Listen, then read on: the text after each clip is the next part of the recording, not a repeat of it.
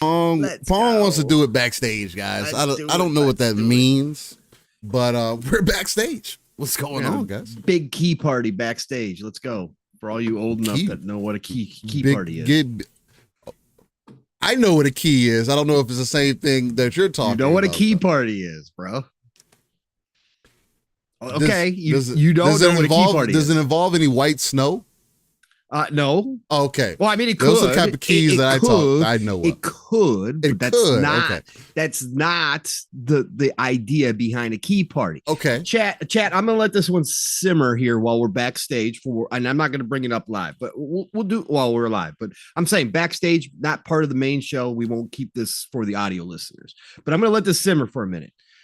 Anybody in the chat who knows what a key party is, just give Steel and everybody else who doesn't a brief synopsis, a real quick one of what an actual key party is.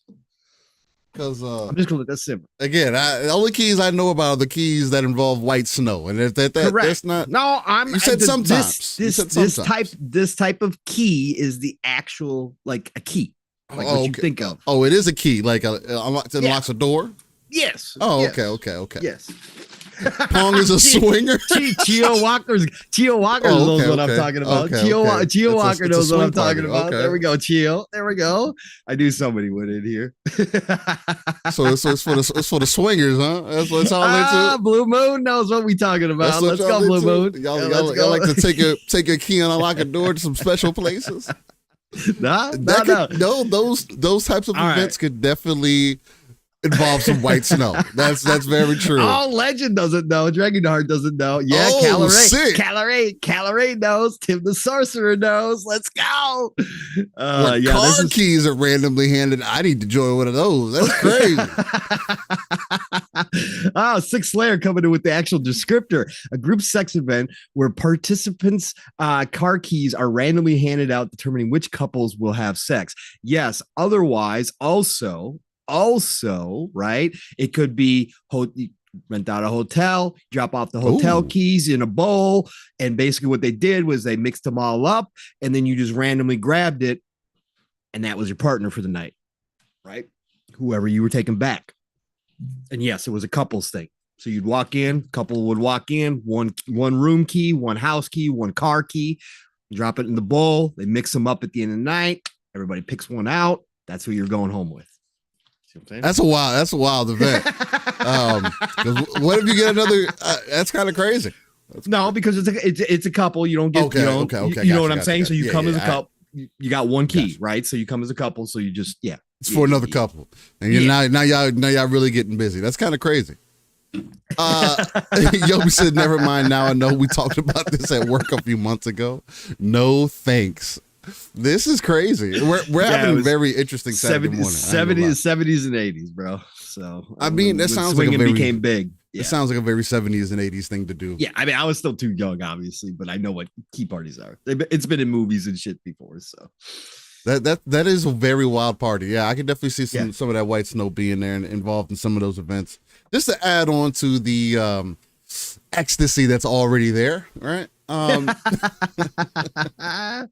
That's amazing. Sanchez MTZ Gaming says, "I like where this is going." I bet MTZ. We got some freaky people up in here on Saturday morning. Let's go. Just because of what you're doing on your Saturday evenings after living split screen. Are we like an S&M show now? Or are we? Whoa! Oh no, that's too far. Dragonheart, Yobi, what integrity has this show had outside of telling you gaming news truth? Come on, man. This is me and Steel. Let's go. I mean, the integrity we have is, we keep it live, raw, and uncut. So I guess that's part of it. We're honest, right? We go on our rants as we may have this week, because I want you guys to kind of paint this picture for me. Sour blow. I was 12 years old, 1987, bro. So yeah, no, I was not getting into key parties. Okay, all right. I was too young. All right. I need y'all to paint this picture for me though. As we get ready for the show, and I just want you guys to think about this. If Xbox is going to be out of the industry in 2028?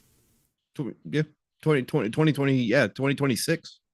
2026, even earlier. So that's a few years from now. Yeah.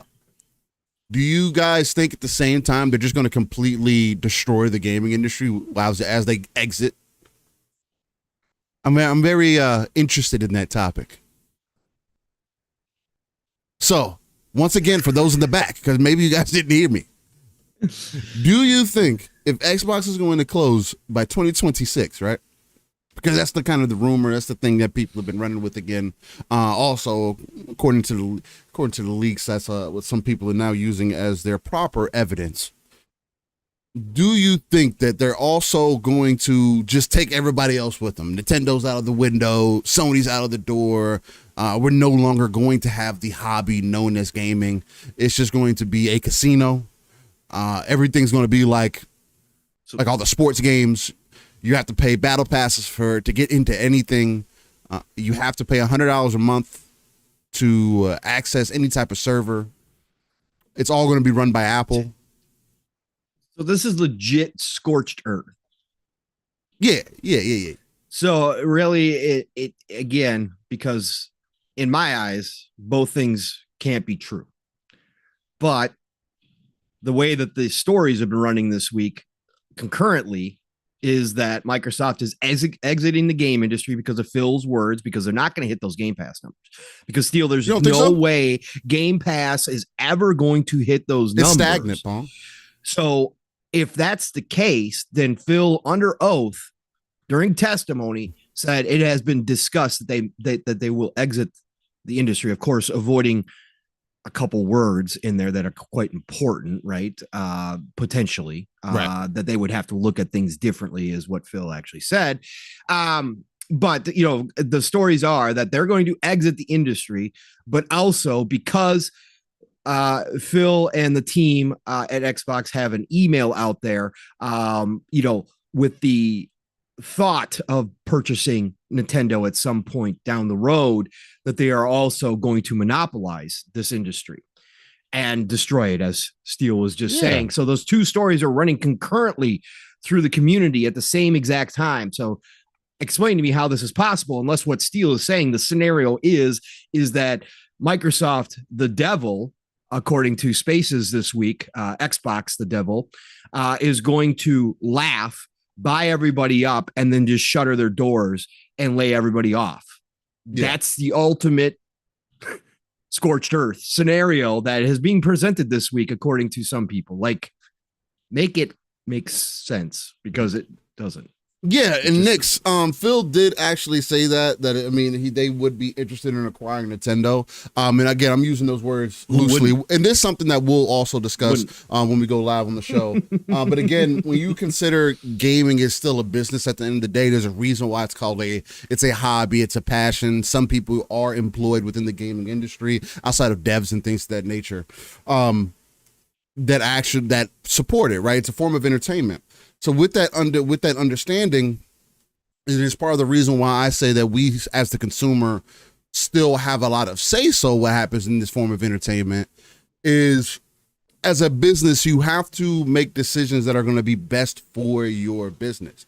And yes, Microsoft can also come across very Apple-like, because that's the way that they have been and not only because that's the way that they have been, and again, I'm never going to excuse any big corporation for trying to monopolize themselves, but in that same breath, they've also been known to keep their competitor in business for the look, for lack of a better way to put it. So, and they did that with Apple again, and you see how prominent Apple is. And these are all previous things, and it's just funny to me. And again, we're backstage. We'll get further into it when we go live. But it's just funny to me to see people, one, use Windows as the main proponent or an example to what Xbox is going to do, but then also say that Xbox is a failure. Like, I'm all about the gray side of things. I really am. And I'm also all about two things can be true at the same time. They can be. But in this situation, this is a terrible example of somebody saying that two things could be true. because people make arguments against one side or the other, and then it just contradicts the initial point that you're trying to make. Is Microsoft a monopoly, or is Microsoft incompetent? Which one is it? Because I've never heard of incompetent businesses continuing to be successful. I don't. I mean, Pong. I mean, am I missing something? Okay, Ubisoft. I mean, but we could argue that they're just sustaining themselves, right? Especially with some of the rumors that we're getting from Mirage now, right? I know what the point you're saying is. I know you don't. I know. Yeah. Sometimes companies can be too big to fail. Right. I do agree. There are certain situations where that's the case because you just have so much money that you can't fail. Right. But ultimately, at the end of the day, that catches up to you. Ultimately, things start going wrong. Right. Because again, Apple was a big company at one time and went completely out of business. Right. So it is possible, that happens, but again, ultimately, no, I understand exactly what you're saying, Steve. Yeah, so I mean, that's just something I want you guys to sit with, kind of ponder about, see how you feel about that. Because overall, I'm always about conversation. That's what I'm always down to go either way about that. I'm always down to listen to different people's opinions and thoughts and how they feel about certain topics. As long as we're doing it with the utmost responsibility in my eyes, right? Being honest about the complete scope of the game, understanding what's size both competitors. It's like sports. It's like boxing. And it's why a lot of references are made towards those directions, because you can really see the competitiveness on one high performing team versus another high performing team, right? Whether it's the Patriots or whether it's the Giants, whether it's the Steelers, whether it's, the Ravens. There are so many of these different teams, the Cowboys even. There's so many of these different teams that have been successful over the years. It's easy to kind of make that example when it comes to gaming, because that's what we would like to see as consumers. That's how those of us who are passionate about this kind of end up putting themselves, right? You see a lot of the console wars still happening, as far as just, hey, people describing why they like one ecosystem versus another ecosystem. And I think it should be healthy conversation. So I think we'll get into a lot of beautiful things today, a lot of interesting topics, as we do off the cuff. It's the thing that gets my blood flowing on a Saturday morning. So I think we're going to have a good time. I want to appreciate you guys being here. El Nini, welcome to the Splitters. I would never get over that. We really we settled on calling y'all the Splitters. I like that. I like it. It's dope. We're gonna have to get some shirts made, and on the back it's gonna say the Splitters. Splitters. That's definitely my next plans for sure.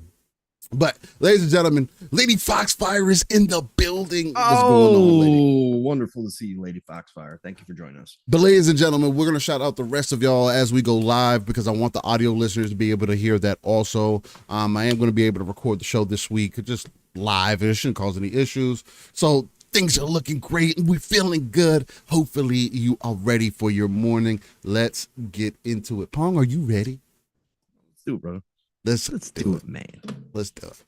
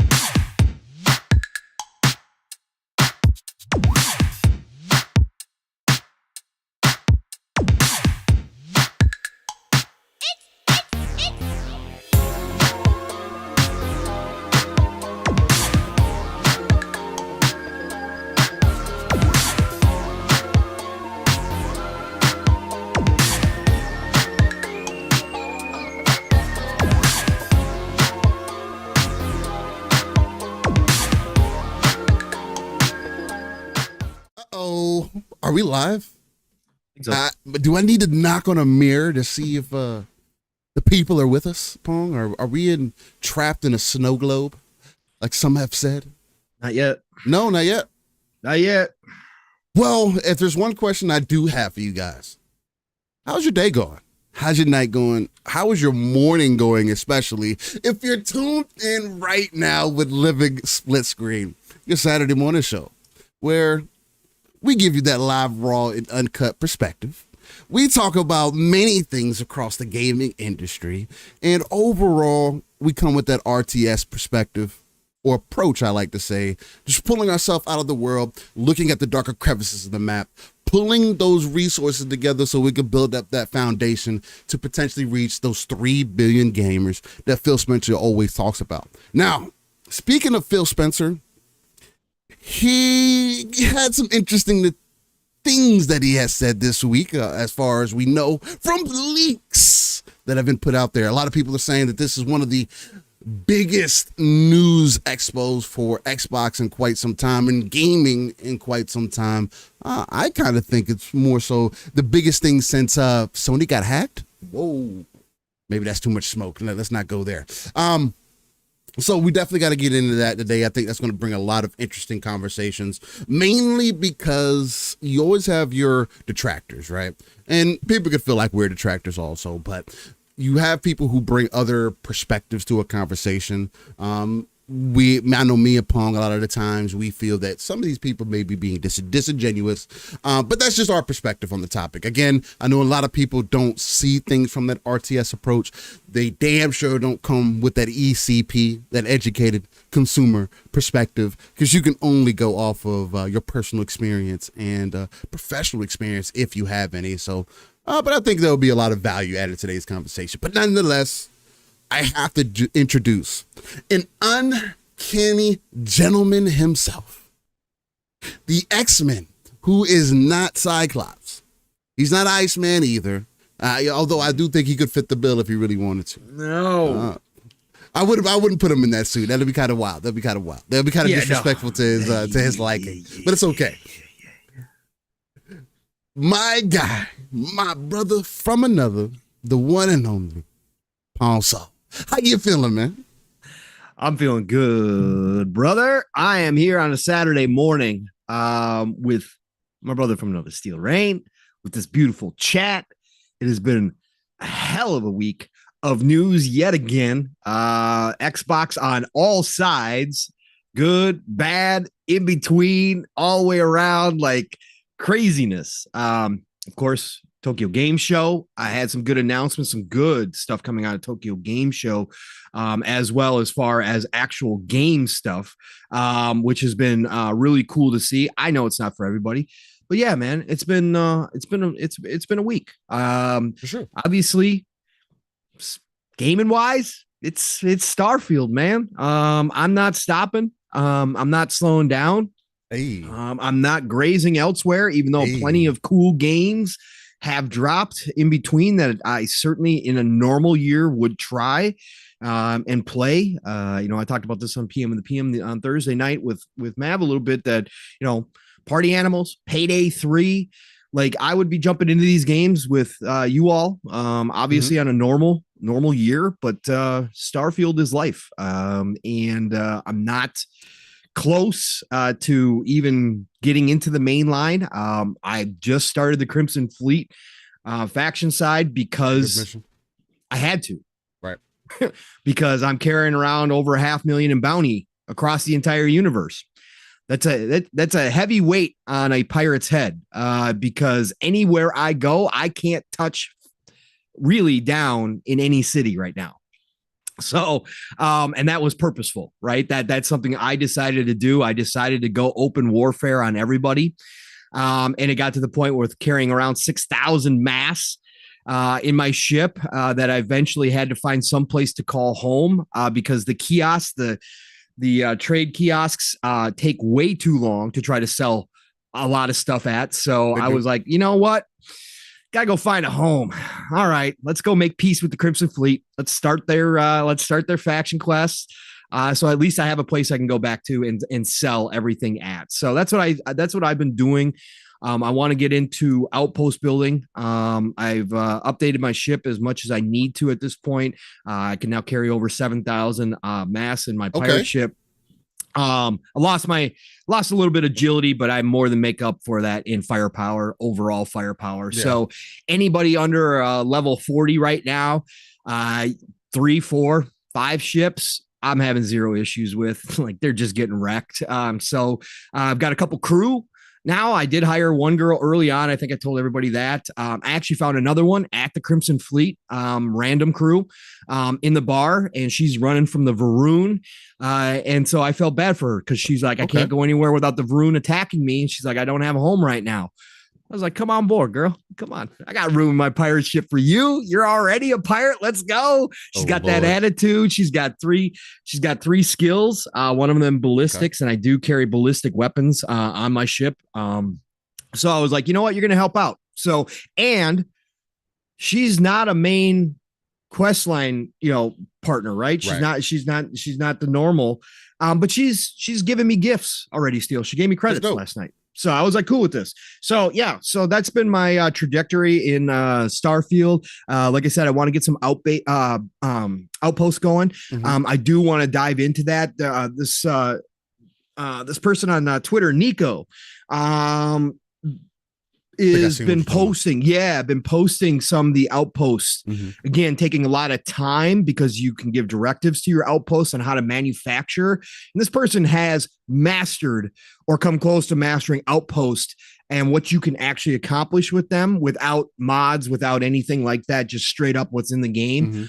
Insane. So I really want to kind of dive into that and see where I can get, because I'm going to need credits.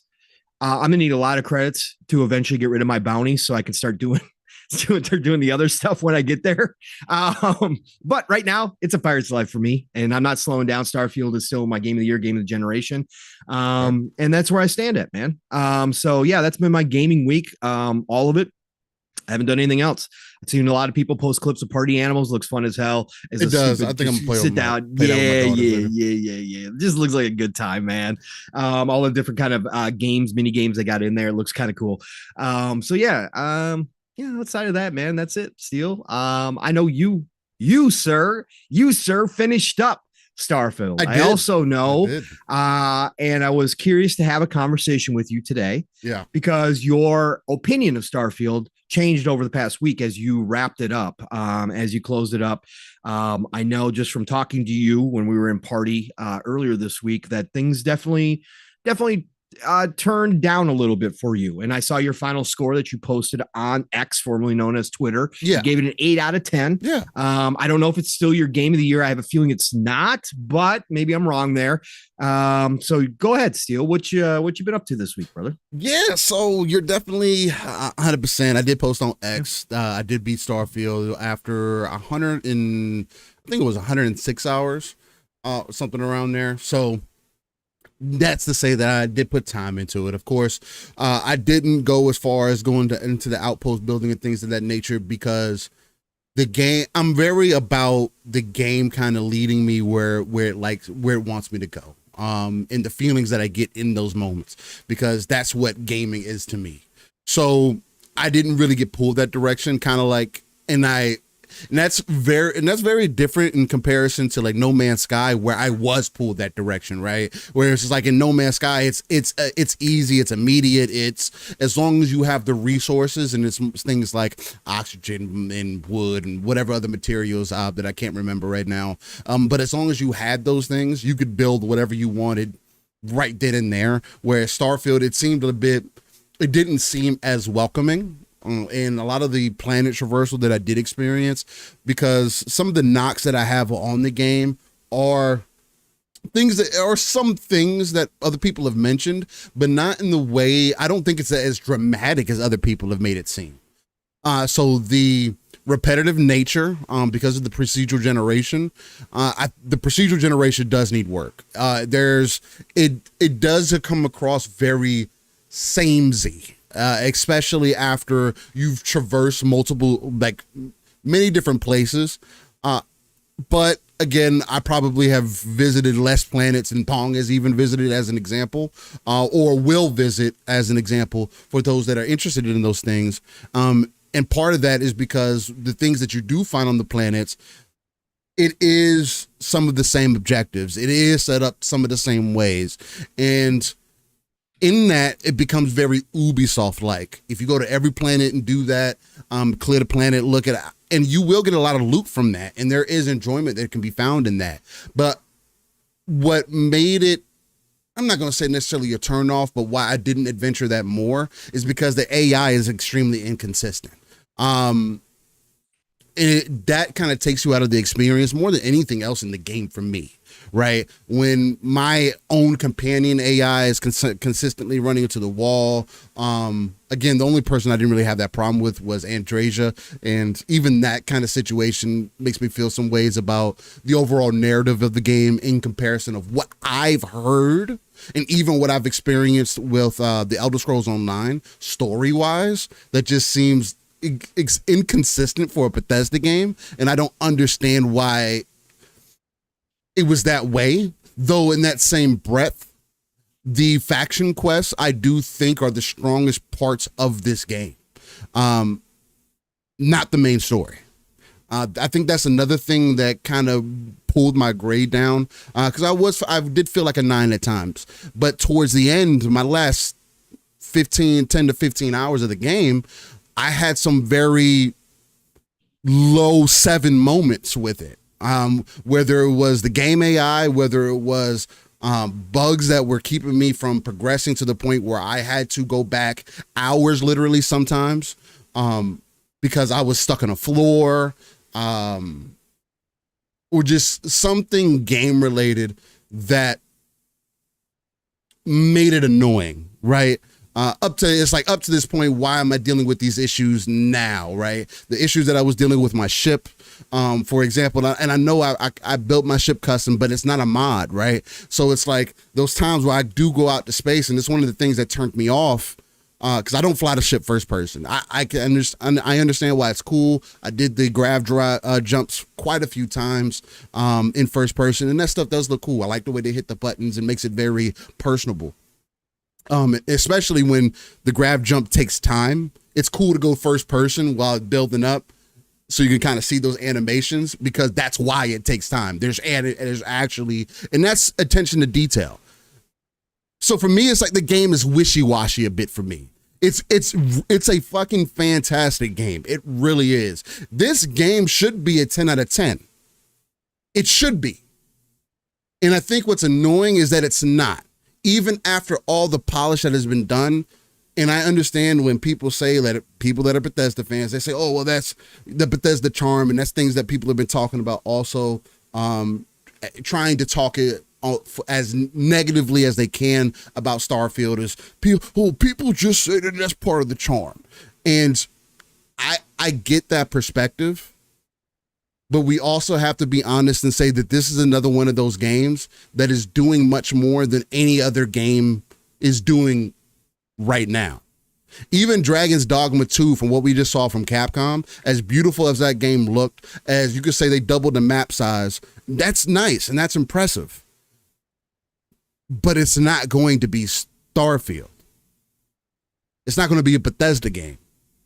Though, also, from what I heard, because I'm not the Bethesda guy, I'm not the Bethesda pro, I do think that overall, this game is weaker story-wise than maybe some of the other games are.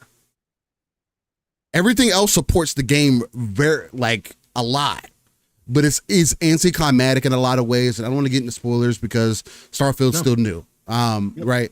People are still jumping through it. I don't want to go through anything in particular.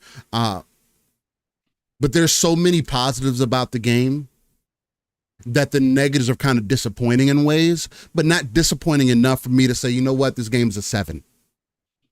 But that's just my personal opinion. But I can understand why somebody would feel that way, but not somebody that openly and actively speaks against the brand for any particular one of their personal reasons. As a game, objectively, the same way that we have to look at Halo Infinite objectively, as an example, there's not many games that do the things that this game is doing. And over time, my only regret for Starfield currently is the same thing that I have with any other single player game, is that it's going to be a magnificent game later. This game is probably going to be it is going to, now I'm not even going to say it's probably, it is going to be, and I personally feel it is the best Bethesda game that has ever been created. Point blank. There is no game that compares. From the beginning, and I know people say the beginning is the weakest. From the beginning, this is a fantastic Bethesda game. To me, a Space Odyssey game. To me. It is still my game of the year. In comparison, the only other game that gives me those vibes, and Armored Core 6 is up there for me, but Armored Core 6 is up there for different reasons. Again, I've beat that game. I'm on my third playthrough, so I can get the rest of the parts in that game. I haven't been back to Armored Core 6 since Starfield did now, right? That's what pulled my attention. The only other game that I can bring up in that conversation is another game that I have to knock for its performance issues in Jedi Survivor. But I do go constantly back and forth with those two because the way that Jedi Survivor made me feel, and now to see Digital Foundry put out more content stating that the game still has piss poor performance. I mean, it's better. It's such an injustice to that damn game. Because that game, the way that it makes you feel, especially with the Star Wars IP and its second game, it is wild how much I love that experience, how much I think about that experience, and I go back to it. That's the only other competition that's offered that I can go back to for this year, at least. I mean, Diablo was up there, but it fell off extremely heavy for a lot of us. Also, I mean, we put our time in, right? We called it for what it was. We said it was an 8 out of 10. A lot of the things that, or higher, a lot of the things that we were worried about did end up coming to fruition, but they're going to fix it. That's a multiplayer game that is going to be better later. Is it acceptable in that standpoint? Not necessarily. And is it acceptable in this standpoint from Bethesda for them to have some of the issues that they're having? No, not necessarily either.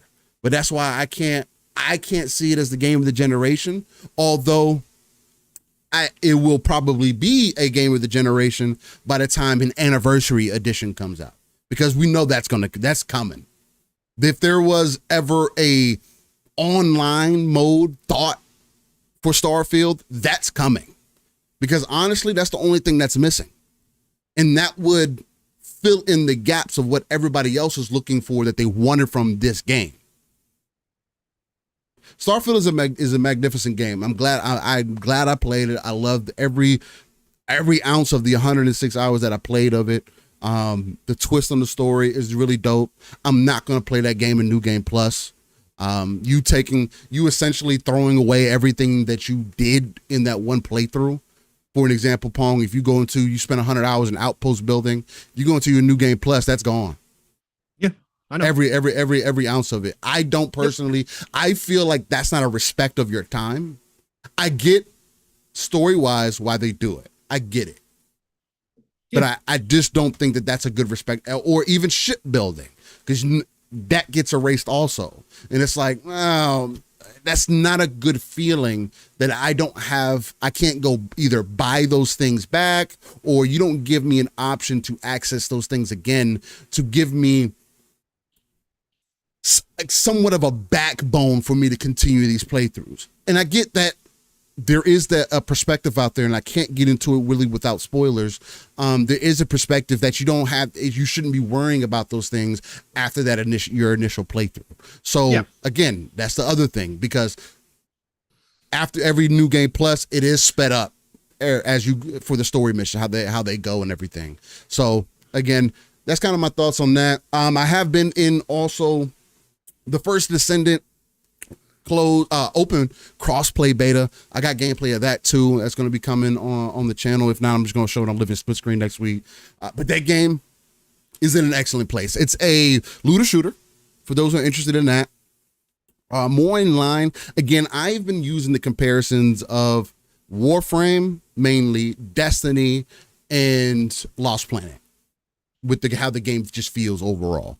The gunplay and how the character movement is at least tenfold better than what they had during the closed beta, which is impressive. There's some attention to detail there. They still need to work on some things with the grapple hook and whatnot, but the mechanic feels good.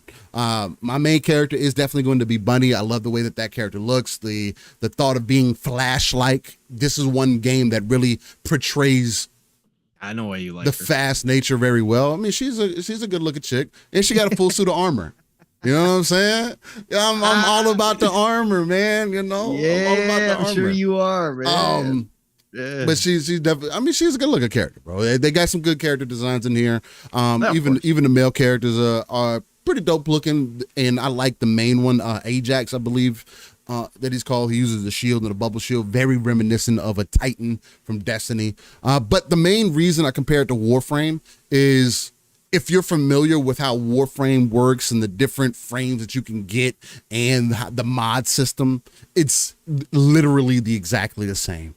I think in here it's easier to understand, per se, especially for a casual player like Pong, for an example. If we hopped on and wanted to get some missions in, or it's kind of like Outriders in that way. It was easy to hop into, have some fun, level up your character.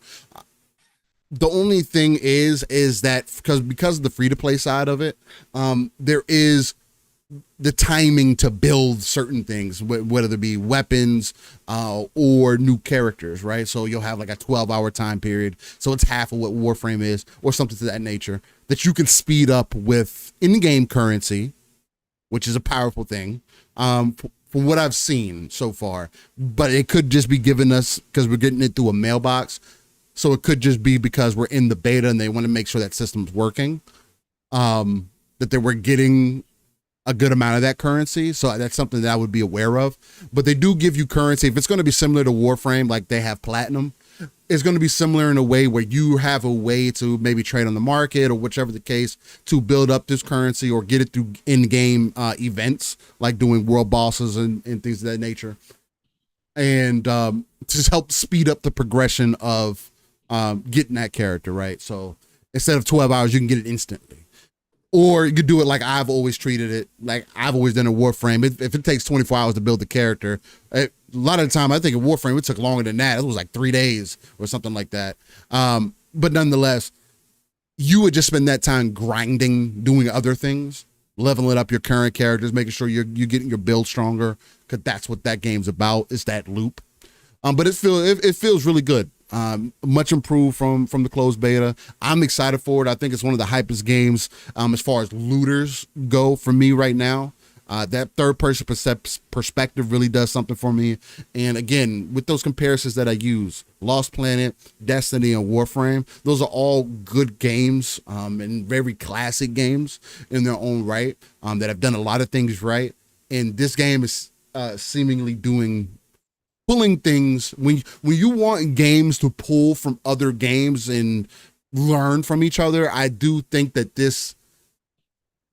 Nexon made sure that they paid attention to those things and are moving in the right direction. But we'll see. It is free to play. It is going to be cross play. It is going to be on everything. So I think that's dope in itself, because we don't get many games that have that. It does give you an MMO feeling, especially when you're in the hub. I see other people rolling around. Has good customization as far as colors go. You'll have skins and stuff to that. But all the skins, this is another thing that I always like go for. Diablo did it too. If you're going to give me a skin, let me color. Like, the skin is cool, but let me customize the skin with just custom colors, right? With whatever I like. So it adds a little bit, even though everybody may have this same skin, because it's my colors, it makes it a little bit more personable. It's just an easy consumer thing to do. That kind of, it's a mind thing. So there's that. Lies of P has been a lot of fun. Lies of P reminds me of Dark Souls, like early Dark Souls games, Dark Souls 1 especially. This game is extremely tough. If you have Game Pass, I would definitely say try it, because the Pinocchio theme in itself is really dope for this. The one I know people were saying that the game felt clunky in some ways, and I think it's intentionally like that because it is based off puppets and whatnot, and you can feel that. Maybe you could say that's an excuse. I can't compare it to Bloodborne because I didn't play Bloodborne. I mean, I played it for like 3 hours and I couldn't get into it at the time on PlayStation 4, maybe because it wasn't 60 frames. That could have been part of it. Maybe because I felt like I was slow. I don't know. Whatever the case, but I haven't played Bloodborne, so I can't make that comparison. But it is more like Sekiro in ways. And that is a game that I put over 30, 40 hours in. And I say that because of the way that the game wants you to play it. Not unlike Wo Long, where you have a very generous parry time. This game wants you to dodge and parry, but the parry is literally has to be on point. If you're not hitting that parry as soon as that attack hits, you're going to take damage. Now you can still block it, but you still take damage from that block. And they do have an interesting mechanic, at least I personally feel, whereas if you play aggressively, you can get some of that health back that you lost because it leaves like a little clear red bar. And if you attack, then boom, you get some of that health back. So it adds on to the kind of push and pull that they want you to play, but it is a difficult game. This game is not going to be for the weak. You can see a lot of their inspiration is that from software mentality, especially when it comes to the Souls games. But it's also, again, from my opinion, from a lot of the Souls games, it's perceived difficulty. Because as you get used to it, it does get better. But that parry system it's unforgiving because you have to use it. And when you're playing different games, it can throw you off. I feel like I'm going on for forever, but I've been able to drop into a few things here, man. You have, which is good, man. The last thing that I'll end with, and we'll get into the show.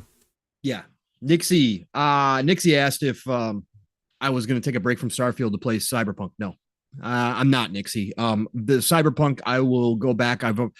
I've decided I'm going to double dip. I'm going to buy it on PC and play Phantom Liberty and obviously go back and start a fresh game. So another 300 plus hours minimum. I imagine we'll see how it goes, but I will be playing Cyberpunk and Phantom Liberty after I get done with Starfield.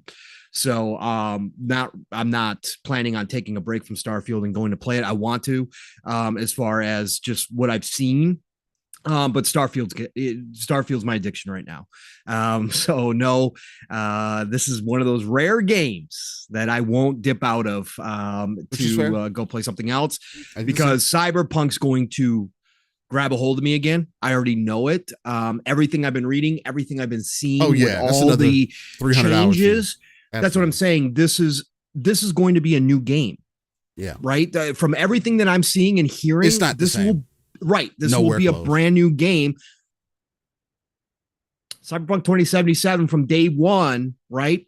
Without patches, without anything, was already a GOAT for me, right? So now I'm already thinking to myself, what is this going to do? Like, because this is going to be like a new game. So how am I going to rate this? Is this going to push Cyberpunk in my top 3 all time? Where is this going to land it? So, I'm going to give Cyberpunk 2077 and Phantom Liberty my full attention as I am with Starfield right now. Even though I've already played Cyberpunk 2077, 300 plus hours and finished it, this is going to be like a new game. So I'm going to give it what it deserves. And so, no, I'm going to finish out Starfield. Could I get to a point in Starfield where I still haven't run main missions, where I'm 300 plus hours in Starfield? I can see you doing that. Then I give a break, right, and go do maybe a Cyberpunk. Yes, that's possible, but right now I don't see myself doing that either. We're just going to see where Starfield takes me. Again, that's what I do with Bethesda games. That's what I did with Cyberpunk too, because CD Projekt Red City is a lot like a Bethesda game for me. I let it take me where it goes, and then sometimes it'll take me way off track and I'm doing everything but any, parts of the main missions or factions or anything like that. And then there'll become a point like I did in Cyberpunk where I said, it's time. It's time to run. It's time to run through the main missions and time to finish this game out. We'll just see. We'll see. So that's a long-winded way to say no. As of right now, I'm not dropping Starfield to go play Cyberpunk. So yeah, and then I don't blame you. I really don't. Although again, so I agree with you. Cyberpunk was definitely it's one of my favorite games of all time, and to see all the changes that's been made to it again. It just it fits so much into my mantra, and it's unfortunate because of the type of gamer that I am. I don't like to revisit games because of the feeling of it being monotonous in a lot of ways. And I know there's a lot of changes, but I've already experienced that game.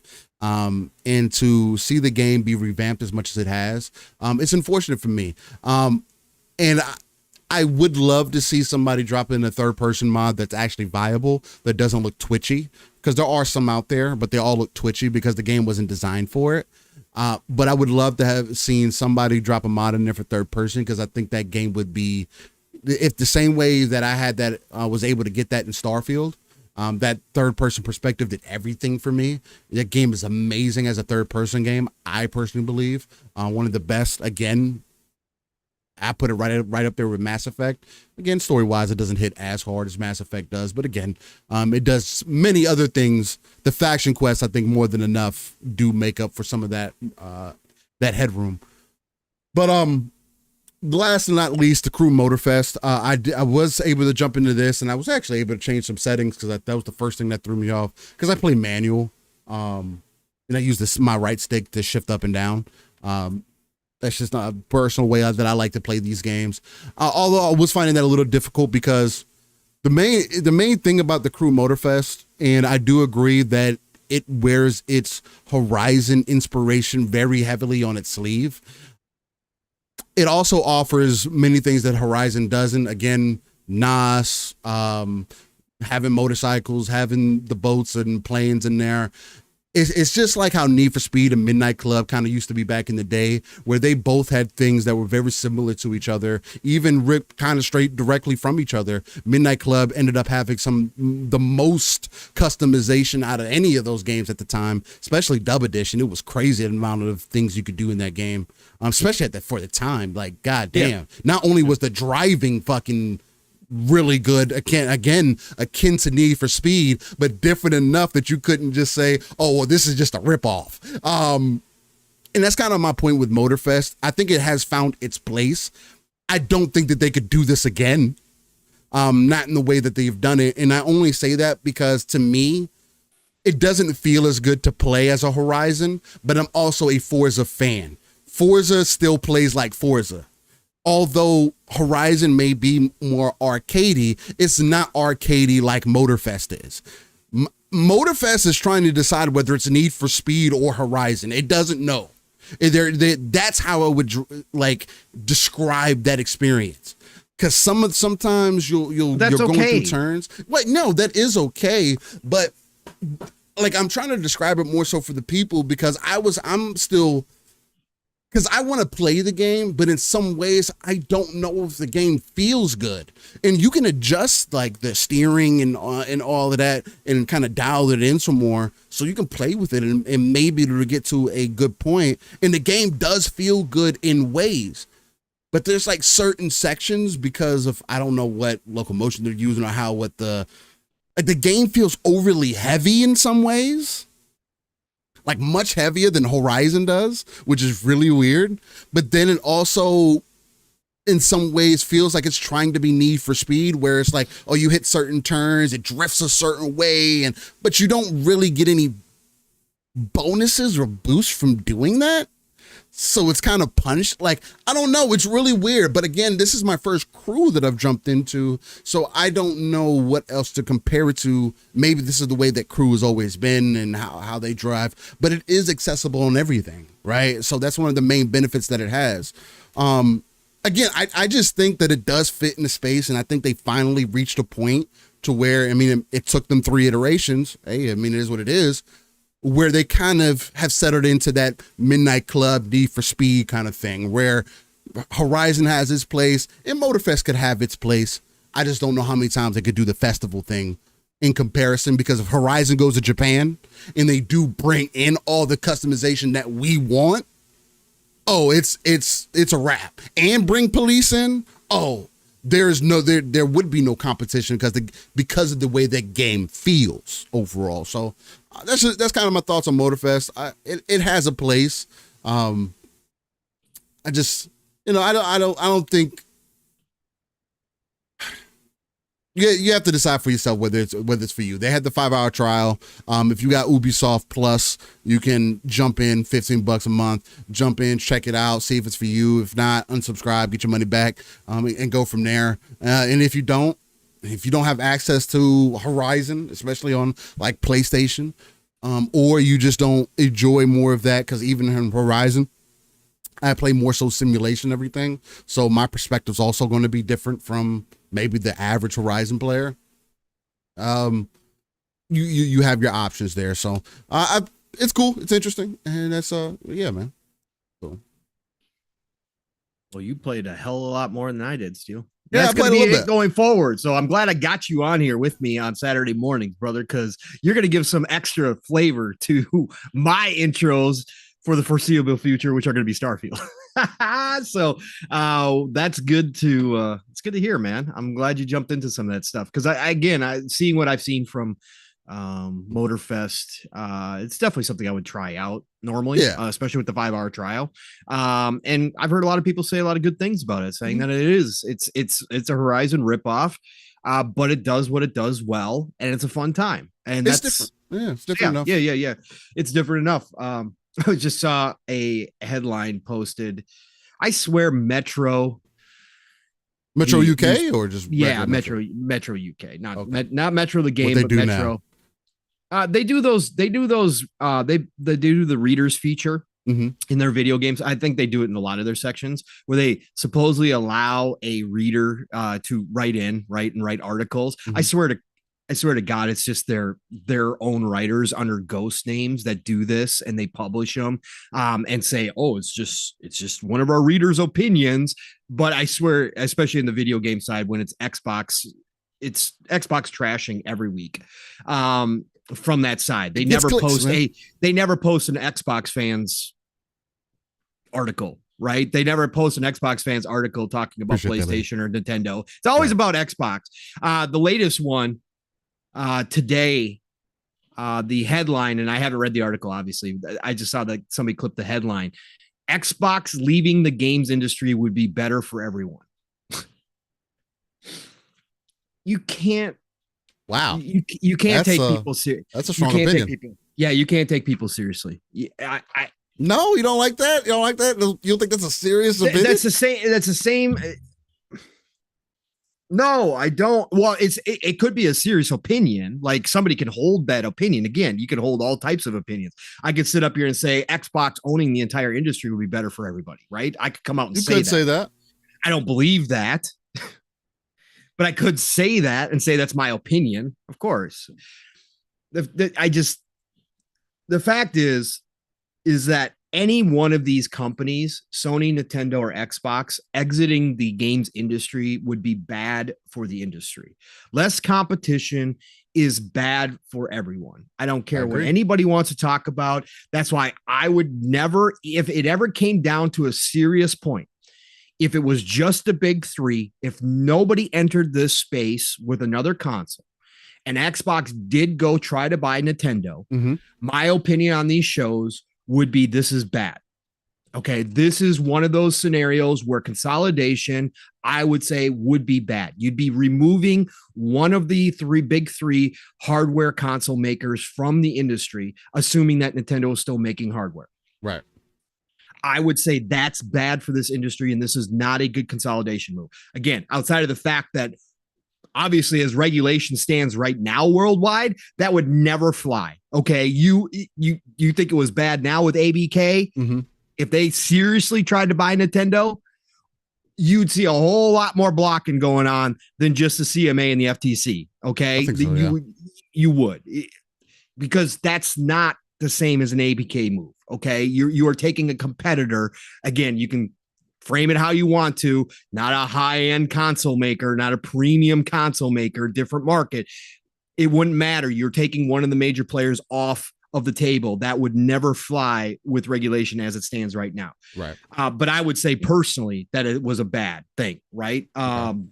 So I just think that this concept of Xbox leaving being better for everybody is stupid. It always will be stupid, because if you want Sony controlling the high-end console market, you're nuts.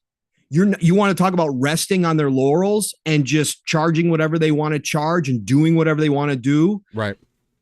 That's all that would create by Xbox leaving. Again, Xbox at least gives Sony pause, especially this generation. They obviously, because they're changing a formula that has been around for a very long time. And if you don't have somebody like Xbox, and if you don't have somebody like a Microsoft backing Xbox that is willing to put money in, that leaves Sony to do what they want to do in this space. And that's not what you want. And again, I don't care who you are. I don't care how big a Sony fan you are. If you think at any point Xbox leaving is a good thing because then my side wins and we just get third-person narrative-driven games over and over and over again, which is what I like, because those are the premium experiences in gaming. It's not a good thing. It's not good. It would not be good for this industry. So sorry, that wasn't part of our intros, but I just saw that article posted. I was like, are you serious right now? People, I can't take people seriously. I can't. And that's why when I listen to some of these shows, Steele, and I know you frequent them more than me, and I hear these dudes who are all about competition, but only on their terms, only the way that they think that business should be run. Right. And not the reality situation, right? They make up these rules about how Xbox is supposed to compete. Mm-hmm. I can't take any of you seriously, because at the end of the day, what you're really saying is you want Xbox to exit the industry. You want Xbox to exit, and I don't care how many times you want to say, no, I just want to do the Sony way. No, you don't. No, you don't. You don't want that, because you know for a fact that Sony has, in fact, had their way with the industry for a very long time since they entered, and they did exactly what Microsoft is doing now. But you ignore the history of the video games industry and instead just say, no. Sony now. See, that's after Sony wielded their power when they first entered the market that they had, which was outside of video games. You guys all ignore that fact of where Sony was when they came with the PS1. Yeah. And what kind of electronics giant they were at the time, and that they used their money the same way that Microsoft is using their money to make Xbox, or try to make Xbox successful. Sony did the same for PlayStation. They made damn well sure that if they were going to enter this space, that they were going to crush competition, that they were going to buy what they needed to buy to make themselves successful. Now, you could say Xbox should have done that from the beginning. Microsoft should have done that from the beginning. But the facts are, Xbox wasn't at the big boy table within Microsoft when they first entered the space. They didn't have the open checkbook that they do now, much like Sony, or much like PlayStation did with Sony when they first entered the video game space. From the beginning. And that's the difference. And I think that this stuff, that's why I just can't take people seriously when they talk about this stuff and they ignore all those facts. I just can't. What's crazy about those facts too is that there's deliberate facts that are put out there, like the Power On documentary that anybody could go watch on Netflix, that literally goes over that stuff. And could you say that, oh, that's propaganda, they painted it a certain way? They had Sony execs in that documentary also. That talked about what the competition was like at that time. Sony was trying to drive Microsoft out of the living room. Sony wanted to make sure that they were going to drive Microsoft out of the living room. But Microsoft was still able to compete somehow with something that was a side project, as Pong mentioned. Those are facts. That's not a cap. That's not defenses. That's not, oh, you're just bringing things up. Oh, it's a $1 trillion corporation. These are excuses. Those aren't excuses. If you want to see it that way, I hear you, dog. Like, but that's not the way that I look at this industry. I look at it from that RTS approach. You have to look at it from the business side of things. Y'all don't want people, y'all are so worried about people not being in corporations' pockets, but don't want to look at the reality of the situation either. This is Tim, you're reading my mind. Tim, you are reading my mind. Literally, this is what I was just about to say while I was waiting for Steele to finish his point. is that go back and watch the Xbox documentary. If you think Xbox was getting support from Microsoft, they had to go steal the Windows source code from within their own company to use it because Microsoft's Windows team refused to give it to the Xbox team. Bro, that's not what was happening at Sony when they launched the PlayStation. Okay. That stuff was not happening. It was a different time and it was a different place for the Xbox team versus the PlayStation team within Sony and the Xbox team within Microsoft. Like that right there is exactly what I was bringing up, Tim. That's awesome. Yeah, people just ignore the history, Steel. They really do. They ignore everything about it. Industry is a different place than it was back then. Absolutely 100%. That is a fact. But how PlayStation entered the market can correlate to what Xbox is trying to do right now. I don't think people came forgot, to change the game. I don't think people forgot. No, it's intellectual dishonesty. Yeah, it's intellectual dishonesty is what they do. Right. They pick and choose what they're going to use for their narrative. Yeah. And a fact's a fact. And again, there's none of these rules that they claim exist within business are real. They make up these rules like, oh, you can't come in and just buy up companies instead of creating your own and doing it organically. Yes, you can. That's business. Just again, this is not, they want everything to fit into a certain shape. And they're trying to pound a round peg into a square hole over and over again, because that's the only way they want Microsoft and Xbox to compete. And that's not how the real world works at all in any way, shape, or form. Microsoft is allowed within limits. Again, there's regulatory bodies that are involved in this. Again, regulatory bodies went way out of their way to try to stop this ABK deal, way out of their way. And we're going to talk about it because again, we got a preliminary approval from CMA finally this week. But the CMA actually got a W out of this. Mm-hmm. And I'll talk about it when we get to that topic, but I think they actually got a W. I think they actually forced Microsoft in a lot of ways to bend the knee. When I thought Microsoft should, obviously I've spoken about it before. We'll talk about it. But again, regulatory bodies are not going to allow Microsoft to buy up everything in the industry. It's never going to happen. It won't even happen. Yeah, it won't even happen if the regulatory bodies, politically wise, change and loosen restrictions. It still wouldn't happen where Microsoft could buy up the industry. It's just not going to happen that way. The industry is way too big and PlayStation isn't going anywhere. Nintendo's not going anywhere. Nobody's dying off. And so that's where we're at, but people just want to doom and gloom all day. Anyway, sorry. I didn't mean to take our intros sideways there and extend them out. So no, you're good. Cause I mean, again, we'll touch back on a lot of those things when we bring up other conversations about the leaks and, Xbox apparently exiting the market in 2026, but we'll get there soon enough. Yeah. We do got to get into these upcoming games because that's always important to discuss. Because as many games as we have right now, there's more coming, ladies and gentlemen, and the year is getting interesting, especially with the Nintendo Direct that we got, the TGS that we got to this week. Saw some interesting things there, so. Let's get into it. We're definitely get into that. And I want to shout out the chat first, as we always do. Please do. It's important. Eastside Vandals up in here. What's going on? Eastside Vandal, apparently Refudge, knows more about acquisitions than all the lawyers and judges in every country around the world. I hate him. He's got some, he believes in his opinions. He does. He believes in his opinions. He rolls with them and he's got an audience again. If people stop watching, if people stop supporting, these people would go away, but they don't. They find their audience and they lean into it. So he's definitely got some interesting things, and maybe Steel and I might actually talk about something that he brought up this week that started an interesting conversation in our DMs as well. Decado is in the house. What's going on, Decado? Blue Moon FC. What's going on? Nam Omar. What's happening? We got UK Lad in the house. What's going on, UK? Nixie, of course, is up in here. What's going on, Nixie? Go Poe is up in the house. What's going on, Go? Thanks for joining us. Crispy Rambo dropping on in on a Saturday morning. What's going on? The Hooded Canuck is here. What's going on, Hooded Canuck? What's going on? Tim the Sorcerer is in the house. What's going on, Tim? Who else we got up in here? We got, man, you guys are just going crazy. Andrew Cullinane. What's going on, Andrew? Who else? We got Rescue Squad Culp up in here. What's going on? We got Talos Ray. What's going on, Talos? Great to see you always, sir.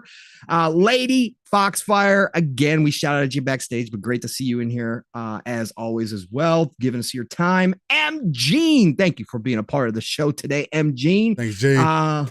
What's going on? UK Lad became a part of the Splitters as well. Splitters. Thank you, UK Lad. I appreciate you so much for the support. Retro Nerd is up in here. What's going on, Retro? Dragonheart, Yobi, the legend, the one, the only, peace, love, life. What is going on, Dragonheart? Who else? We got ATL. What's going on? Yo to you. We got the actually guy, the one, the only, Lil Bro, Lore Master Jasper, who is the proud new owner of a 3080. What's going on, Lore Master? Getting that detail in Starfield now on the PC finally. Definitely different, for sure. Definitely different. Yep. Sanchez, MTZ Gaming, always up in here. What's going on? We got Rodeliverse. What's going on? Great to see you in here. Always a pleasure. Who else? Silent Cypher, Brian. What's going on? Of course, from the International Xbox crew. I saw Sour Blow in here as well. Shout out to Sour Blow. Shout out to the crazy one, Louie, out here too. I know he's out there somewhere. What's going on with you guys? Thanks for joining us. Who else? Yeah, there's Sour Blow right there. Of course, they came in here together. Shocking. The International Xbox crew representing. Jacob Novick, the one and only. What's going on, Jacob? What's going on? How you feeling? Who else? El Nini's in the house. What's going on, El Nini? Joe Dunmore. Joe Dunmore is in the house. What's going on, Joe? Thank you for joining us. Chio Walker, of course, is in here as always. Thank you for stopping by on a Saturday morning and spending your time. Real quick, yeah. Google Post says Phil's emails that were leaked in 2020 are very sobering view on gaming and tell a lot of the truth that most don't want to admit. MS knows completely what's happening in gaming from all facets. I mean, people said they don't. But he's talking about the AAA market, that specific email where Phil broke down what's happened. And we'll definitely get into that. That's going to be a good conversation. I'm really, it is really dope. Into that one. Oh, Caper Grant dropping in here. What's going on, Caper? Always great to see you. We got Brandon Barnes in the house too. What's going on, Brandon?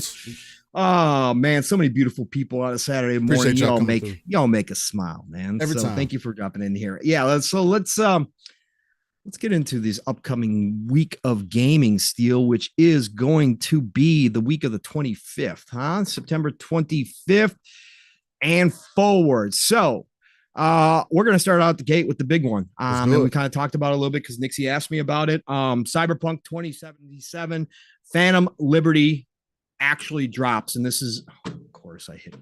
Come on, man. So Phantom Liberty, Cyberpunk 2077, it's an expansion. They're not calling it a DLC. Again, I go back and forth with this. CDPR had the same scenario with Witcher 3. For those of you old enough to remember, The Witcher 3 came out with massive problems as well. Was panned, took them a while to fix it. Mm-hmm. They offered a ton of DLC free, kind of as a thank you to the community for sticking around. And eventually, with The Witcher 3's multiple DLC packs, which some people think are better than the actual game itself, the main story game, became a GOAT to a lot of people. Now, again, Steel and I both have tried multiple times in The Witcher 3. It makes no sense why The Witcher 3 for me isn't one of my favorite all-time games. It makes zero sense why I can't get into this game. I tried for the third time after they dropped the current gen patch. They fixed a lot of the problems that I did have with the game as far as controls go and combat goes. It felt better, but I still dropped off of it. Still the same scenario. Yeah. But I do understand why people think it's one of the GOATs. I do get it. Again, I never deny when a lot of people talk about a game in a certain way, even if it's a game that I personally haven't been able to get into. Right. But my point here was CD Projekt Red has been through this before. People just, again, as we go through time, as time marches on, things kind of get glossed over. right? About where, when you look back at things, people have selective memories. Witcher 3 was in a terrible state when it came out. And they fixed it, and they dropped DLC that was godly. And what happened was the perception of that game turned into something completely different than it was. Same thing is happening with Cyberpunk now. Obviously, Cyberpunk with recency bias is still in a lot of people's minds, something to look at and shame, because of how CDPR's upper management handled the entire situation because of the last gen console versions being absolutely horrible. Again, I don't have any problem saying that. I said it when it first happened. Everything that they had showed us was mostly PC based, and obviously the PC version was running great. For me, the Xbox Series version, again, I can forgive a lot of bugs. I'm one of those dudes. I don't have a problem with it. I've been gaming for a long time. They don't bother me as much as other people. I said that from the get-go. The bugs I experienced didn't bother me that much. So I always had a good view of Cyberpunk for me personally, and that's why I played it from day one without the patch on the Series console, Series X, and had a great time with the game. And it just got better and better and better. And by the time I finished it, 300 plus hours later, it became one of my all-time GOATs. Now people are jumping back in because they've done so much work on the game, and especially as Steele and I were talking about 2.0 dropping this week, really changing the entire game. The core mechanics of the game are changed. The skill trees are changed. The AI for the cops has changed. So much combat has changed. Melee combat now looks even better than it did before. Skill tree, right? The skill tree is a big one. Cybernetics, they change how you upgrade your cybernetics. Like, this is a new game. So now people are jumping back into Cyberpunk. And of course, with the expansion Phantom Liberty, which is dropping this week, getting rave reviews, 9s, 10s. Like, I think it's sitting at a 90 plus right now, still on Open Critic. That means that CD Projekt Red has done it again. Now, you can say this shouldn't be the position that devs are in, especially with multiple games. They should have learned their lessons from The Witcher 3. They didn't, especially their upper management. They pushed a game that wasn't ready out the door. They also pushed a game onto consoles that couldn't handle it in the last gen. They should have cut that last gen off. They made it work. That was greedy. They did, but it was greed. It was greed at the end of the day. They knew damn well, Steele, that the previous gen console versions weren't up to par, that they would never be up to par, that this game was too big, too ambitious for Xbox One and PlayStation 4 base consoles to ever come close to running in an acceptable manner. They knew it. They probably knew it 2-3 years prior to launch. They continued to push forward with it. They should have cut that last gen off. That was pure greed. They didn't want to give up the sales. They didn't want to give up the pre-orders, and they pushed a bad product out the door. But the fact is, we are here. It is 2023. It's spilled milk. What happened. Their stock took a giant hit. Their reputation took a giant hit. They are doing what they need to do. They're not ignoring it. They didn't ever ignore it.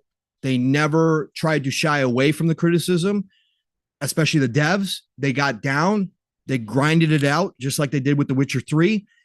And they corrected massive amounts of what Cyberpunk problems were originally. They have grinded it out, and now they have 2.0, and they have this, what everybody is saying, or what the majority of people are saying, is an amazing expansion.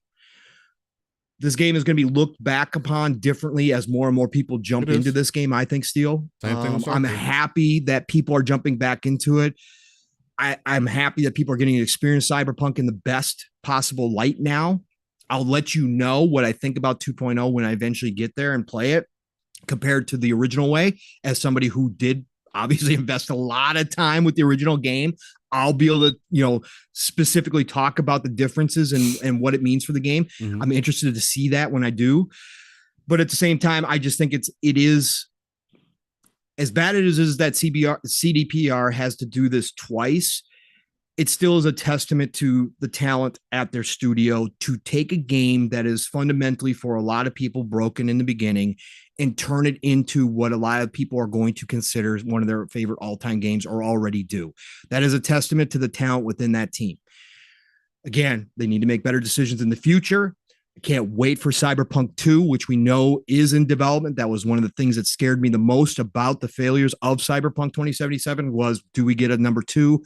We got that word, I think, early this year or last year when they talked about they got a whole new team, a separate team already working on Cyberpunk 2. That'll probably be out towards the end of this generation, maybe the beginning of next gen. I can't wait to see what they do. I'm just glad we're getting to go back to Night City. But Phantom Liberty deserves the flowers it's been given from across the board. I think it looks great. Again, the trailers, all the videos I've been seeing of people playing this game, it looks gorgeous. That's why I'm double dipping. That's why I want to play on PC. I want to experience it in its best light. Yeah, it's going to be good, man. So happy for CDPR, for the devs, not for the upper management, because again, the upper management was the one who made the decisions originally that caused all this issue. But happy for the devs that they brought this game back to where it is and that they're dropping this expansion. Now, what I will say is they had a lot of broken promises with in-game stuff that they removed, that they never put back in. Also, they promised us multiple DLCs. Also, they promised us free DLC to make up for originally what was a massive problems. None of that was provided. The updates, sir, they gave us little things here and there, but not what they promised us. So that's still out there. And I got to make a point to say that happened because people do forget that. So I got to say that that's disappointing on my end. But overall, again, it's not going to take away from how I feel about the game. The game is a GOAT. I can't wait to jump in 2.0, and Phantom Liberty looks fantastic. That drops this week, September 26th. Anything to add on to that, Seal? No, I mean, I can back up all of your points there. I only put about 60 hours into the game, which is actually really surprising. What you wanted. I again, the way that I play games, I let it take me on its journey, man, and it's extremely surprising that I only put so little time into that game, and I feel the way that I do about it. That's what's impressive to me. So CD Projekt Red, man, shout out to y'all. Y'all brought the game back, and again, the game sold successfully up front. Yeah. Shout out to Psychonauts jumping in here. What's up, brother? Nixie did say Pong Soul, the GOG version is DRM free. So that is something to take in consideration. So if anybody's thinking about buying Cyberpunk on PC, GOG is DRM free. So that's probably the way I'm going, Nixie. So thank you for that. I appreciate that. All right. El Paso Elsewhere, Xbox Series, Xbox One, PC, coming September 26th. This is from Strange Scaffold, developed and published by them. Obviously an indie game. It is a mature rated game. It is an action game, and that is dropping September 26th. Never heard of this. It's got a dude on the front cover, dual wielding pistols. Looks like he's a detective. He's got that detective look to him. But it looks like he's fighting zombies or monsters or something. So El Paso Elsewhere coming this week. And it is Xbox console exclusive. I've never heard of this, Steel. Have you heard of this? I've never heard of this. Interesting. Okay. So yeah, shout out to the indies popping up out of nowhere. Then we got Monico's Night Market coming to Switch and PC. This is by Meowza Games and published by Humble. So this is a Humble game. This was releasing on September 26th, Switch and PC. October 26th, it will be coming to PlayStation 5, 4, and Xbox One. So yes, looks like a cool little indie title. And Humble usually publishes good games. So Miniko's Night Market. And I think this is the one that I heard Mav and those guys talk about last night. I think this is like a Animal Crossing type game. So okay. In that vein, I should say. My Time at Sandrock. This is coming out to PlayStation 5, Xbox Series, and Switch on September the 26th. This is by Pathia Games, developed and published by. They do the, what's the farm game? Oh, I can't think of it right now. Anyways, if you guys see the art, you'll recognize it immediately. But My Time at Sandrock coming out. This was already out on PC in May of 2022. Is finally coming. My Time at Portilla? No, yes. Thank you. Yes. Thank you so much, sir. So My Time at Sandrock is the alternate one. I should have had that name pop in since it matches, but it just didn't. So Portilla, yes. And then a game dropping into Game Pass, day and date. This is an indie title that I've been extremely excited about. ever since I saw it. I think it looks gorgeous. I can't wait to try it out at some point. It is, of course, published by Annapurna. It is developed by Geometric Interactive, Xbox Series, Xbox One, Switch, and PC, but Game Pass also day and date, September 29th. Cocoon. Cocoon is one to keep your eye on. And if you are in the mood as a palate cleanser from Starfield or from Phantom Liberty, try it out. No risk, right? Game Pass. If you got Game Pass, no risk. Drop it in. See what it's about. This game looks really cool. I can't wait to try Cocoon. I think you skipped some games there, Paul. I did skip a lot of games because my screen skipped. And so that was the next one. So I didn't want to get out of there. So I just did that. Paleo Pines coming September 26th to PlayStation 5, Xbox Series, PlayStation 4. I thought this was the one that you were saying you were excited for. I was like, you're excited for Paleo Pines?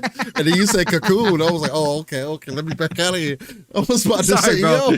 Sorry. Yeah, that would have probably confused. Yeah, I didn't know you were hyped. Yeah. No. Paleo Pines, PlayStation 5, Xbox Series, PlayStation 4, Xbox One, Switch, and PC, September 26th. You should have known by the cover art. That's why I was like, yo, he can't be talking about this game.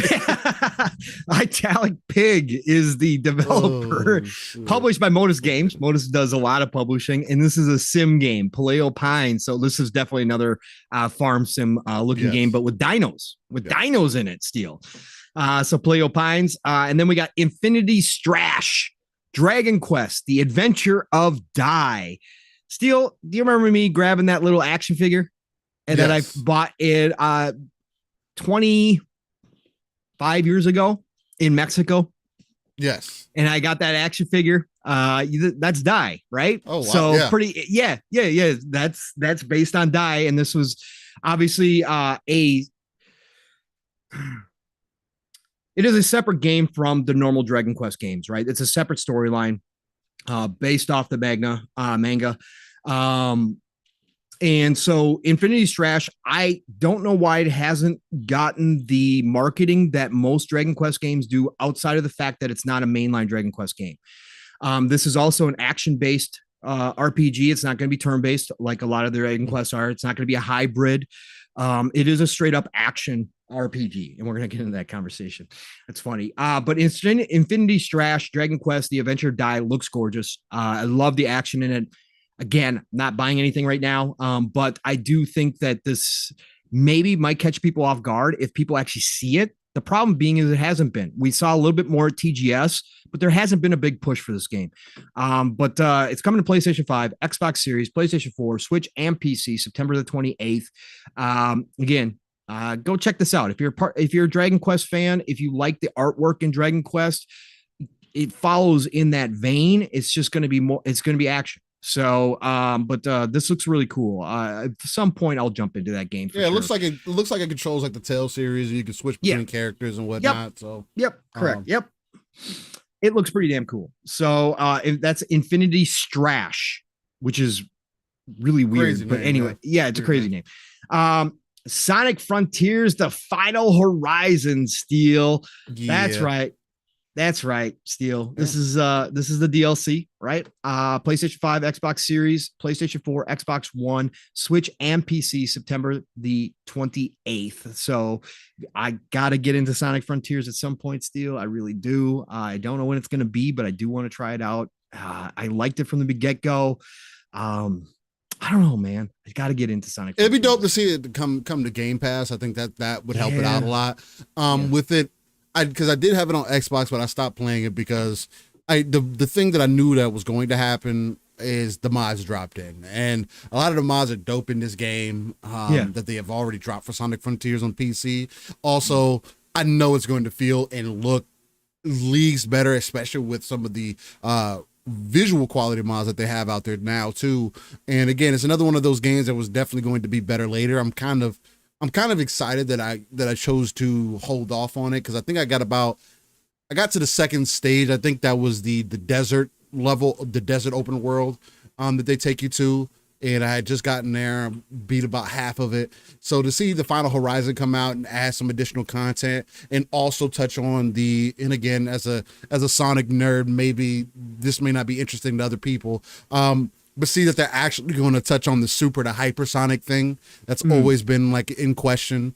And it's on the different levels. It's very Dragon Ball Z-ish, as Sonic has always kind of been anyway. If you really think about it, the 7 Dragon Balls, the 7 gems, the fact that he becomes super, like the way that he turned, it's just, there's so many dualities there. But anyway, he's going to be exciting to jump into this one. I don't recall what all that they're adding other than a couple of additional characters, I believe, and how much new content that they're bringing in.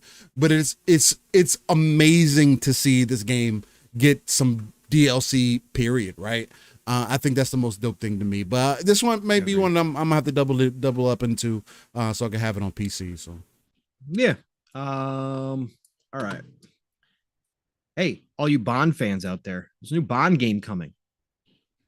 It's a free update for Sonic, really? Damn. Cypher 007, but it's only coming to Apple Arcade. Nice. So you got a brand new iPhone 15? Yeah, this is an isometric view Bond action game. Looks kind of dope. Ain't gonna lie, but it is only on Apple Arcade. So all you iOS people out there, go get it. Cypher 007, September the 29th. And then we got EA Sports FC 24. That's right. FC 24 dropping this week. This is FIFA. Doesn't have the name anymore. Nope, but this is what it is. This is what it is. And it's worldwide. This is one of the biggest games every year. So I am interested to see if the FIFA name not being on there hurts it at all. I doubt it will, but it will be interesting to see. But again, it's a giant launch for EA every single year. As much as people don't talk about it, it is what it is. It's worldwide. This is huge, obviously, as soccer or football is worldwide as well. EA Canada, of course, EA Sports, September 29th, PlayStation 5, Xbox Series, PlayStation 4, Xbox One, Switch, and PC. That is dropping this week. And that is your upcoming week of games, Steel, to end and round out September. That is correct. Exciting stuff out there. So it's definitely something for people to jump into. Being reminded about Sonic is going to be interesting. Also to see that this is actually the final DLC. So it looks like they dropped 3 DLCs altogether for Sonic Frontiers. So it's definitely going to be a good time to jump back in and enjoy that for what it is. So for sure. Yep. That's going to be really dope to see. Dope. But I said FIFA is definitely, well, I'm going to keep calling it FIFA. That's what I know it as. But Nixie says EA FC 24 is def a pickup. I might play it through EA Play Pro just to try it out, because I do miss having a sports game in rotation in FIFA. Yeah. I loved going to FIFA. 2K was my other one that I would consider a getaway, especially the story content. But we'll see. Still, I'll be right back. Go ahead. Take us on, sir. Well. Ladies and gentlemen, where would we like to go from here? I think I got a few choice places. Let's see here. And shout out to anybody that's also interested in Gotham Knights. That's also coming into Game Pass this week. Anybody that's kind of slept on the game, maybe you were holding off for price wise, or you heard the things about performance, definitely check out Gotham Knights with it coming into Game Pass now. And it is coming to everything that's PC and Xbox Series X and S. I do believe if it's similar to how other games work in the Xbox ecosystem. If you have it on the Xbox PC app and you have it on console, you should be able to crossplay on PC and Xbox within that ecosystem. So keep that in mind. And if you have it on Steam, you probably won't be able to, more than likely, because the game doesn't have crossplay naturally. I don't believe. No. Yeah, no, it doesn't have crossplay naturally, because I was playing with Jasper in Mav. They were on PC when we were playing. So yeah. So that way you can play crossplay if you do it in the Xbox ecosystem. So that's something good to keep in consideration. You'll be surprised that Gotham Knights is actually, I think it's a good game overall. I gave that game an 8 out of 10 too. I loved my time with that game. Not as good again as Arkham Knight, but again, not everything has to be that. All right, let's see where we're going to go from here. One of the things that we are probably going to get into early, maybe we'll get into it later, There's the RPG discussion kind of came up again. People considering Spider-Man an ARPG. I don't necessarily know about that. I consider that an action adventure game that may have some RPG elements in it. But that has definitely been a discussion this week, and we were thinking about possibly touching on that. So we'll see. TGS happened this week, so that's going to be something else to get into. Some interesting things dropped in there. Let me see what else we're going to get into here. Crystal Dynamics made the difficult decision to part ways with 9 brand marketing and 1 IT employee today due to an internal restructuring. We're all seeing that from Embracer side of things. It looks like a lot of the gambles that Embracer has made, they didn't know what they were doing when they were bringing that stuff in. So people are cutting, and hopefully somebody of worth can get to Crystal Dynamics to help them out, because they are a solid team, especially when it comes to Tomb Raider. So hopefully somebody can jump in there and get them some help. Let's see. The Xbox leaks are definitely going to be another main part of our conversation today, just because it is extremely wild to see how things like this kind of get out into the community. I saw some people like kind of running with, and again, maybe you don't like conspiracy theories, but I always think it's just interesting way to look at things, where it's like, how does a $1 trillion company let simple things like this get out there? It's kind of one of those, it's way too obvious for it to be almost accidental in a lot of ways. But again, even if it was accidental, somebody's going to lose their job, because it's not acceptable for information like that to get out there. But if it was intentional, again, it could be another way to play that game. But I'm not leaning that way personally. But I do think it's just an interesting perspective if you want to be a little bit of a conspiracy theorist about some things. Eastside Vandal says Refudge says Sekiro is an RPG. This is an interesting conversation we had in the DM. You want to start off going there? I was waiting for you. What have you been doing? Oh, you've been just talking with the chat? I've been talking to chat, kind of prepping for what we were going to get into.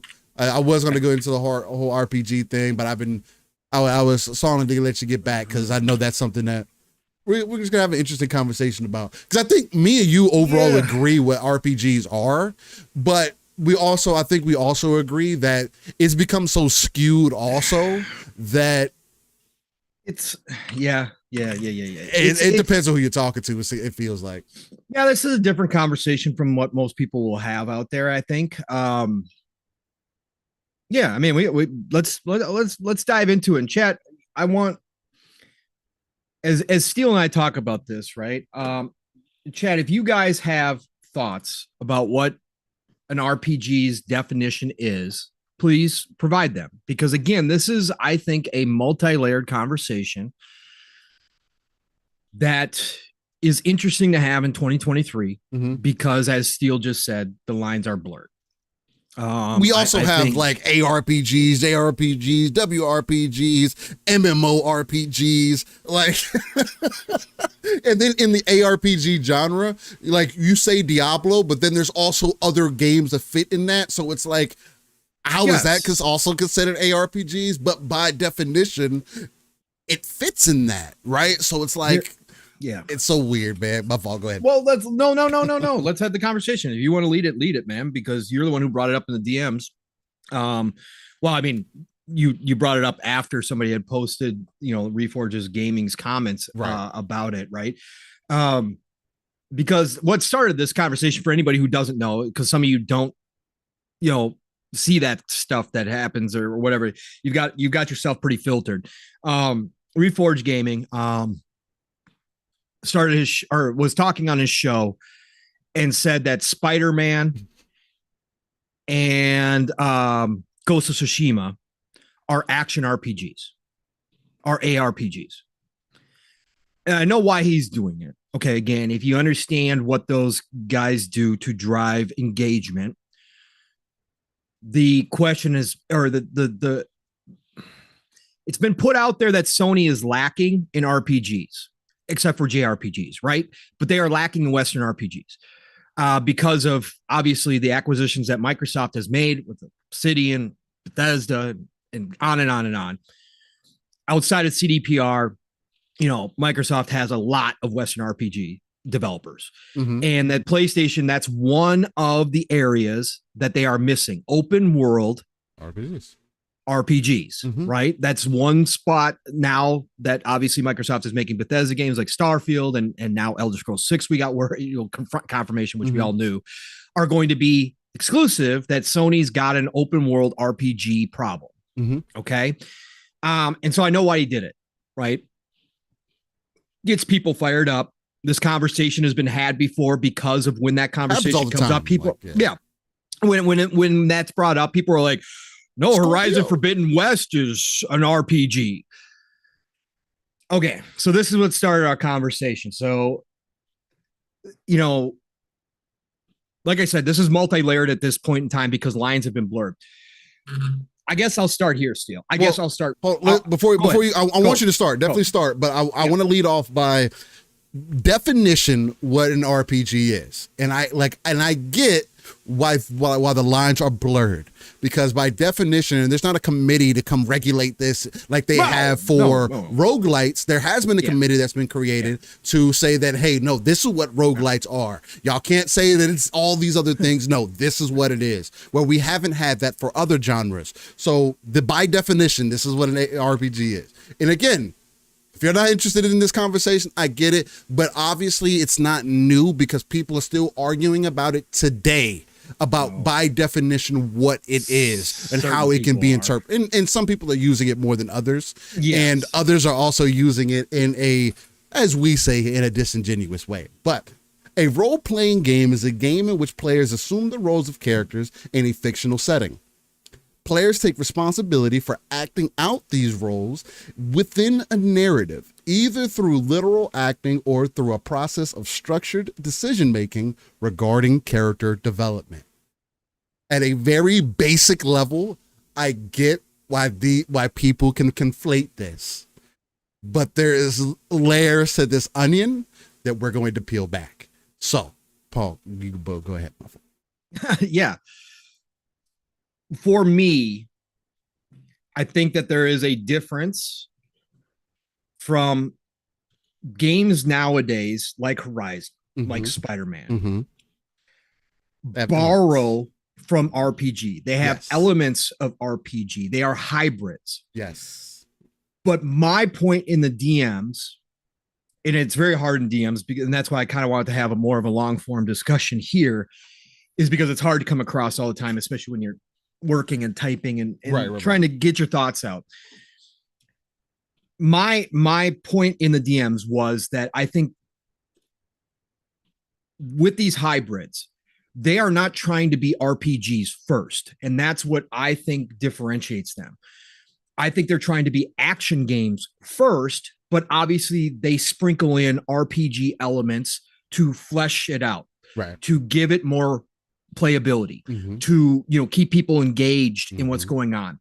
In the olden days, if you go back and look at Spider-Man when Activision made it, right? Yeah, that wasn't at all. No, it's an action game, right? It's an action game. Straightforward. So now what they do is they give RPG elements because people enjoy RPG elements, right? They enjoy skill trees. They enjoy being able to power your character up or feel like you're progressing your character forward. But the starting point for those games is action. Now, you can say, well, then that makes it an action RPG. No, because I don't think the game sets out from the get-go with the goal to be an RPG from the developer standpoint from the beginning. That's not what they set out to create.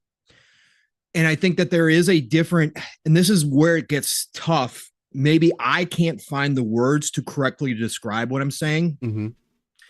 But there's a certain feeling that RPGs give you that playing Spider-Man 2018 when I didn't think of myself as playing an RPG. And I'm not just talking about setting. I'm not talking about, it's got to be like high fantasy or it's got to be sci-fi. That's not what I'm talking about. There's a feeling that when you go in and you start an RPG, you're just playing an RPG. Like you just from the get-go, like again, playing Starfield, I'm playing an RPG, right? And it's very hard because there's so many different branching paths. And like we were talking about in the DM steel, there's no one definition that correctly describes an RPG these days in video games terms. There's not, because they blended it so much. They blended it. Well, and on top of that, JRPGs have never, not all of them, but a lot of the mainstays JRPGs, you didn't do character creation. No, you didn't choose a class. Like you're playing like Final Fantasy, right? Yeah. That's you're playing that character. You're playing that role. You have other characters that do supporting classes and that kind of stuff that have been there. That's what made but it your RPG, main character, yeah. But your main character was set for you in a lot of ways. And it's not every game, but I'm just saying JRPGs, they have never been that. Western RPGs, more often than not, have character creators, set you up to kind of pick and choose your roles depending on, and there's lots of different ways to do that. It's not classic fighter, magic user, like all that kind of stuff. There's a lot of that stuff that's kind of been blended too. Yeah, exactly. But I think an RPG when you're playing it, because the developers go in knowing that they're starting with from the get-go with an RPG base. With Spider-Man's, Horizon, all of those, they borrow, but they're not built off of that. They are built around the action. They are built around the combat. They are built around certain aspects that are action-based games. And I think that this is where it gets, kind of convoluted, because I understand if somebody really wanted to say, well, because they do have RPG elements, they're an RPG, you can't take that away from them. Okay, but it's not the classic. It's not the definition I would give those games. And I just think I like I said, I know why he was doing it. And I'm removing that out because it's engagement. It's causing a ruckus because that's what drives his numbers. That's fine. But for me, I just think and Steele, you had some great points in the DMs too, right? Now, the one that I thought was most that I had to push back on you was Witcher 3, right? Witcher 3 you said was more action-based than it was RPG. Why do you think that?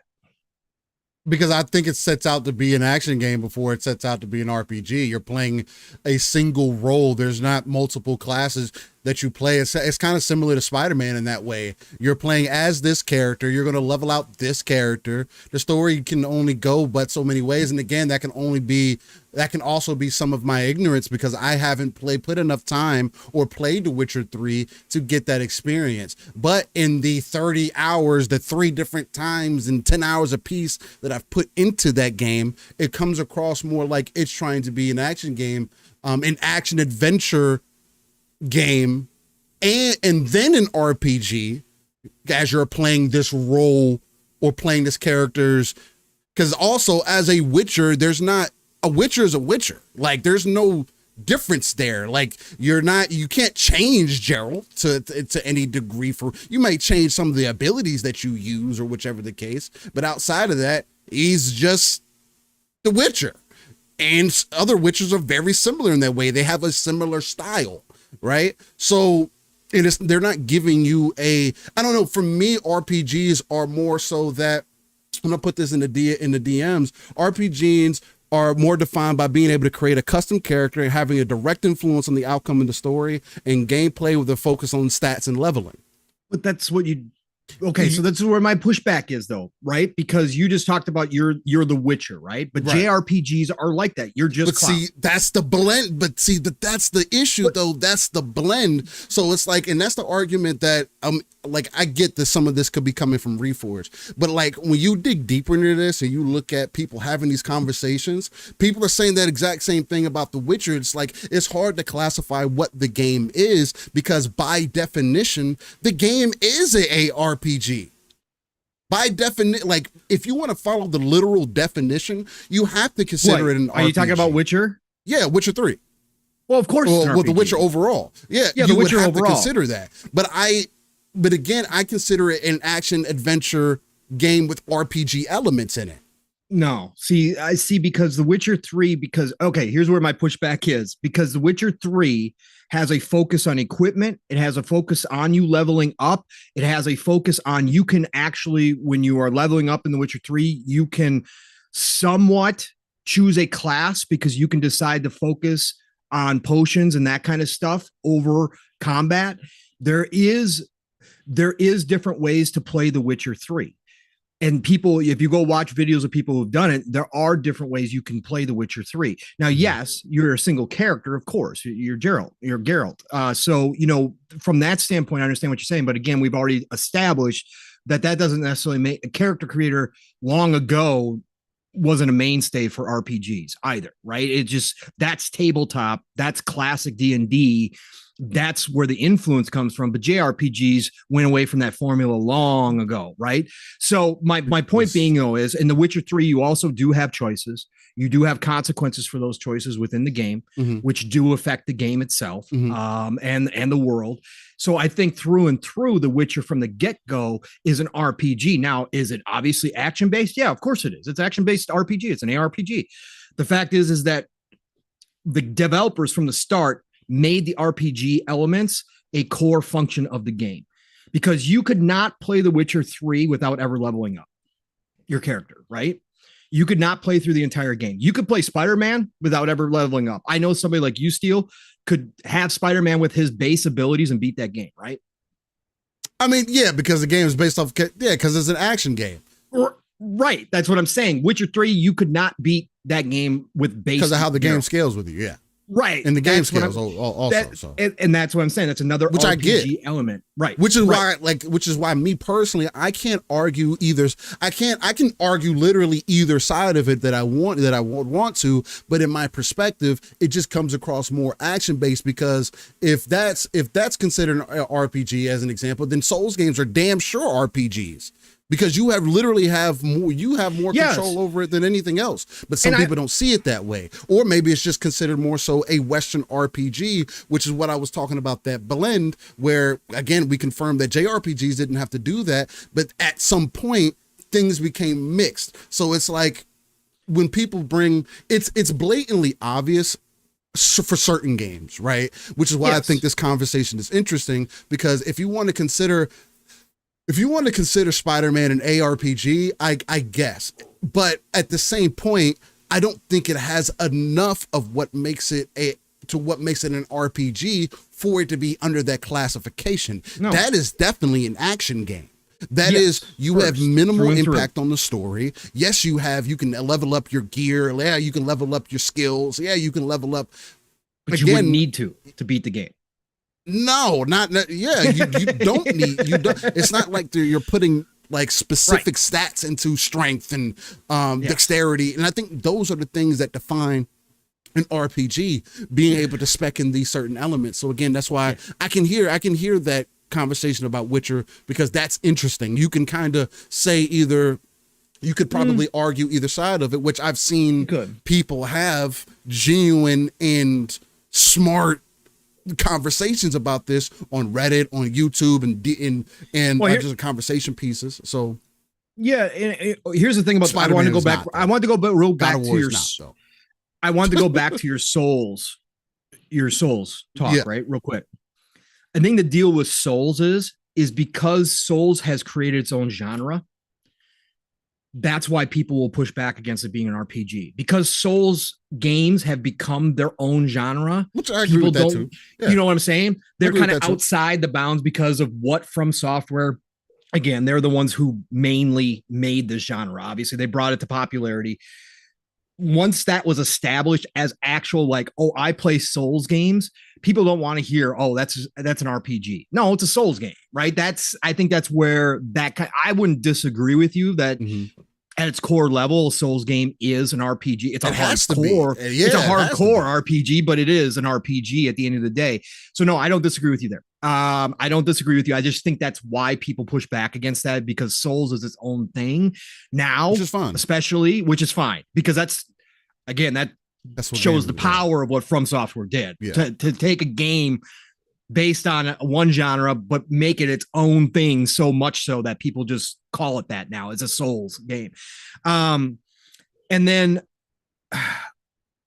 great conversations, by the way, guys, in the chat too. Again, this is what we're talking about. It's so different nowadays, because I can look at Final Fantasy 16 And again, I haven't People played consider that a JRPG. I don't consider that a JRPG. That's not That is Devil May Cry. That's an action RPG. But what I will say, Steel, and I haven't played it, but from what I've seen and from what I've heard, they have just one of the main critiques of the people who don't like Final Fantasy 16 is they have distilled the RPG aspects completely out of this game. That there is very minimal RPG to this game, and that's not why people bought Final Fantasy. So now can we look at Final Fantasy 16 in the same vein as a Horizon, as a God of War, as a Spider-Man that is an action game first? But people are arguing against that and saying that game is an ARPG. And if Final Fantasy 16 is an ARPG, then Devil May Cry is an ARPG. There's no way that you say that 16 is, and none of the Devil May Cry games or games like that are ARPGs either. And Devil May Cry is not an RPG at all. It's an action based first. It's an action adventure game. Yes, correct. So it's like that doesn't conflate with me. Final Fantasy 15 is more of a ARPG if you want to, if you really want to get into. Absolutely, I played Final Fantasy 15, so yes. If you really want to get into like the phonetics of it. Yeah. 16 is not that from what I've seen. I haven't played the game, but there's legitimate people who are arguing that it is, and it fits into the category of a JRPG. Of course they're going to, because it's Final Fantasy. Final Fantasy 7 Rebirth is more of the JRPG that people are looking 1000%, for, especially with you being able to now. Because Final Fantasy 7 Remake wasn't that way. That was also an action game first before anything else, which is why you see with Rebirth, now, okay, you can switch characters. Oh, now you can kind of stop time and kind of pick a move, and it's more getting back to what Final Fantasy was, right? Yes. While adding the action elements. But I would still argue that is more of an action adventure game than it is, but again, based off of what we mentioned earlier, it would start fitting back into that JRPG definition. Correct. Final Fantasy 16 isn't that, and I can't hear the conversation. It's like Spider-Man in that case. Yeah.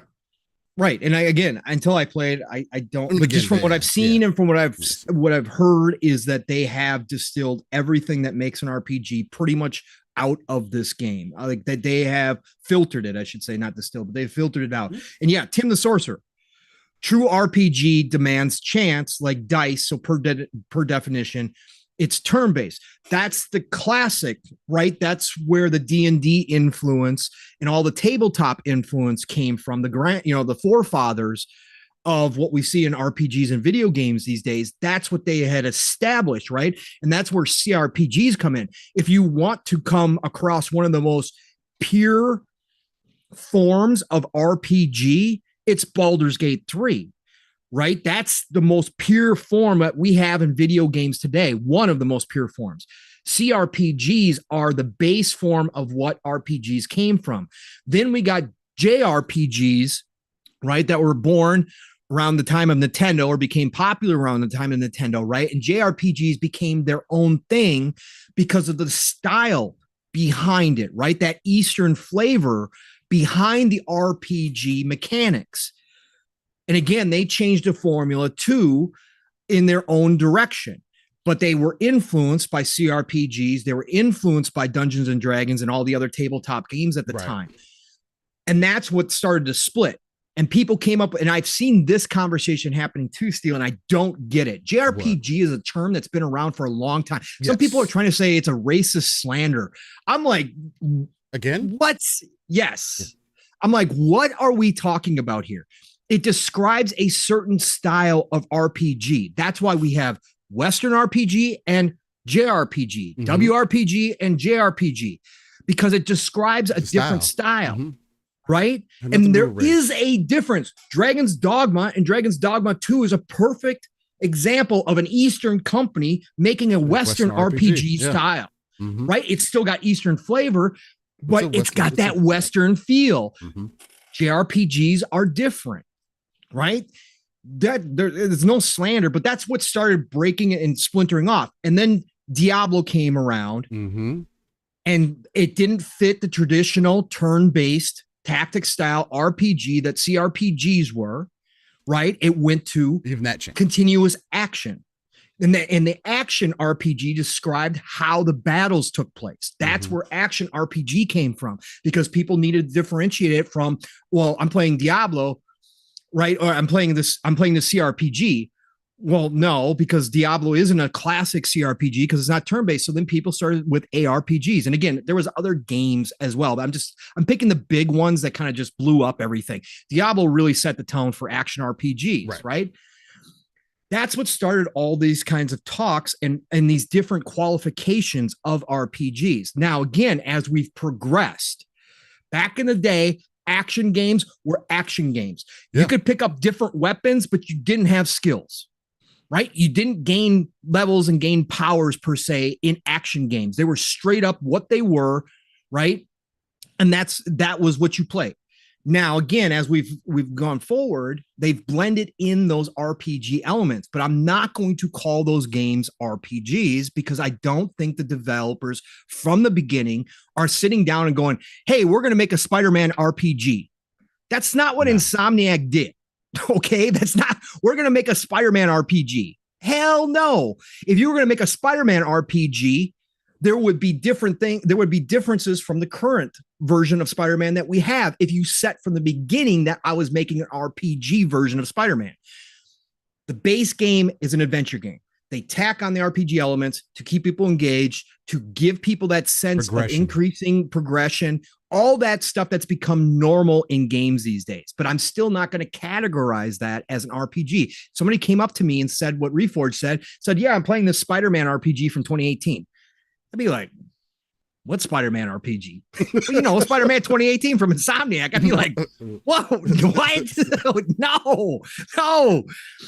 So I think that there is still a difference, but we got hybrids now, which is fine. I think it's great. I love it. I think it's fantastic. I mean, again, when I see RPG elements, it gets me excited because I do feel that progression. But when I was playing Horizon Zero Dawn, I didn't go, I'm playing an RPG. I'm playing an action game that gives me the ability to power up my character. That's all it is. Like, it's a hybrid. And there's nothing wrong with that. Like I said, I love those games. But the fact is, I think this is an interesting discussion. And from the chat here, I think it's clear. Again, it's blurred now. It's gray. There's a ton of gray. And Steel, we always talk about this. There's very little black and white in the world. Most of it's gray. And in video games, it's no different. When you have these conversations, opinions are opinions. And, again, I'm not here to change anybody's mind, but I just thought this was an interesting one because so many people are so hardcore about it. And again, you have people with certain narratives that are going to spin things this way. Right. To keep their story, right. To keep their narrative running, to say, oh, no, Sony's got RPGs, got Horizon, they got God of War, they got Spider-Man. Action games. Bro, you got action games. You got action narrative-driven games with progression, with RPG elements. You've got hybrids. That's fine. That's great. It's fantastic. It's part of the reason why people love them. It is. It's a part of the reason why people do love those games. But at the same time, do you have Western RPGs? Do you have open world RPGs? Yes. Yeah, you do. And there's a difference. Again, there's a difference.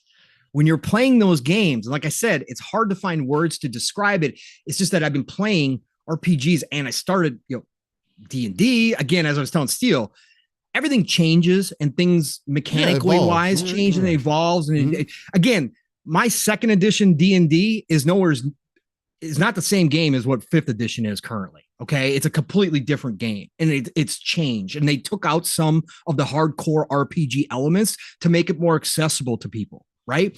So everything does go through this evolution and it evolves. It's just here we have more blending is what it is. We have more blending of different genres together to make interesting experiences for us as gamers. That's all they're doing. But at its core, I think that there is a difference between an RPG game and an adventure game or an action game, how they start and how they're built and what they're built around. There is a difference there. And like I said, I'm not going to argue against somebody who says Final Fantasy 16 isn't an RPG anymore, even an action RPG. That is just a straight up action game. Because again, one of the main dudes on Final Fantasy 16 was one of the guys over on Devil May Cry. And he started that game. You can tell that they, at least from what I've seen and what I've seen people play, Final Fantasy 16 was built up from the ground up around the combat system. Yeah, absolutely. The action, right? That's where that game was built around. It's focused on action. Yeah. Right. It wasn't focused on the JRPG side. Again, the story, the setting, all of that is classic RPG. All of that is classic Final Fantasy, right? That's all classic. But at its core, I think it was built around the action this time versus the RPG mechanics. Yeah. And I think that's what differentiates it. Again, up for debate, up for conversation. Will we keep seeing more and more blending and more hybrids? Yeah, we will. Because it is an aspect that does add, like Steele said, the progression, which can be addictive for a lot of us. The progression is one of the draws of a lot of games. Like when you feel your hours that you put into a game correlated to your character on the screen. It's a good feeling. It's a great feeling. Yeah. That's why I like looters, right? When I'm looting and I get that next little power incremental better. Mm-hmm. Yeah, that power fantasy. Now, next time I run that dungeon, I run it a little bit faster, a little bit easier. Mm-hmm. That's progression. That is giving us a sense of satisfaction and of reaching goals, right? And then they built that into these games. And that's why they use it in other games types now as well. That's why they hybrid this stuff. So interesting conversation. Let me go back through here, the chat. I want to see something. I'll say one. Lady Fox brought up a good point and said it's called a subgenre. And again, that's a good point. But again, you still have to consider what you are first before the follow-up happens, right? And it's okay to have a subgenre because things have been blended. And yes, Spider-Man should take some RPG elements because, like Pong's point was, you have to give people something that makes you feel like you're progressing towards something. But just simplifying it down to, oh, I'm playing a role, so I'm playing an RPG, that's not how that works. And it's not that you can't even consider it that it's an ARPG. And that's the overall point. It's a type of game it's the type of game style that is played, but no, there's no committee or anything to say that no, this is what it is for sure. Lines have been blended, which is why I'm fine with people having that gray side of the conversation, but we can't start considering Spider-Man an ARPG all of a sudden because then all the other games, open world ARPG on top of it. Yeah, you're not going to then dismiss all the other games that do the exact same thing and say that those aren't that though. And it's just that discredit nature. I don't know if it's just because it's Spider-Man, and now you got two Spider-Mans, and they're doing a lot of cool stuff. And again, this conversation didn't just spawn off of Reforged. This conversation spawned off of the most recent trailer of Spider-Man. I saw people in YouTube comments saying that, man, this is going to be the greatest Spider-Man ARPG we've played.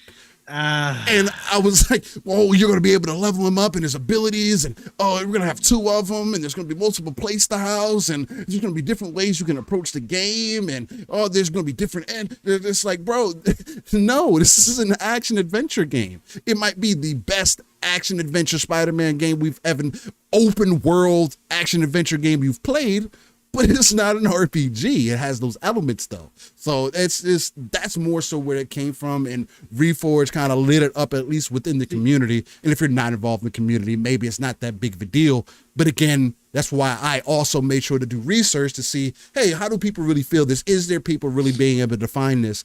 And I did spend hours doing research, looking this stuff up and reading different people's perspectives. And the overall standpoint as people have come to is that it has become gray. People can hear certain conversations, but things like Spider-Man, Final Fantasy 16, Devil May Cry, games of that nature that are action games first, Guardians of the Galaxy. That's not an ARPG. That's an action game. It's meant. Does it have some JRPG elements with you controlling your team and somewhat, but you don't take full control of it. It's still an action game first. It's just, and that's kind of where it's gone. So, well, then we have one of the biggest RPG makers out there in the world, if we're going to do this, that we haven't brought up. What? Ubisoft. Oh, yeah. They are one of the biggest RPG makers of all time. Assassin's Creed's got to be one of the biggest RPG franchises of all time. Have you ever heard that? Have you guys ever heard that? Is Assassin's Creed an ARPG? You got Cry gear, would be level up. Far Cry, you got to get stronger. Watch Dogs would be, those are all open world RPGs, and they're some of the biggest worlds we've ever seen and some of the greatest worlds we've ever seen. You make decisions. You got gear. See, that's a good question, because if Witcher 3 is a RPG or a WRPG, either or, then because again, Steel, you can tell the focus of the devs when they created the game from the ground up. You can tell in Ubisoft games, and again, Ubisoft is it's my fast food. I love their games. So when I get critical of Ubisoft, and I'm plenty critical of Ubisoft, it comes from a place of love, because they have some of my favorite fast food franchises that I know I'm going to jump into it. I might not consider them GOATs, but I will certainly say that I had a freaking blast with them for however long I play them for, right? So they're my fast food. But you can tell from the beginning that Ubisoft tacked in those RPG elements, because the base Assassin's Creed game from back in the day had minimal. Then as they've progressed, they've done more and more of it, right? Ending with Valhalla, which is, you can't progress that game without getting correct. But I'm telling you, there's a different you could, would that be terrible. Right. But at the end of the day, I still say the developers, when they went in, they're not saying we're making an Assassin's Creed RPG. No, we're making an open world action game with RPG elements of progression, right? It's different. It feels different. Like I said, it's hard to come up with words to describe it. If you play a lot of RPGs and you started with early RPGs and now you're here, like I said, maybe it's a me thing.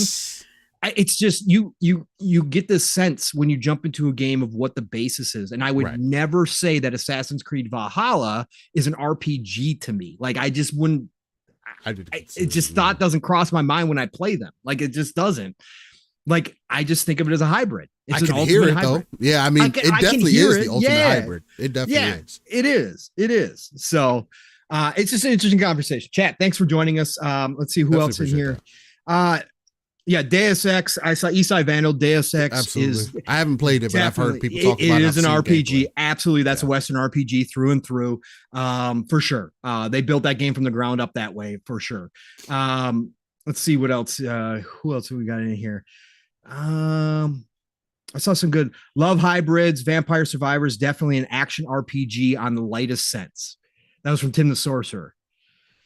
Vampires, but that's it's a sub genre of a roguelike. Yeah. It again, it's like Souls game, right? They use RPG elements, right? They use RPG elements. But it's in its own category. But it's its own category, right? And it's right.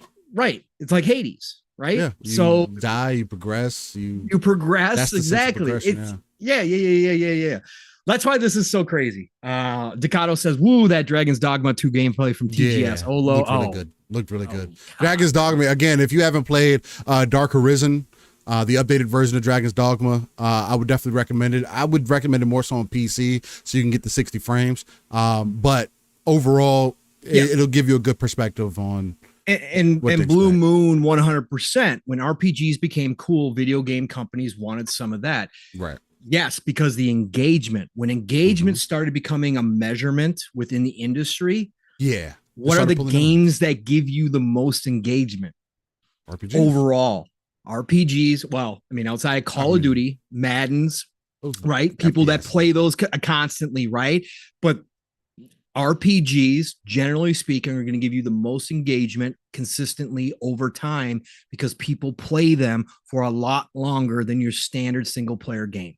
Yeah. They will play them for hours upon hours upon hours, hundreds of hours, right? Again, that's normal for somebody to, in a big open world RPG, to go 100 plus hours. That's normal. That's not abnormal. It's just like MMOs. Why did MMOs blow up? Because people got addicted. They got that monetization. People are in there. That's their life. They're living that life. World of Warcraft proved that, right? And even, it's an RPG. People living that life, right? Mm-hmm. That's what you're doing in those games. But yeah, you're absolutely right, Blue Moon FC. They figured that out real quick when people started catching on that JRPGs. People were sinking 80, 100 hours into Final Fantasies back in the day. Mm-hmm. Game companies started looking over and going, look at that. Look at that. We need those numbers. Mm-hmm. Yeah, we need those numbers. Let's do this. But yeah, interesting conversation. Thanks, chat, for joining us. It is a big one. Like I said, there is no Eastside Vinyl says, Pong, the true word RPG became a marketing buzzword. Sure, in a lot of ways with that kind of stuff, 100%. But again, you don't see Insomniac coming out here and saying, come play our latest Spider-Man RPG. No, they're definitely not saying that. I've never seen Insomniac consider their game an RPG. That's the point. And that's the point right. that we're making here, right? There's still blatant things that show you what the games are, and that's kind of DePong's point where he's kind of where he's saying he's able to tell early on what the game's kind of be. The focus of the devs. And I agree with that. You can tell early on what the game is trying to give you, the experience, and how much control that you're going to have over it. Shout out to Boxing Bug for the €5. What a box. She's saying, shout out to my good friends here. Going to be going hard on Starfield now. Yes. And we'll be lurking here. Keep up the great work, Pong and Steel. Hey, appreciate you, Box. Box, I see you with that Starfield addiction. I see you just like me, game, man. So yeah, oh god, really good game. Oh god, I'm glad people thinking about it right now. But people are saying that the game is, because it's a 73 on Steam or whatever, that this is Bethesda's worst game ever. This game isn't going to grow the way people think that they are. Not at all. The 10 million players is literally, again, throws into question. What does that mean? We have no definition for that. Microsoft's not going to be successful. This is in Starfield is a good example of that because they're not selling units, Paul. So going over from an RPG, not the whole conversation and people pulling elements from an RPG, a Bethesda RPG is definitely not successful in trying to portray space, loading screens, no true innovation here. So it's very similar to Fallout 4. So I don't know if Starfield will ever be. I mean, even you saying game of the generation is really outlandish because Bethesda once again proved that they can't deliver quality games. So with that being said, I mean, I don't know how we move forward, because if Xbox is closing in 2026 and Starfield isn't going to bring in 30 million more Game Pass subscribers, Starfield was supposed to bring in 30 million, Pong, by itself. Yeah. It was supposed to change Xbox. This is supposed to be the avalanche that you guys talked about. Mm-hmm. And I don't see it, Pong. What happened? Okay. It's funny, Steel. It's funny.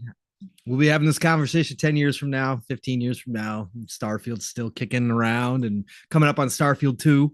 And the mods for the original Starfield are all the rage, as they already are. Official mod support hasn't even launched yet. Have you seen what people have been doing to Starfield already? Over 100 pages of mods. Not even official launch yet. These are just people already getting down and dirty with the game. No official mods. This is going to be insane what people are going to do. Again, the stuff that we're seeing, Starfield will live on. Starfield, even if people want to compare it to Fallout 4, in terms of what people have thought of it, that's fine. The discourse around it, people now look back on Fallout 4 very fondly. People now have changed their minds completely on Fallout 4. And we're going to see that even more so when they drop this free current gen patch for Fallout 4, when people hop back into Fallout 4 again. Don't care. I mean, again, I get a slight satisfaction, Steel, out of loving games that aren't universally loved. I really do. I did this with Cyberpunk. I get a slight satisfaction out of being that group that plays a game and really does love a game, even when other people are trying to put it down. I don't know why that is, but it's something, again, it kind of brings me back to the days of old, before video games became popular and, we get bullied and stuff in school. I still had this like kind of smile inside, like, yeah, man, I know something everybody else doesn't know. It's one of those little things. Like I know something everybody else doesn't know. Just wait till they all find out, right? It's just one of those things. I think that perspective kind of justifies the point that I always go to, and just being comfortable in who you are, not as a gamer, as a person, what your hobby is, what your passions are, just being very comfortable in those things. Again, if as long as you are, nobody can technically tell you any different. Nobody can be movie off my spot. Now, you can't be so hard-headed to the point where you're not objective or listening to people's opinions or whichever else. But this is a space. If you wanted to be that hard-headed, you could. But that's also why we say, some people are disingenuous. Again, that's a real life thing. People are like that in their everyday jobs, with their families, with their friends. So it makes sense that in any hobby or passion that you find, where you also run into people that have that same mentality, and it's a perspective, it's a talking point, which is why I do try to frequent the side streets, because you got to be able to get around town. You got to be able to get around town sometimes, man. And just hear some things and hear people's perspectives while also carrying your own, because I can come and talk to you guys about The Crew, Lies of P, The First Ascendant, Destiny, Spider-Man, God of War, Devil May Cry, but Starfield. I can come and talk to you about all these different games because I had genuine interest in playing those different games, and or even wanting to learn about them. The same thing about, I could talk about Sony and Microsoft and Sega and Nintendo, because these are things that we grew up with. That's what makes this hobby a very interesting place, and seeing it become the number one form of entertainment, because there are so many different branching paths that you can kind of go down as far as discussion goes. And not necessarily nobody's technically wrong, but it's perspectives overall. So that's the main focus that people should definitely be honing in on. So I heard a clip today that it was worrisome. What's worrisome? Worrisome that no other games leaked out of Xbox in the court documents. I did see that.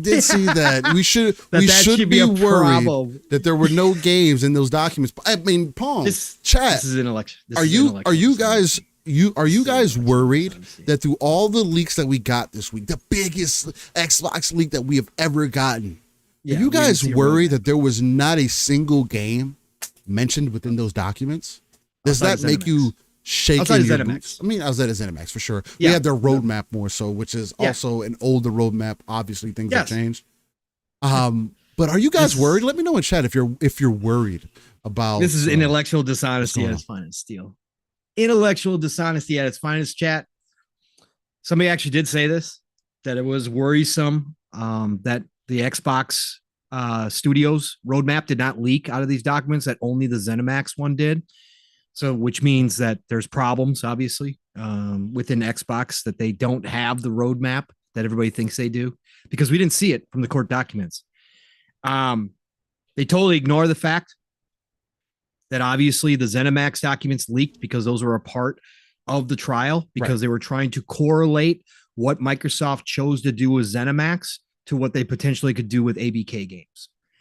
That was why those docs were going to be a part of the final filings, and what the courts requested to see, and what the FTC had requested to see, because they were trying to correlate the decision to make ZeniMax games exclusive to what they would do with ABK. Remember that whole thing? Remember that was a whole big part of the FTC. But that was that. But again, when people are talking and want to stir up doom and gloom and make it up as they go, that's what they do. They ignore that and say, well, we got the ZeniMax roadmap. Where's the BGS? Where's the XGS lineup, right? Where's the Xbox Game Studios lineup? Where's that? Why didn't we get that? Oh, that must mean they don't have a roadmap. That must mean that all these games that they're making are problem. They're having problems. They're not going to be releasing anytime soon. This is the stuff that we talk about, man. They're incapable. This is bullshit. Yeah, they're incapable. They're bullshit. Management needs to be replaced. Bullshit I know. Well, it doesn't matter because they're exiting in 2026. No, but they got to. But you should still replace management first before you exit. Doesn't make Bobby sense. Kotick is going to be there for another 4 years. Nothing's going to change. So they should change all management, fire Phil, buy Nintendo, buy EA, buy Take-Two, and then exit in 2026. Yes. That should be the final. That should be Satya's roadmap. Yes. That's exactly. Makes total sense, bro. And total sense. and Activision should only focus on making Call of Duty games. Yeah. And all the other teams, that's all they need to focus on. Hey, look, man, why does Xbox have such a problem releasing games? Activision doesn't have a problem releasing games. They release a Call of Duty every year, Paul. Yep. Why does Microsoft have problems if Activision doesn't? I don't know. It's Call of Duty an action RPG. Yeah, maybe it is. It's a first person. You got weapon levels. RPG. Yeah, you do. You can progress. You know, you progress. You open up new weapons. It's Call of Duty and action RPG. Chat. Yeah, attachments. What do you think, chat? You unlock characters. Yeah, you can play action as multiple RPG characters. Yeah, so different classes. You do have different classes. That's true. Throughout the story, it mixes it up. Call of Duty's an action RPG. It's first person shooter RPG. FPS RPG. Xbox just acquired the greatest. Xbox just acquired the greatest action RPG maker in history. Call of Hands Duty. down. An RPG shooter. You need a jump button to be an action RPG. Hey, that's Let's true. go. That's true. There you go. God is a roguelike. It is. I mean, you just start over again and get more powerful, get better. Yeah, absolutely. Yeah, let's go. God, man, Guitar Hero dominate. Yeah. Guitar Hero's an RPG. Guitar RPG. Let's go. Y'all are stupid. See, we can turn anything. Let's go. Let's go. I mean, you guys should be worried. Should be extremely concerned that we're capping for Xbox. We don't understand the industry. We're going in the worst direction that we could possibly go. It's a JRPG shooter. You stupid now. Xbox is the pure definition of what we don't want in the industry, although they have offered PlayStation the most competition, bar none, compared to anybody else. And they are the reasons why Nintendo is classified as its own genre in gaming, period, apparently. Nintendo doesn't count, right? So if Nintendo doesn't count, your only competitor is Microsoft. What would Sony do without Microsoft? Do we have history to prove what they may do? Or is that disingenuous of me also to assume that PlayStation would be more hardball than Microsoft currently is with how they're treating the industry, expanding out, trying to be on more devices? But Microsoft is also going full cloud. So Microsoft just wants you to play on whatever device that you want to play on. So they don't really care about the gaming industry either, because they're not trying to power the industry through console gaming. They don't care anymore, Paul. Yep. They don't care anymore. Sony already did all that. Again, that's the history. Nah, man. I mean, that's part of the reason why these leaks are so concerning, Paul. And I do kind of want you to tee it up with those leaks that we have gotten this week, because they are powerful. They have been strong, and they have. I do think it does give us. We talk about that all the time too, where we don't get a lot of information from the industry because they are hush-hush a lot of the time, right? And there's no excuse for this information getting out the way that it has. And you can have a conversation about Microsoft's level of competency as far as things like this happening, because I feel like this isn't the first time. There is some inconsistencies in that as far as information getting out. Why is it always Microsoft that is most of the time the most forthright, either on purpose or accidentally, to their own detriment in a lot of ways? And I do see people kind of discussing that this is kind of a downer for them because the future has been quote unquote ruined. I don't see it that way. My hype is always going to be more so set up in the moment. We've been gaming for too long for an example that it doesn't matter what you show me in a trailer. I need to see actual gameplay. I need to see what these games look like up front. We see it from not JRPGs, but we see it from games from the East all the time where they present themselves one way, especially MMOs, and they come out completely different. So there's a lot that goes into that. But just going back to the whole league situation, Pong, I mean, where do you want to start with that first, right? Because people's biggest concerns from what I've heard is Microsoft, again, coming across bullish about possibly acquiring Nintendo, and Phil making statements. And again, I'm going to kind of paraphrasing here that, Nintendo just doesn't know yet. I'll just read his email because I think context is everything, obviously. Absolutely. And people have pulled out quotes that obviously, were only partial quotes. Right. But to read the entire email, you get better context of the tone behind the words, and that's obviously important here. And again, before I read this email, since we're going to start with this one, this email which caused a lot of hubbub this week. All companies have goals. All companies have hit lists. They have ambitions. They have hit lists of who they're going to go after if they have the opportunity. And this isn't video game industry exclusive. This is across almost every industry where there's competition. It is never abnormal in any way, shape, or form for competitive markets to have companies at war with each other behind the scenes. Never. What's abnormal is public knowledge of actually what goes on behind the scenes, right? That most industries, when it comes to this kind of stuff, are very hush hush.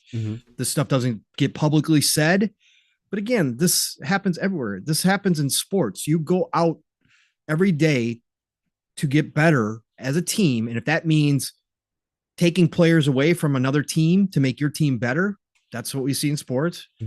If it means getting an advantage by picking up defensive calls, or whatever the case may be, offensive calls, you're not going to go, we're not going to use those in the name of sportsmanship. Right. That all gets thrown out the window. And it's no different in business. That's why I bring it up. Same as if you're in war. You're going to take every advantage possible. And there is no, the other side wouldn't do this, so we're not going to do. No. Everybody's out to get the other side. That's hands down how business works. Again, these imaginary rules that people have decided to create around the video game industry because their favorite plastic company can't necessarily do what the other company can do is all BS. It's all bullshit at the end of the day. Again, there is no imaginary rules in business. Okay. So every company is going to have that ambition, that drive to be better, and that drive to go out and become bigger. That's why you're in business. That's why these companies are what they are, is because of that.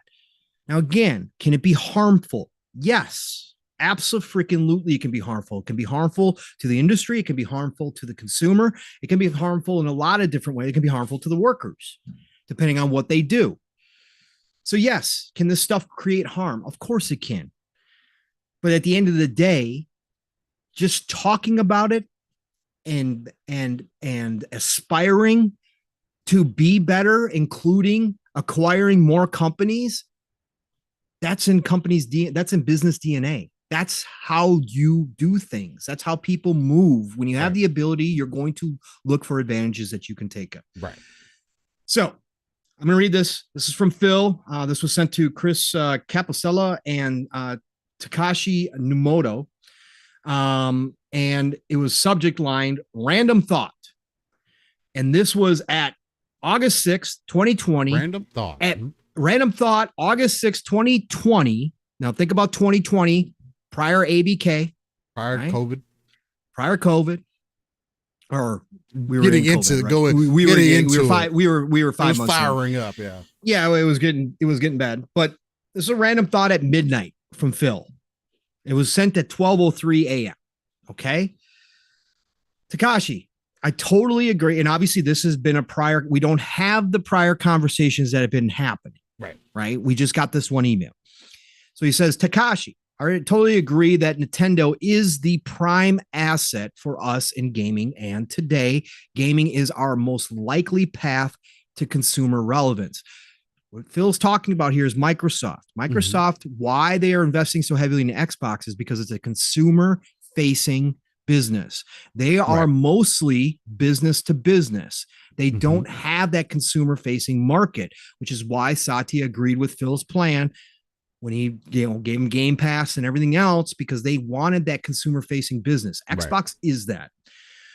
I've had numerous conversations with the LT of Nintendo about tighter collaboration, and I feel like if any US company would have a chance with Nintendo, we are probably in the best position. Of course. Yeah. The unfortunate or fortunate for Nintendo situation, again, Phil is saying, but here, okay, is that Nintendo is sitting on a big pile of cash.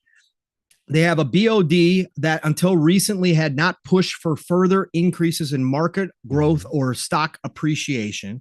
I say until recently, as our former Microsoft BOD board of directors member, that's board of directors, BOD is board of directors member, Value Act has been heavily acquiring shares of Nintendo. And I've kept in touch with Mason Morfitt as he's been acquiring. It's likely he will be pushing for more from Nintendo stock, which could create opportunities for us. Without that catalyst, I don't see any angle to a near-term mutually agreeable merger of Nintendo and Microsoft. And I don't think a hostile action would be a good move right now. So we are playing the long game.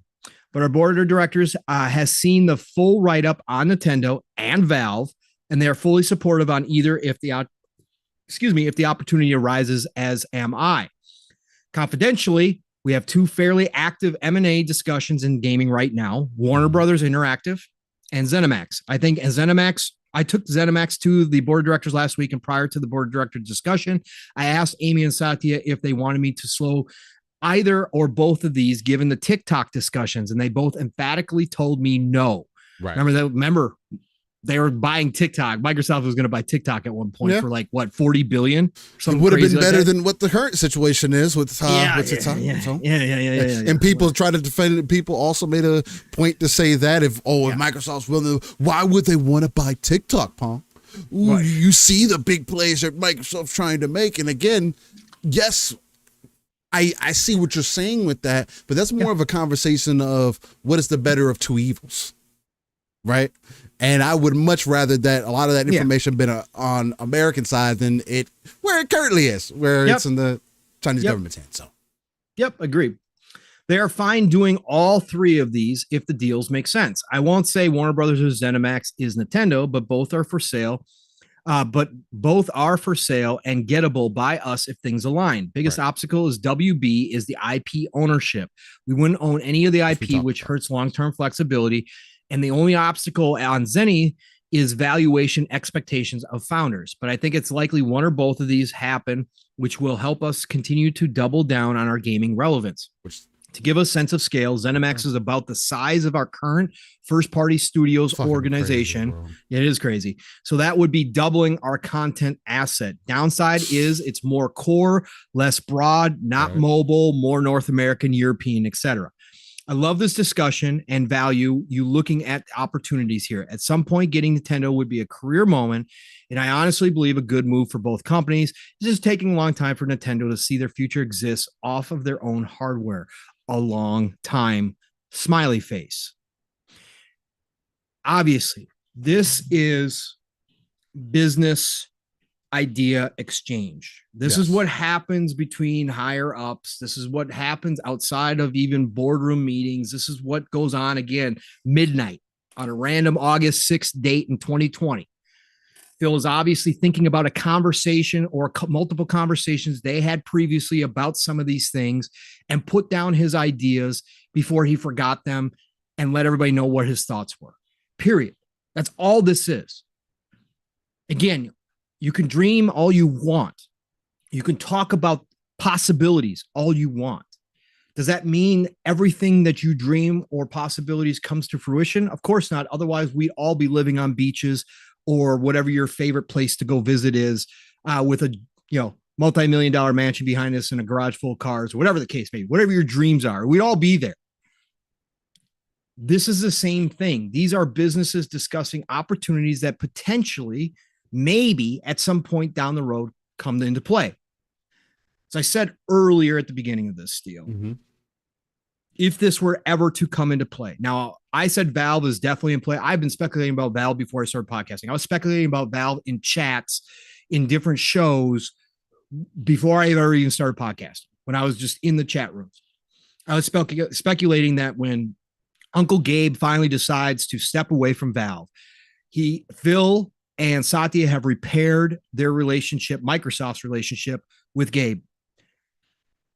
Gabe now has nothing but positive things to say about Microsoft, which before that was not the case. He left on bad terms.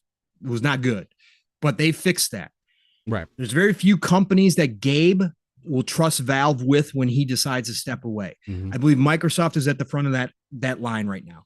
I agree. Now, they could take Valve public. That's a whole different thing, right? There's a couple different options when Gabe steps away. Ultimately, I think they'll probably go public.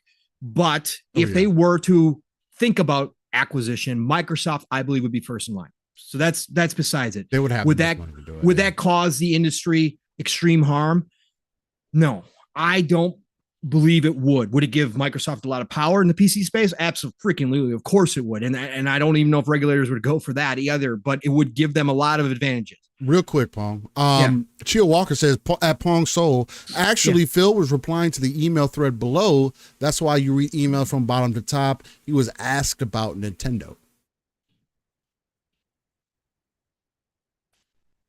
Oh, okay. Because I didn't see. Wait. Is there a different portion of it? Hold on.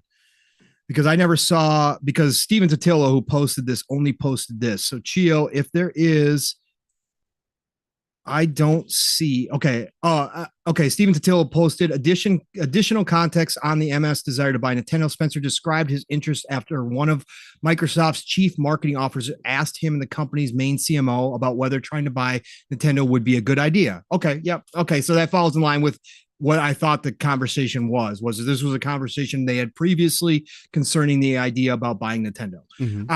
Okay. Chio, that's why he starts off by Takashi. I totally agree that Nintendo is the prime asset for us in gaming today. This is obviously an ongoing conversation. That's what I was saying in the beginning. So thank you for that. Yeah. But as far as Nintendo goes, taking one of the big three off the table, absolutely not. Just like I'm not for that in any way, shape, or form. If they gave Activision problems, what makes you think Nintendo? Right. And I don't think a regulator would. But I would just be against Xbox buying it. I'm not with that. I'm again taking one of the three major players off the board. As much as that would be great. Now, for me if Apple as steps in as their own entity, then correct. That's the difference, right? But again, I think that the three, I think there should be another one in here, but nobody wants to jump into that fray. Google started to, obviously, with the Stadia, different way, but again, they don't have the balls. They just don't. They're not built that way. Does Amazon or Apple eventually have it? Well, we see Apple again. I think it's interesting, their new phones and their new chipset. What if PlayStation team what if they bring the Google Stadia team in?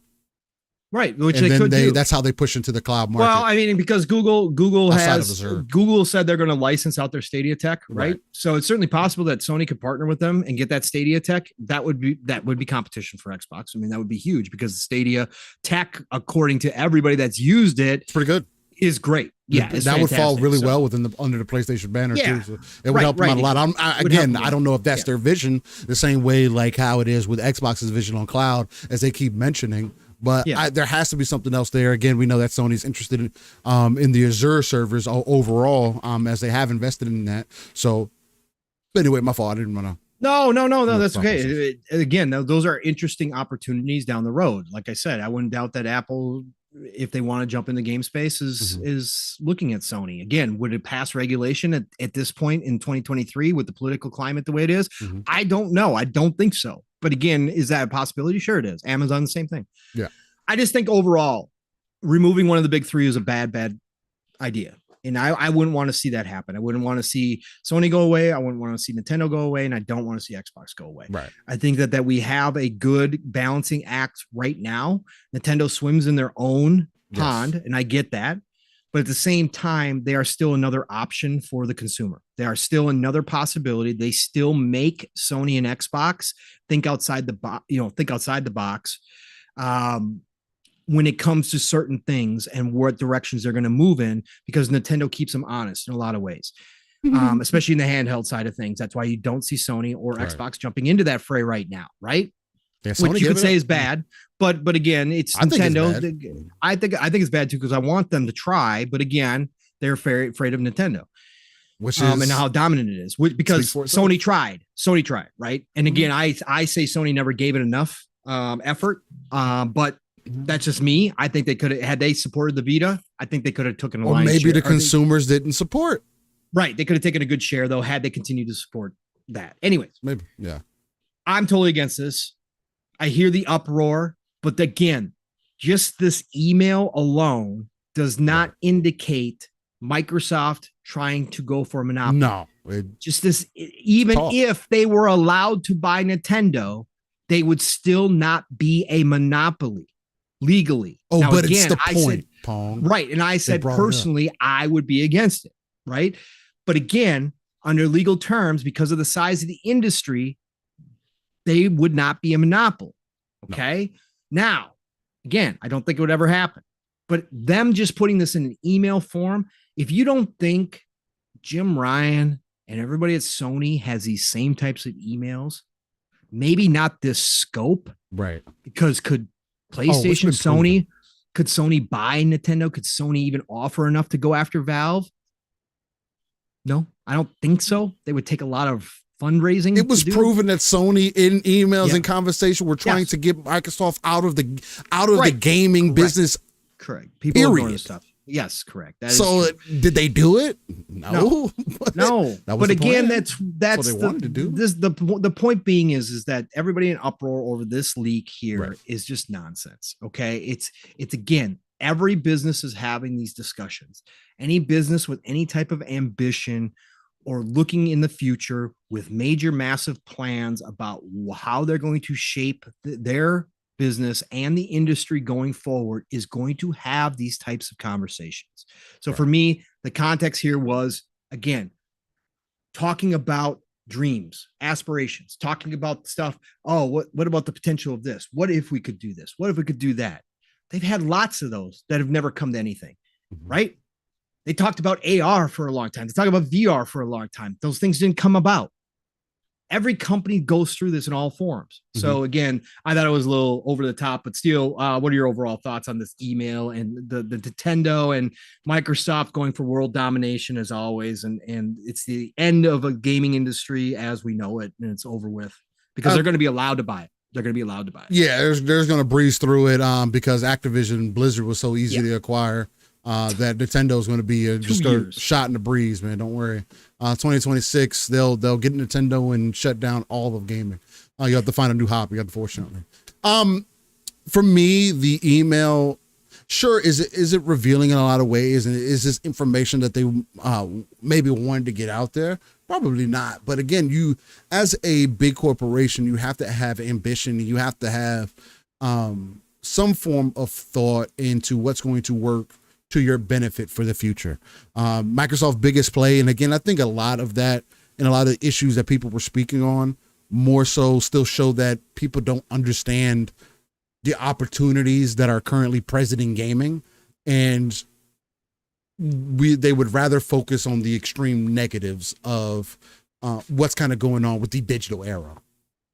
What I mean by that is, just because Microsoft may have ambition to get Nintendo, ambition to get Steam, ambition to get TikTok and all these other corporations, and there's so many other underlying elements and conversations that we would have to consider once we get into those details.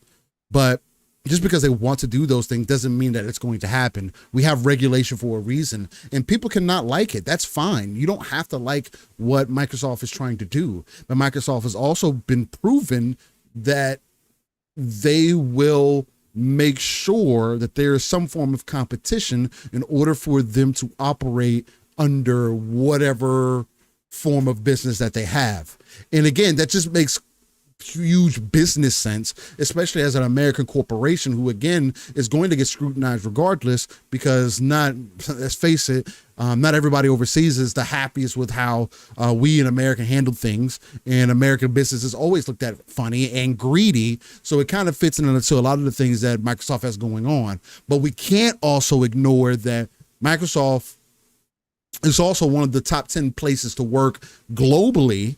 So it's kind of, for me, they're doing something correct. And I'm not saying that they're perfect. And there's a lot of shady and underlying things that Microsoft has at play. Again, you want to get into the conspiracy side of things and the Bill Gates side of things and all the underlying elements that you could have a discussion about and say that, oh, well, Microsoft has this track record of doing ABC things. I mean, you have to apply that to everything else that you look at. Sony has done that. Nintendo has done that. All the corporations that are interested in business, maybe not to the level as you have seen with Microsoft and now Xbox, which they are one now. But you can't still dismiss those things like they weren't part of history. The whole point of history is that it gives you perspective on what's happening now, right?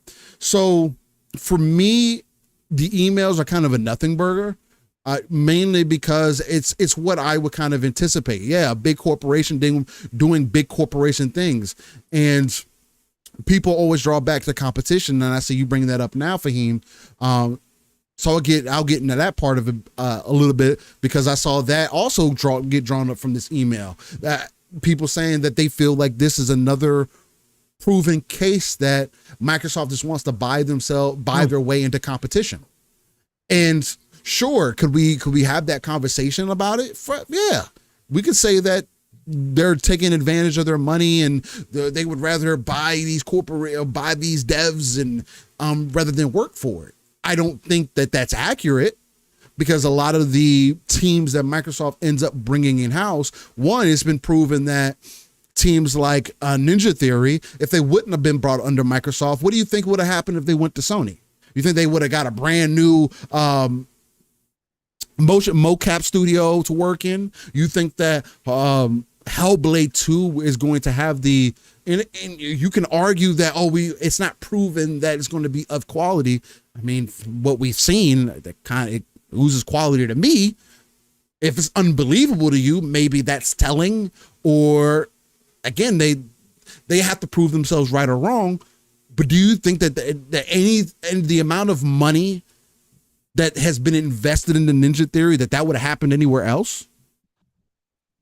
And what I hear from people is that, oh yeah, you just got to see how that would have played out. Ninja Theory would have worked it out somehow. Yeah, you can't. Yeah, how? I think you got to go play back those to games all day long too. Steel, you can play those games all day long. That's you semantics. Can say what ifs. You that's can semantics. say what ifs all day long about every situation. Right. The fact is, Fahim, is that talking about ambition is not illegal. It's not an indicator of future plans in any way, shape, or form. And again, that's a made-up business rule. Businesses do this all the time. So when you talk about, how attorneys or judges miss this kind of stuff, and you can point to that doesn't mean a dang thing. It doesn't mean a thing until they act upon it. That's when it goes under regulation. And that's when people can take a look at it, investigate it, when they take action. Talking about this stuff behind the scenes does not prove a damn thing. Again, people can say whatever. I can say I'm aspiring to get $10 million and I know how I'm going to do it. I'm going to go rob a bank. That's not illegal. Are you going to be successful? I don't know. Right. Maybe. But that's not illegal. That's not illegal to say. Like, that's not like you can't. That's not how we do things until the act is actually happening. Again, you can't sit there and say, oh, that's proof. No, it's not proof. It's a business being a business behind the scenes, having internal conversations about potential opportunities down the road and what it would look like. That's all it is. Pure and simple. And companies do it all the damn time. Sorry, no, you're good. That was perfect. I mean, bringing up that point, saying it's still possible. Anything is possible. That's why that saying exists. Right. And that's why there are actual laws and rules in place concerning acquisitions, mergers and acquisitions. That's why every country has a regulatory, all the major companies have regulatory bodies that have to approve these types of deals. Again, I don't agree with all the politics behind it, but it doesn't matter at the end of the day. That's how the world works. And so when something like that were to occur, they would have to go through that process. You know what else makes this interesting, Pong? This only recently became a concern in gaming. Because if it really was people's concerns previously, where would all this? It is factual information that Sony has 85 to 90% of the market share. Correct. In certain countries, sure. In certain countries. I mean, the countries that matter, the countries that are buying. Not in the U.S. Not, of course, not here, but everywhere, but in other areas. Yeah, some areas are dominating 3-1. Sure, we could say, oh, well, they're more competitive here. Well, of course, that obviously, and that even Microsoft has stated, competing in America, that's not the goal. That's not the that doesn't matter. There's more. There's globally. It's a good starting point, but it's global. Right. Because video games are now global. 3 billion people. Exactly. That's the reach, right? So anything is literally possible. I mean, is it possible that PlayStation could have stepped on the neck of Xbox in the 360 generation and they could have played their cards right to PS3 and Xbox would have gotten removed from the gaming ecosystem? I mean, that would have been possible. Did it happen? No. Do I think that that's kind of embarrassing for a hardware company to be kind of pushed out or be thrown into question by a software company who had to dig and pry themselves and fight their way for that console to even exist, who literally went through issues live on stage and had to cut deals with people for them to exist? Again, you got to throw money around sometimes to even be part of the conversation. That's possible. So, I mean, like, if we're going to have the, if anything conversation, I mean, we're going to have a never ending conversation. It's just a perspective. If you feel like, this is big bad MS and we should be scared, cool. That's your perspective. My perspective isn't that. And there's been no details to back up for me to have a fear. If anything, what has been proven to me as someone who does believe in the digital era, and I'm sorry if people are still more so focused on physical. We're in the year 2023. If you think that things are going to become more physical, you've been smoking something. And you might need to go get yourself checked. Maybe you got something's going on. Something's off. And I don't want to point out anything just out of respect because I know people have different things going on. But there has to be something off there because it just doesn't legitimately make sense to me.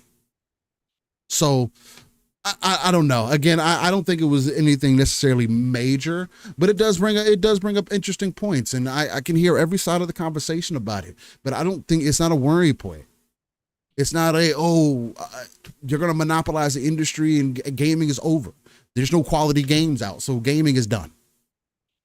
I mean, if Starfield's not a quality game for you, if that's a failure to gaming for you, I don't know if that's an example of Microsoft being unsuccessful and them having 10 million players means nothing to you because it doesn't tell you sales. And I still think that you don't get where things are heading.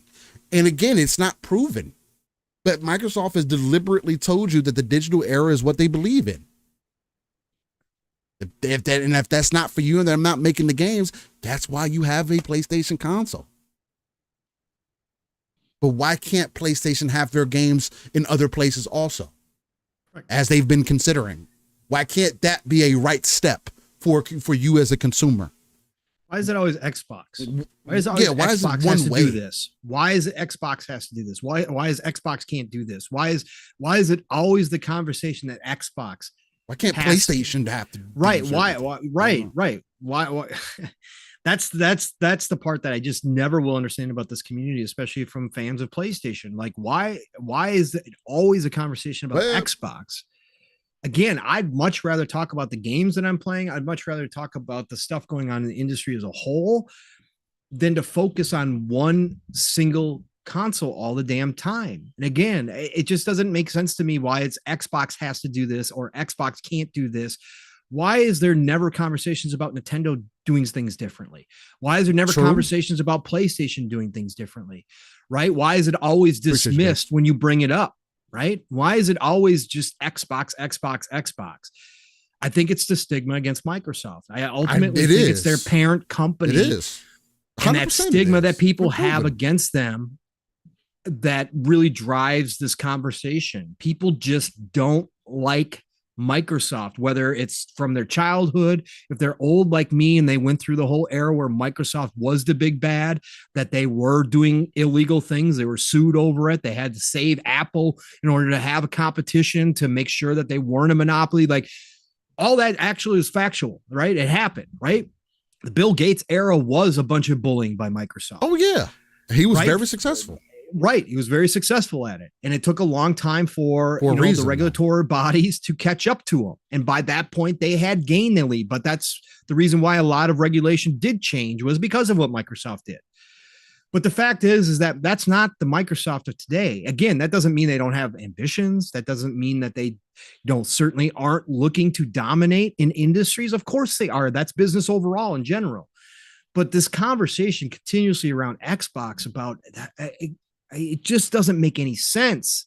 It doesn't. Let's have real conversations about where Nintendo's going and their online infrastructure. Let's have real garbage. Let's have real conversations about PlayStation and about how many franchises and IPs they've let drop off the face of the planet. Why did Crash leave? Right. And about how they don't have a good, diverse lineup right now. Yes, they're getting better. Yes, I've seen some progress there. They're trying certain things. But why? Why is it always Xbox has got to do this and Xbox can't do this? It just never makes sense to me. Sorry, another tangent. It's a perfect tangent because it's a good point, and it's a point that people will ignore. And Fahim, I appreciate the fact that if you're taking a little things that we may be saying a little bit more personal than others may. Maybe because you're passionate also, as we know, but also know that we're never singling anybody in particular out in the chat. It's just a point. You're just bringing up a point. I hope so. He's been around. He was just making a statement. He was just making a statement that he wasn't trash at Starfield. And again, I just want to clarify that I never said that you specifically were. No. People a mass audience of people that topics come up. Absolutely, 1000%. Right. And there's another group that's now qualified Starfield as a good game, but it needed to be game of the generation and it failed. So therefore the game entirely is a failure. I've seen people that have put 60, 80 hours in Steel and say it's a good game, but I wasted my money because it's not the game of the generation I thought it was going to be. You put 80 hours. You played a game for 60 to 80 hours. That's crazy. You legitimately played a game. Yo. Oh yeah. That's something that's Steel and I why? That's insanity. I don't get that. I wouldn't. Why? Just so you can come on X, formerly known as Twitter, and complain? That's really why you played a game that long and spent money on a game? You need to take a step back, friends. You need to look in the mirror and ask yourself what you're doing.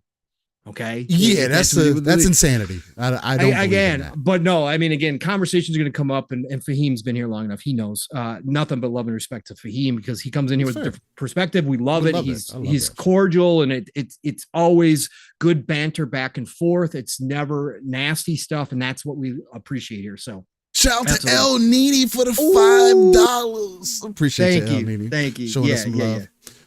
He sent us a sticker saying "Keep it up." Appreciate that. DeCaldo said Bungie contract stated that they will continue to release everywhere. Wasn't Sony who wanted that, but Bungie. And again, they had to make sacrifices to be able to acquire them. And I don't think that that's leading in the right direction either. And I had that conversation the other weekend on Weapon Wheel when I was on there this past week. And kind of about that, right? I've put over 1,500 hours into Destiny 2 as an example. And I feel like I would be coming from a perspective to talk about Bungie and their practices more so than somebody who's brand new to the game. Because I've seen the game grow. I've seen this game evolve. I've also played Destiny 1, and I've seen the changes. This isn't coming from somebody that was just like, oh, I just sat in the menu and you weren't coming around saying you hated Bungie or you hated Destiny. I don't agree with how they're handling their business practices. That makes no sense. It makes no sense for Sony to rely on Bungie. Play a game for $1,500. No, I would never do that. That makes no sense. And somebody trying to say that, oh, now how are you going to complain about something that you played and that you say that you enjoyed? You could have criticism. Because two things can be true. We talked about that at the beginning of the show, right? There's certain things. There's a lot of things in life that have a gray side to it. There are some things that don't.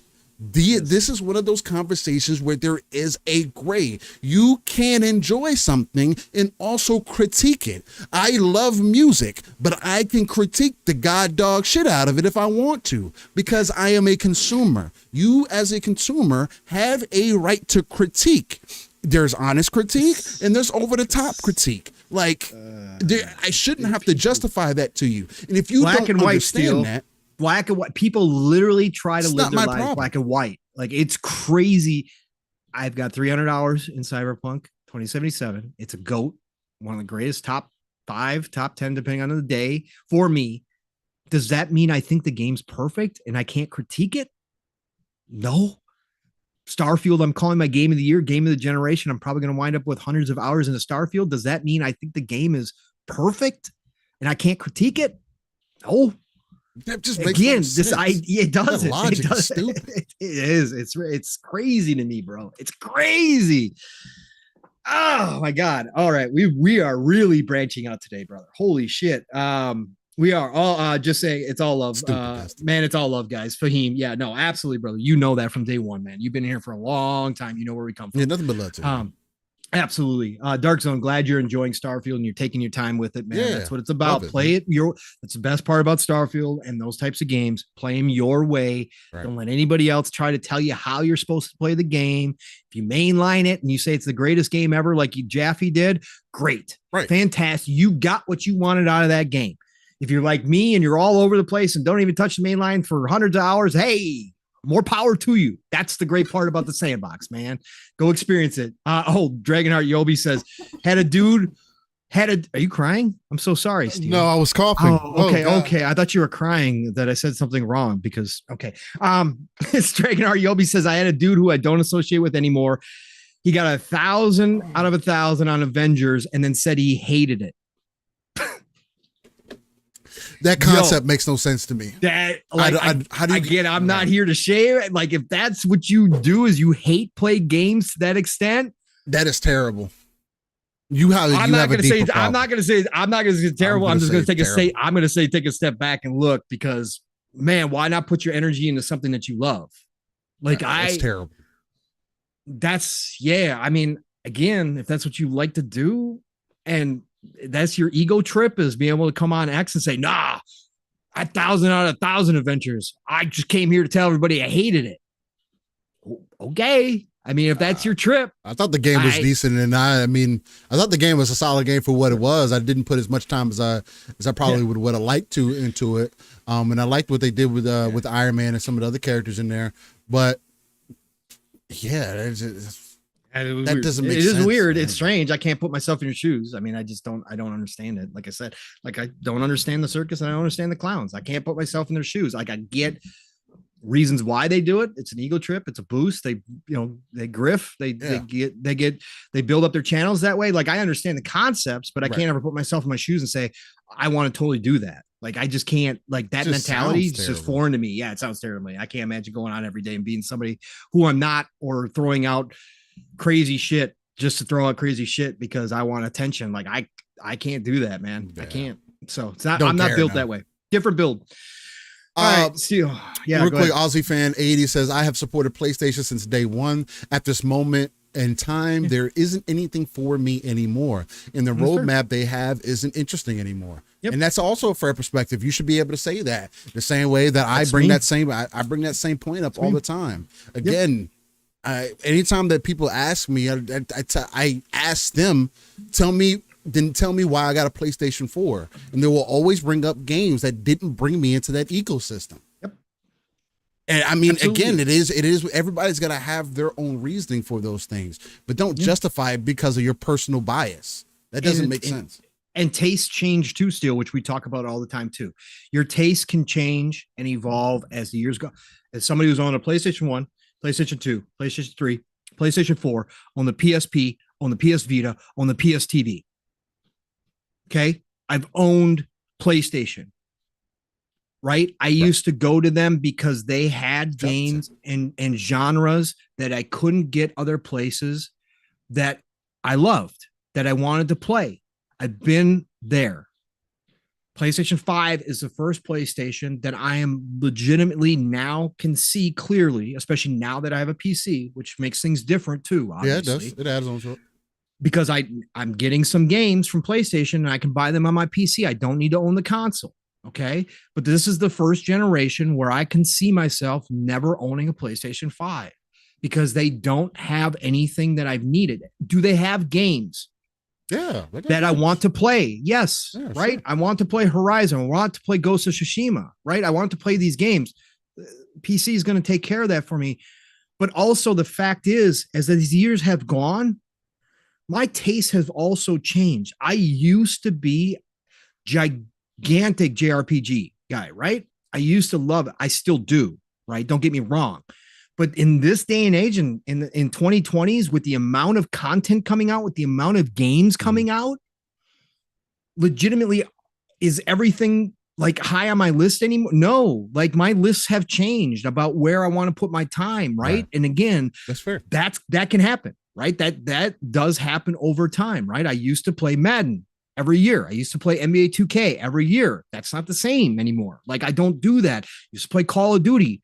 Again, Call of Duties were at the top of my list when the Xbox came out with that anniversary list of the most played games you had in 360 era. Call of Duty was there. That's not the case anymore. Do I still enjoy Call of Duty? Absolutely, I do. I enjoy hopping in. But the facts are things change, tastes change. And right now, PlayStation, with their limited lineup, there's a few games I do want to play. But overall, is it making me go buy a console? No, it's not. Right? So that's okay. That stuff happens too. And that's the things that Steele and I are pointing out that, like, again, know yourself as a gamer and stay true to yourself as a gamer. And again, that doesn't mean being the same person you were as 8 years old playing your Nintendo as you are now, right? As a 40-year-old adult. That's not how it works. Right. So just know who you are and stand on it. Again, it's not a slam against PlayStation. I critique them. I say, I wish you were still doing this kind of stuff. If they still had like a Twisted Metal, if they still had stuff like that over on PlayStation, you're damn well right. And it wasn't coming to PC, I'd probably have a PlayStation 5. There are certain things I would go to PlayStation for. Yeah. But they're narrative single player games. Now I'll wait for them to come to PC if I want to play them. Like that's just where I'm at. Yeah, that's how I feel about stuff Spider-Man. We talk about. Yeah, exactly. Yeah, as exciting as that new stuff, the gameplay that we've seen from Spider-Man this week. Also, what was that last week? I think that was this week too, right? Where that showcase happened. No, it was last week. That was last week. Yeah, it was with the direct. We talked about those. Yep. Yeah, but as exciting as Spider-Man was, and the gameplay looked good, and all this stuff, and now we got information this week. I think that's why I'm conflating the two, because we got information this week from TGS and stuff like that. But even Sony had some things out there for Spider-Man. They were doing interviews and whatnot, talking about some elements of the game. Shout out to Teresa Moore, I believe is his name, the guy who plays Miles Morales. And they were talking about how, as you're playing, you'll see the other Spider-Man swinging through the city. Maybe he'll help you from time to time as you're playing as one of them. And I think the concept of that is really cool. It does immerse you more in that experience, make you feel more part of that Spider-Man universe. That is something that the other Spider-Man games didn't have. That is dope. It makes the game feel more alive. That is very exciting to see. Does that make me want to get a PlayStation 5? No. Because what does that mean? Again, it's a very spoiled thing, but it's also a benefit to Sony, because I am willing to wait for that game to come to PC because of what I've experienced from Spider-Man 2018 to the Spider-Man that came to PC. I know that game is going to be leagues better later. Right. with the mods and everything that you can do in that game, the way that the game plays, it does age really well. Just like the Arkham series have aged really well. You know, the graphics might not hold up because of resolution and the proper support, but if you're playing those games on PC, as an example, you see that those games evolve really well. So it's like, it's cool to see the evolution, and people find their own reasons to be part of an ecosystem. But again, your reason doesn't have to be my reason, and mine doesn't have to be yours, and that has to be fine also. I think that's the real backbone of that conversation. Absolutely, of course.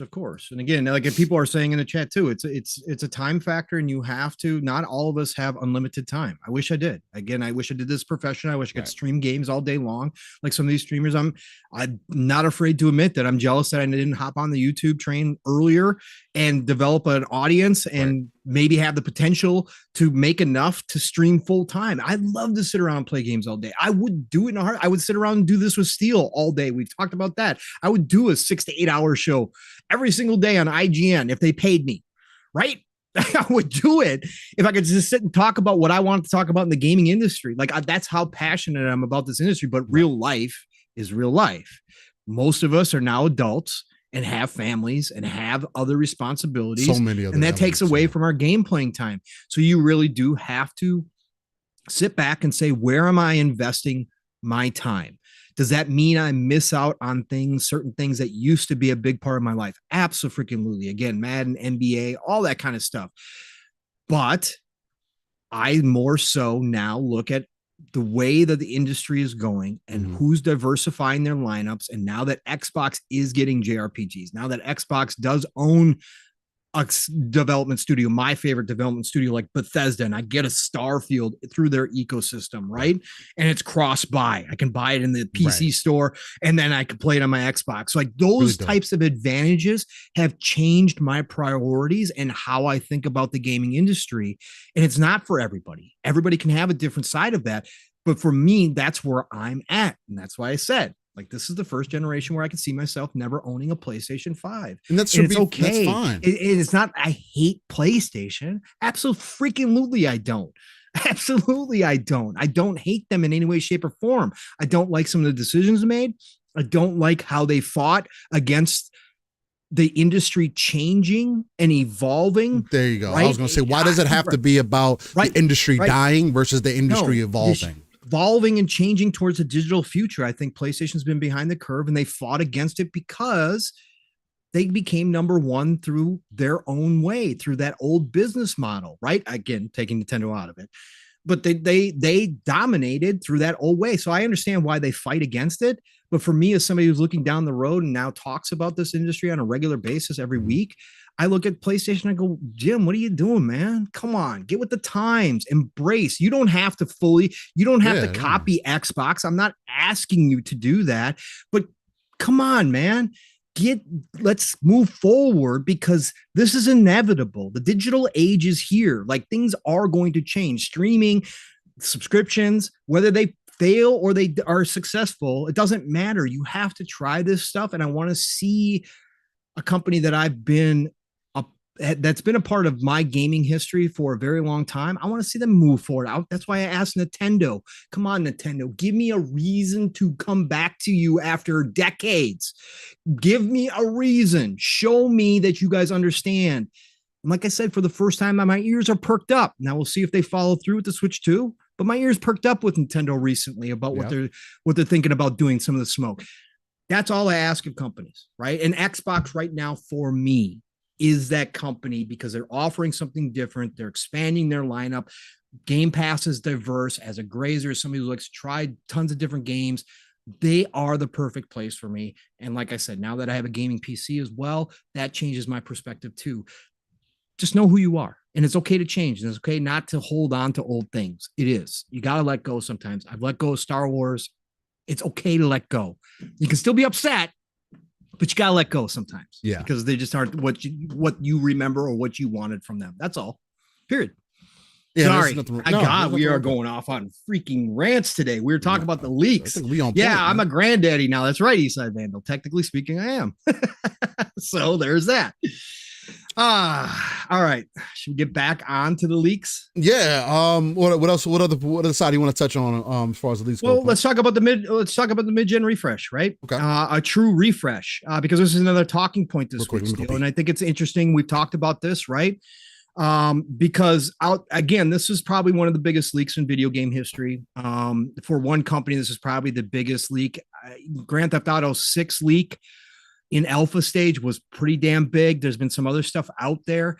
But as far as a company's roadmap and what they were looking at doing, and plans do change. That's the other thing that, again, we'll see how much CEO speak Phil was giving us when he talked about the leaks, when he put out his public statement. And he talked about how plans have evolved, and we'll share more as we're ready to. We'll see how much of that just is CEO speak trying to cast some doubt on what we saw, and how much of the leaks were actual already done, and that's what we're going to get. He was doing what he needed to do as Microsoft's as CEO of Microsoft Gaming. But the facts are that we got to look at products that they were obviously late in development with, or down the road with, as far as thought process and what they're going to do for this gen and leading into next gen, right, Steele? So we got to look at their refresh. Now, people try to say, see, Phil lied again. He said there wasn't going to be a mid-gen He was talking about a pro console. He was talking about an actual upgrade to the hardware, to a more powerful console when he was talking about that stuff. We all knew, and if you've been in this industry long enough, you know the history. We're going to get a slim version, quote unquote slim. Now, we don't know what the size of this thing is. We don't know if it's actually slimmer. We don't know any of that. But the fact is, we know that they do revisions on hardware. Yes. At least once per generation, sometimes multiple times per generation. Yes, this happens. So we got a look at that, right? And this was called Project Brooklyn, if I'm not mistaken. Why can't the first one is that the one with the spherical face? Yes, the yes, well, however you with the cylinder, whatever you want to call it. We don't know if it goes all the way around, or if it's just the front part and the back part is still like a Series X, right? We don't know that because we didn't get to see that inside. We just got to see the front of it. But the fact is that we did get a look at this console, Steele, and what they did with Project Brooklyn, or at least what at that point they were doing with Project Brooklyn. Oh, no wonder why I'm in the wrong. God, I knew it. I was in the total wrong DMs. No wonder why. So what we did get is a look at this, and it's called Project Brooklyn. It's the Xbox Series X refresh. It says they gave some highlight. Again, they were far enough along in R&D, Steele, to put this internal slide out, which again, visually, I don't think they change, because I think that if they were still thinking about how this thing was going to look, I don't think they would have put an internal slide out with an actual picture of it. I think they would just put stats and figures out about it, right? And they would have kept the look of it be under wraps until they had a final decision, right? They had their final revision done. I think this is the final revision. I think this is what we're going to see from Project Brooklyn. Now, it could be wrong, but I think that's how far along in R&D they were. The slide says Project Brooklyn will deliver 4K this 4K. Can we stop? Yeah, whatever. Can we stop with the buzzwords at this point, Xbox? You guys know, we as consumers now know the real deal. I don't, but it's obviously still working, because for the casual audience, that it works every time. It must 4K Gen 9 console gaming with more internal storage, faster Wi-Fi, reduced power, and more immersive controller, and a beautiful redesign that elevates the all digital experience of the Xbox ecosystem. Yes, the all digital Xbox experience. So, Steele, the big thing is that this will not have a disk drive. Okay, so no disk drive. It's got a spherical shape to it. It's going to have 2 terabytes of internal memory, which is good, right? Again, we all found out that 1 terabyte current gen can't hold a whole lot of games if you're a grazer. If you're somebody who only plays one game at a time, you're good. This guy, no. This guy plays the delete install game all the time. All right. So 2 terabytes. It's going to move to Wi-Fi 6. Obviously, that's becoming more and more prevalent, which is good. Yep. It also will have Bluetooth, Okay. which I believe is the first time that the Xbox console, the series consoles, will have Bluetooth. They have their own Yes. proprietary stuff. Which So is cool. Bluetooth is cool, which means more Headphones. opportunities potentially for controllers, wireless controllers still. Yeah. Because right now, True. they Aftermarket. only give that license to a very select group of makers. Otherwise, you're going wired. So if they go Bluetooth, that means that opens that up, which is awesome. And 6 nanometer die shrink, which is obviously a part of the slim. It's power, right? More efficient, more power efficient. It draws less power, all that kind of stuff. Same. They said beautiful and innovative new design. Up for debate. We'll see how it actually looks. I think a small box would have been a better design. Yeah, the Series X in half. Yeah, that's what I said too. If they could have done it that way, if airflow still, it would have been funny, but I think it would have been. I think it would have been cool. I think it would have been cool because I personally like the monolith look. I like the cube look. I know some people don't. I think it looks cool. Looks like a console. This does look more like a trash can.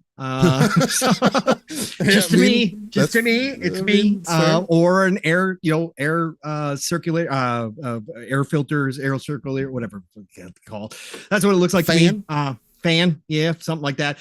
USB-C on the front port. Then same. Here's where we get into questions. Same great price, $499. If the for an rumors, all digital console, huh? Yeah. Before we talk about the controller, Steel, let me get your thoughts on this. All digital, so you're moving a disk drive. Disk drives are $20 nowadays, component wise, maybe even less. Well, it depends. If you're getting Microsoft, Blu-ray and whatnot, it's still for Microsoft. They're cutting deals, bro. I doubt it costs them. Okay, we'll just say $20. $20. We can say $50 even. If okay, all right, 20 50 side. You're removing that. Right. You're adding an extra terabyte, which we know memory can still be expensive these days. It's better now after we gotten out of COVID, but it's still expensive. Add in terabyte. Mm-hmm.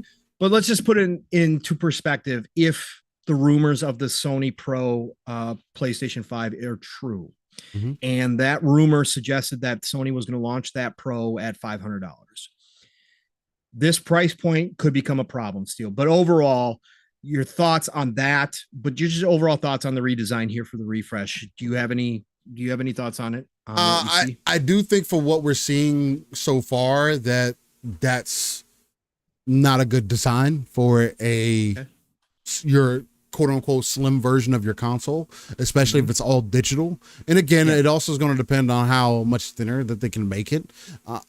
For me, again, I would have preferred to see the short squatty box look. Could you say that would look more like a router or a gateway nowadays or whatever the case? Again, I mean, we have small form PCs, so I don't think there would have been much of an argument to be had there. And even the Series X is considered, I would consider that a small form PC because there have been people who have built PCs in that same form factor. Maybe not as small of a case. And I've seen people put it in smaller cases. So there's ways to definitely shrink it down, and adding the oval shape to the Xbox, to me, doesn't personally make sense. Again, it does kind of lead back to something like the Xbox 360, where that had more curves in it, right? Whereas they went back when they did the Xbox One, that was also more boxy looking, more microwave looking, more DVD player style, especially the Fat Boy. It was a fat DVD player, it looked like. But yeah, overall, I'm not a fan of the design, but for them to come out and say that they still want to sell the console for $499 full price and charging $100 more for that extra terabyte of storage, I don't know how I feel about that, especially with the console being almost 4 years in. Shout out to El Nini with the $2 saying I'm copying that refresh Series X day one. There's nothing wrong with that. I mean, it's going to be for some people. Jasper was saying this is more of a 360 Elite and not a Slim, and I can see it more. I can see it more like that. Yes. But this is you blatantly stating that we believe that charging $100 more for storage is worth it to us, and there's going to definitely be an audience for that. But I think by the time that this releases, that selling it more so at that $400 price tag, $399, and getting the Series S down to a $199, $249 price tag, like we've already seen the Series S drop down to, especially on like a Black Friday when deals drop in. I think dropping the Series S down to $199 and then having your top tier console be $399, especially for an all digital, and then slowly outmoding the Series X, or maybe that's still being, or maybe you do a revision to that where you get a, not necessarily a pro version, but maybe you do get that more squatty box like revision, or and you can still fit in. And then when you release that, you have an external disk drive, like we're rumoring that Sony is going to do, right? You give people an option to move down that way. Of course, that the question of power, I don't think that they're necessarily going to move into.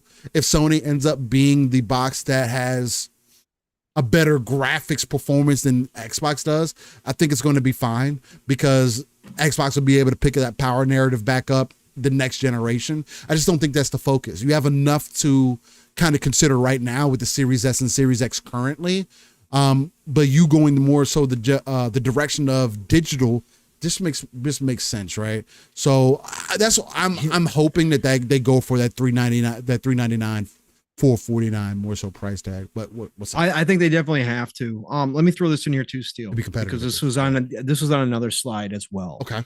And this has sparked some conversation too. I heard, I definitely heard it yesterday, and shout out to Rand, who held down Xbox 2 yesterday because Jez is on vacation, but he brought Cog, really Cog and Colt in, which was awesome. I love. Yeah. It was fantastic. Again, I was in and out because I was at work, but I did hear certain parts of the conversation. Another slide that kind of showed their roadmap, right? The launch times. Now, let's be clear. This new refresh is supposed to launch next year, end of October, beginning of November. Okay. We're supposed to, prior to that, August, September, get Elwood, which is the new S version, the 1 terabyte S, in the white for $299. That's supposed to launch next year, August, September. But in white, that or the slide, black one? I thought that was the black Series S. Well, we already got the black. Is the black Series S okay? The black series. Yeah. You're right. Never mind. Sorry. Apologize. Yep. So, Steel, in that slide, it said Starkville, Project Starkville, end of life, ahead of Brooklyn launch. Now, Starkville's never been public, right?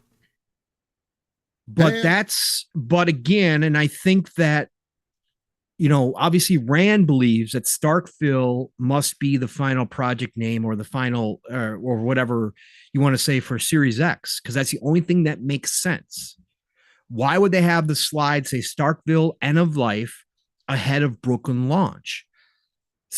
If they're going to discontinue the Series X ahead of the Brooklyn launch, Steel, then the question becomes, are we now at the point where Xbox says we're all digital and there's not going to be any physical going forward? Jasper was saying he's thinking that the Black Series S is not the Elwood. I mean, I think the Elwood is the updated white one, right? Okay. So they'll have keep a white, the white and black. Yeah. That's again, I'm kind of confused. That sounds weird. We're looking at slides that were colors, but we're looking at slides that are obviously older, right? So 2020, 2021, whatever, we're projecting out. So again, I don't know for sure, but the point being is, Steel, if they're going to go all digital, this is what started the conversation. But after all the talk about backwards compatibility, right, about the ability to pop in your old discs, right? You're going to discontinue the Series X. I have a fairly decent amount of discs from Xbox One, from Xbox 360, right? Even original Xbox. I have some games from every generation. To me, if you're not going to offer what we've heard Sony's going to offer with their refresh, they will. An external disk drive, that's a problem. There's no talk about it, though. No, there's no talk about it in the documents. I get that, but they will. Okay. There's already external ones, and Microsoft being the company that they are, especially software side of things, it is much more probable for you to get a third party USB type of hard drive that you can plug into your box than what you would kind of predict with Sony. But I at least that's my that's what I would expect, because I agree with you that doesn't make sense, because it kind of goes against your strategy also of you making things accessible. You still have to offer the option, right? At least in my thought. And hopefully. I obviously wholeheartedly agree with you, and hopefully. I hope that's the case. Right. It's just there's no mention of it, and then we get into the talk of their initial discussions about what the next gen is going to look like, right? And again, these were early conversations about the next gen console, about this cloud, right? Maybe potentially ARM or x86 architecture, this hybrid console. Well, that to me, that sounds like that's going to be fully digital, right? When they start talking about that stuff. So if Xbox is and again, we've said at some point, all these companies are going to go all digital, that physical is going to go away, that eventually consoles will go away for everybody because they are a loss, except for Nintendo. They are a loss, right, to have hardware. But again, I still believe we've got 2 more generations of physical hardware at least. But again, if the Xbox is going to start transitioning everybody digital, this is the way that you eventually are going. You're eventually going to have to cut the cord, right? Still, eventually you're going to have to do it, and you're going to have to tell everybody, yeah, no, it's going to be all, we're not doing physical discs anymore. This is all digital. It cuts me a little bit because of all their talk about backwards compatibility. And that just means you have to keep your old hardware. You're going to have to keep the Series X around. Yeah. And do it. Again, we'll see. Like Steele said, maybe there's plans for third party, external disk drives. Maybe there's something else in the works that we don't know about. That's certainly a possibility. I just thought that was interesting. Also, Starkville. Jasper brings a good point up too about that. He says, could they be talking about the Series S, the old 512? No, because that's in here. No, because that's in this slide. I was just going to bring this up. Thank you, Jasper. I was just going to bring this up because the other point was Last Chance Edith 512 gigabyte, which is the white Series S, at $199 as a Black Friday offer before end of life. So Edith is the project name for the Series S, the 512. So that's the whole thing there. So, I just thought this roadmap was interesting. I don't mind the mid-gen refresh. Actually, it kind of takes a decision off my plate that if they're not going to do a pro version, I don't have to worry about it. Yeah, there's no reason. Even with having a PC now, that helps too. Yeah, exactly. But I'm not going to update. I'm not going to update. I won't get this thing. I don't care. The extra internal storage is great, but at the end of the day, I don't care about it. I'll play the game of deleting and reinstalling. I'm fine with it. I don't have caps on my internet, which is always a good thing. So I'm good with it. So I'm just going to stay out of this. But let's talk about the controller real quick, Steele. Yeah. Because obviously the controller's been a point of contention for a lot of people. We've been waiting on the new Elite Series. There seemed to be that in the Pyramid leak as well, where they talked about things that are funded, things that are not funded. They, in fact, actually had an Elite Series controller listed in there. And they also had a premium controller listed in there as separate from the Elite. I don't know what that is. Yeah, because how much more premium can you get than Elite? Like 200 is already high enough. Yeah. So, anyways, but let's talk about this Sibyl, whatever you want to. It's Sebile, Sabile, whatever this code name is the new Xbox controller. It looks like it's wearing pants, which I don't like, but whatever. Weird. So this one here now, Steele, Xbox Wireless 2, direct cloud to cloud. Also, this controller will have Bluetooth 5.2, which is awesome. New mobile app features. Okay, whatever. See paired devices and cloud, managed devices and accessories. Immersion. This is the thing that everybody's kind of divided on. Haptics. So you're going to get precision haptic feedback, VCA haptics, double as speakers, accelerometer, and quieter buttons and thumbsticks. You will also have the lift to wake feature. So you can just pick up I don't like I this don't either because care. I move my controller around all the damn freaking time. Wherever they're sitting, like depending on where I have them, I don't want my Xbox turning on every time I pick up the damn controller. That would annoy the hell out of me. Anyways, but some people will enjoy this. Some people who have very specific places they put their controller and then grab it and all that kind of stuff. It will also have modular thumbsticks, which is cool. So you'll be able to replace. This goes towards the EU and the UK passing laws where tech has to be repairable at home. Everybody's kind of going down this road. We see Apple going down this road. This is a part. I don't know what date it is that everybody has to be up to speed on this, but you're supposed to be able to repair your tech at home, phones, controllers, etc. Consumer law. So that's a part of it, right? So they're going to have the modular thumbsticks, which is good, rechargeable and swappable battery. So they're going to, it sounds like from that wording, they're going to have an actual battery pack that comes with the controller instead of double A's, and it's going to be rechargeable, but you're also going to be able to swap it, unlike the PlayStation 5 controller, which is internal. And if your battery goes bad, go buy a new controller. It's a better option than buying a new controller. Yeah. It's a better option. So for recycled materials, less resin, repair and disassembly. Again, going back to that repair at home thing. Much lower time. So still, but the big one is obviously haptics. Don't care. I've made it quite clear.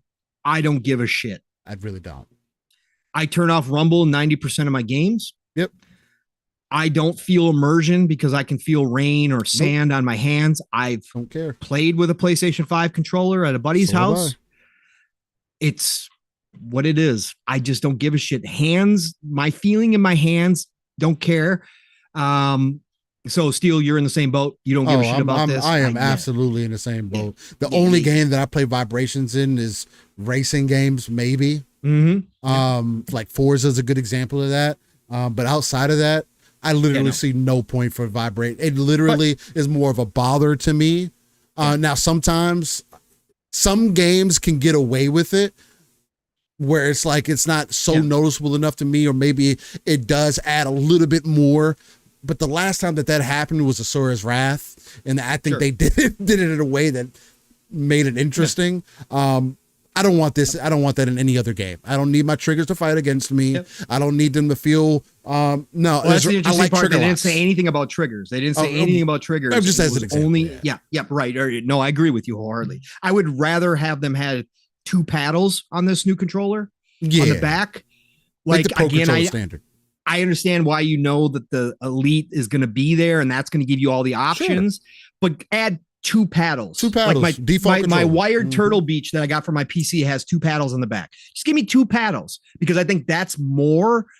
That's something I would use more than ever using haptics. But again, that's me personally. I know there's people out there who have wanted haptics, that have played with the PlayStation 5 DualSense, love it, think that haptics are the greatest thing since sliced bread. Obviously, developers are making games with haptics for the PlayStation 5. So obviously it's going to be easy for them to implement it on the Xbox controller. So that's all fine. It's just, I don't give a shit. I'm never going to use it. So period, point blank. I'll turn it off if I ever get one of these. Again, I have no interest in buying this controller as is. So that's just me. And then I think there was also the accelerometer, the gyroscope functionality of that. I don't care about motion in my controller. I don't want to sit here and do all of this with my. I really do not care. Can you just give me a better sticks? Why do I have to be able to? I mean, replacing the sticks is cool.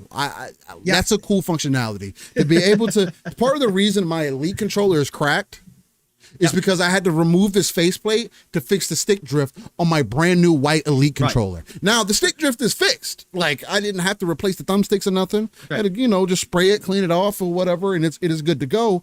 But it's cracked because I accidentally bent the face of the controller too much. It's not easily accessible. This doesn't come across to me as, oh, this is easy to replace. There's also glue that's underneath here that makes it like, if you don't put a certain amount of pressure in, or it does make you feel like you may be breaking your controller. So it's not a good feeling for a consumer to have. So there's so many other things that, I mean, you are doing things that are very approachable, that are good things that a lot of people seemingly have interest in.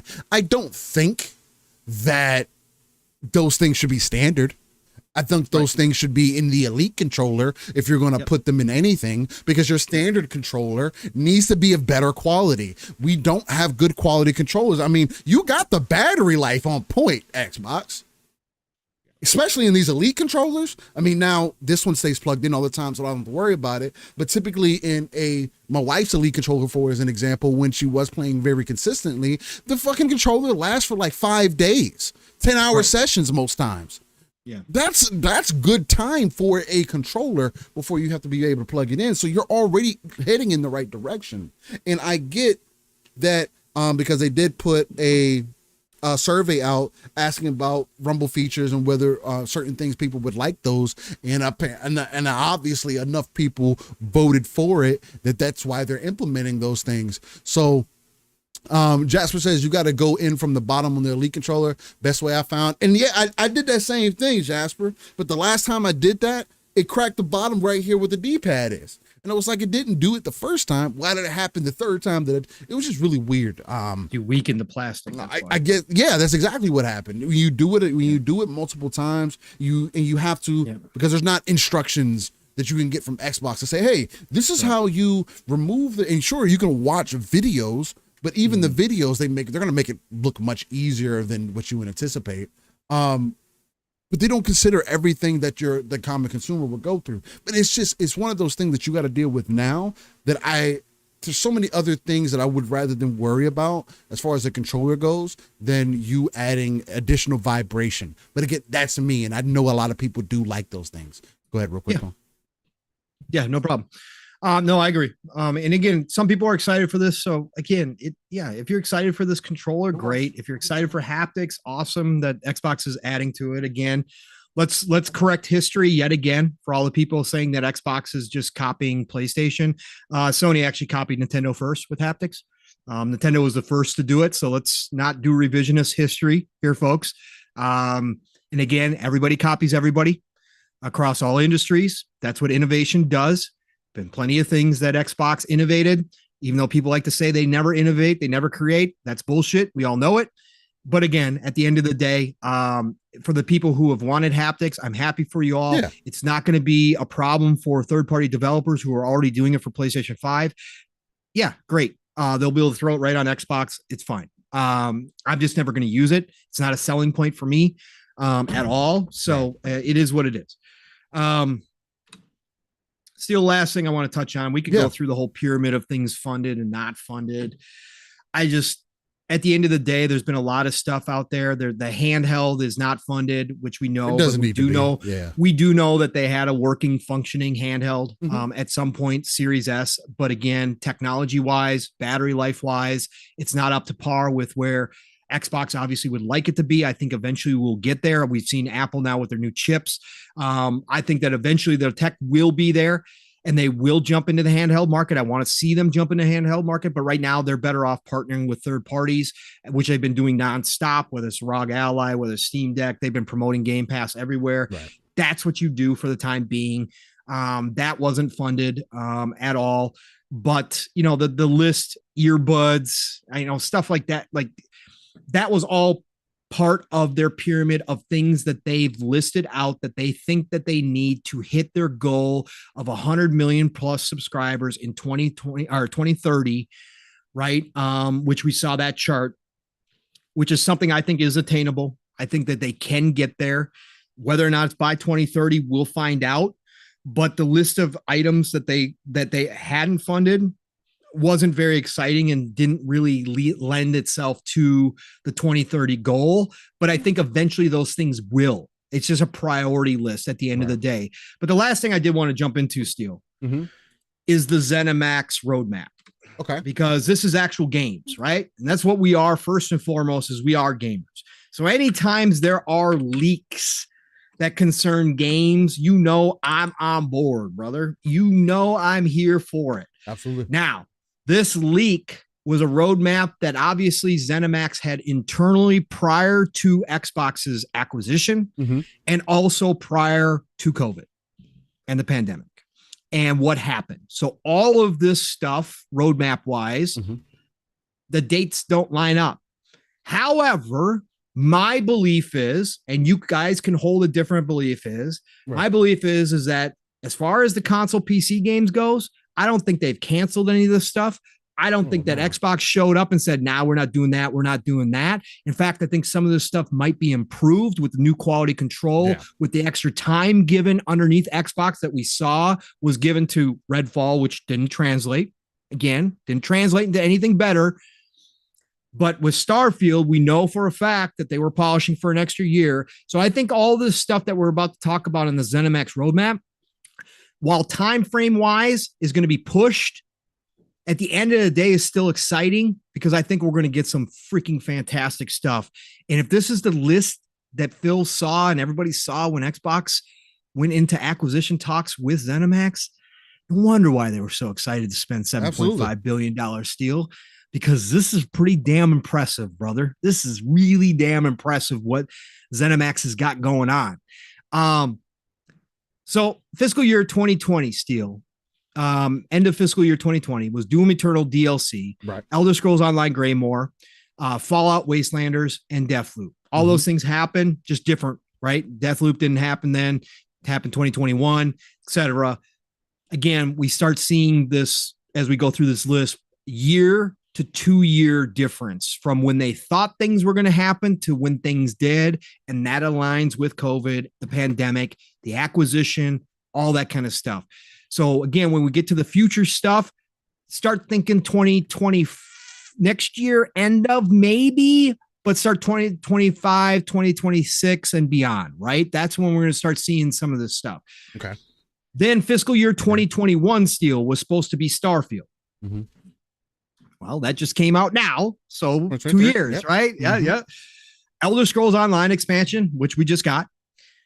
Redfall. We know about that. Doom Eternal DLC. Okay. Ghostwire Tokyo. Okay. Well, we know when that came out. Fallout Worlds, which was Fallout 76. And Project Hibiki, which I think we all now know is or was Hi-Fi Rush, right? Project Hibiki obviously was Hi-Fi Rush from Tango, which we got. Okay. Then fiscal year 2022, we were supposed to get Indiana Jones.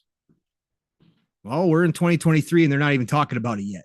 But this is the push that ZeniMax was going to make. Now, this is why you see things like Fallout 76 happen, because now you obviously know that ZeniMax board of directors, monetary wise, was pushing for games to launch, like get them done, get them out the door. Indiana Jones was supposed to be here 2022. Todd now recently in an interview said we'll talk about Indiana Jones next year. I think that Indiana Jones potentially, right? And there's a little dot after this. I thought this was for free to play mobile because it's underneath that side, but I've heard other people talk about this. Indiana Jones looks like it was supposed to be a trilogy potentially. I think Indiana Jones, we could get a talk next year at the Xbox showcase next year, the Xbox Bethesda showcase next year. I think we could see Indiana Jones and have it launched by the end of next year holiday. I think we could. Indiana Jones, more so 2025, but yeah, I know. I'm just saying it's a possibility, right? With this lineup, it's a possibility. Indiana Jones, Oblivion Remaster. These are the ones that got me excited, Steele. Oblivion Remaster. Now, we've heard some smoke that they weren't sure if it was going to be a remaster, a touch-up, or if it was going to be a full-blown remake. I think underneath Xbox, knowing that they have the time, they have the resources, knowing Phil understands the history, along with Todd understanding the history of what Oblivion means, I think we could get a full-blown redo of Oblivion. And I think that might have pushed this out till maybe 2024, 2025, potentially. And I think that we do get an Oblivion remaster, though. That's going to be huge. That will be gigantic. Oh, man. That's going to be something else. Another Elder Scrolls Online expansion. And then, of course, fiscal year 2022, because, of course, they had fiscal year 2021 was supposed to be Starfield. Now, fiscal year 2022 was supposed to be Starfield DLC. We know they've got DLC planned, obviously, for Starfield. I imagine we'll probably see Starfield DLC next year. Right. So that all lines up.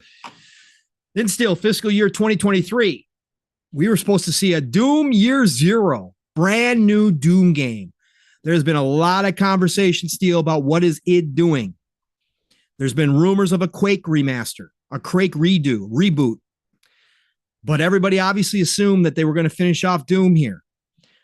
Obviously, this names it Doom Year Zero and DLC. Next year, do we get Doom on top of everything else that we kind of are lining up next year still? Do we get a Doom from id drop in 2024? Gigantic, man. Gigantic. We also get an interesting one here called Project Kestrel. Nobody's ever heard of Project Kestrel. Yeah. Now, I know you did some research on it. I did some research. I did some speculation because, again, Starfield fiscal year 2021, Project Kestrel fiscal year 2023. Underneath Zenimax is a little studio called Zenimax Online, makers of ESO, right? We know they're working on multiple projects still. We've had smoke that one of them is a licensed IP, potentially Star Wars, potentially Marvel. But we also know that they've had so much success with Elder Scrolls Online and we talked about how Starfield would be freaking fantastic as a multiplayer game. Why would you not? You got Fallout 76. Why would you not make a Starfield MMO? And would it not make sense to have that MMO come out 2 years after the initial game? So now we're talking 2025 if we're talking about our dates now, because we got Starfield launching this year. Project Kestrel, in the research I did behind the scenes, Steel, was that Kestrel is actually a French word, and it's a common name given to several species of predatory birds from the falcon genus. Falco. Well, then as soon as I read that, I was like, oh, Falcon. Well, that's the name of a SpaceX rocket, the Falcon 9. We know the influence that SpaceX had on Starfield, had on Todd and the entire team. They met with Elon. They went to SpaceX. Todd has a signed Falcon model rocket in his office from Elon. So could Project Kestrel be the Starfield MMO now due in 2025 if the dates all kind of get pushed the same way that, all the other games have? I think so, Steel. I think so. But we don't know. It could be something completely different, right? But also very interesting that we saw this. All right. Then we move on and we come to Elder Scrolls Online expansion. Again, they're just going to continue to pump Elder Scrolls Online. Again, one of the biggest MMO on console, right? They've stated those numbers. It just continues to grow. It's everywhere. Elder Scrolls Online is a moneymaker. Project Platinum. Never heard Project Platinum. We have no idea what this is, Steel. No idea. But it's another unknown game from one of their studios. We don't have any idea. Then fiscal year 2024, their roadmap looked like this. Elder Scrolls 6. So 3 years between Starfield and Elder Scrolls 6. Steel, if we project that out now, we're talking fiscal year 2026. Do we think that we get Elder Scrolls 6 in 3-year turnaround time? Or do you think now, since they don't have to pump out these games the way that ZeniMax's board of directors would like them to, that we see Elder Scrolls 6 given extra time and potentially Elder Scrolls 6 becomes a launch title for next gen in 2028? What do you think? I think Elder Scrolls 6 should end up being a cross-gen title. It's going to come out towards the end of the generation. It will. And I think it would fit in within that time, the 2026, 2027 time, maybe, especially considering how much time that they're probably going to need on it. But it's already storyboarded, right? It's already set up. They just have to develop the game now. So it's one of the benefits of having an IP that has iterations on it. So maybe they could pump it out a little bit earlier. So maybe it takes them, I know they really weren't going to focus on it from previous interviews with Todd. That they just started development. Yeah, I was going to say. So 24, 5, 6, 7, 8, 5-year dev cycle, that wouldn't be bad. And it wouldn't be considerably too long after the Breath of Starfield, especially knowing now with the more information that we're getting about the development time, and that games do take longer to develop. So again, I could fit anywhere between that 4 to 5 year time span. I am kind of more so leaning towards 4 now that they have Microsoft behind them, right? Whereas previously they didn't have the capital to maybe speed up the development cycle. Maybe they didn't have enough things or talent within the studio or ease of access to things to help them develop the game quicker. And again, back to my point about it being a iterative IP and this being the 6th game from that IP, they have a lot of things that are working in their favor in comparison to what they had before, where it could have taken maybe a little bit longer because of bugs and wanting to hammer things out. And I think Starfield is a good representation of what time will do. But Starfield's a new IP. So again, I think that's where I would kind of lean on as far as that goes. But again, I'm not the Elder Scrolls dude either. So Elder Scrolls Online is kind of where I'm at. So hearing those details about possibly that rumored Kestrel game being that Starfield MMO, again, that's also something that we've talked about. That would be really dope. That would be something that's really dope to see. And that's one thing to pull me back into the scope of those games. So yeah, absolutely. And Blue Moon brings up something that Kestrel is a bird of prey, which of course brings in Star Trek. Sure, absolutely. Of course, Blue Moon. I'd be down for a Star Trek game. Absolutely. Jasper would be in the chat. Jasper obviously brought up a good point too and said, looking at the numbers that they estimated that these games would make, they estimated that Starfield first year would make 600 million. Second year, 215 million, and then 50, and then 35. Whereas Elder Scrolls 6 out the gate was 1 billion. Well, Project Kestrel has 280 million the first year, 275 million the second year. That says to me an ongoing type game, right? Yeah, it would have to be an online game. Right. That does indicate, The other thing too that adds on, that does talk to consistency, but you got to think too that Fallout 76 isn't going to last them for forever. So what is that team going to work on? Again, you've already supported Fallout 76 up to this point. It's coming to its end, and I know people may still continue to play that, but that's not going to be your forever game. So what else are you going to work on? It's going to be another online game because that's what you guys have created for that team. Yes. And those numbers also indicate potentially a late year launch too, right? Absolutely. Yeah. Because that would split up. So again, there's some interesting points. There's some interesting points to be made about the money stuff here too. Because obviously you can kind of see what they're thinking the size of the game. Because Indiana Jones, they were thinking 230 million.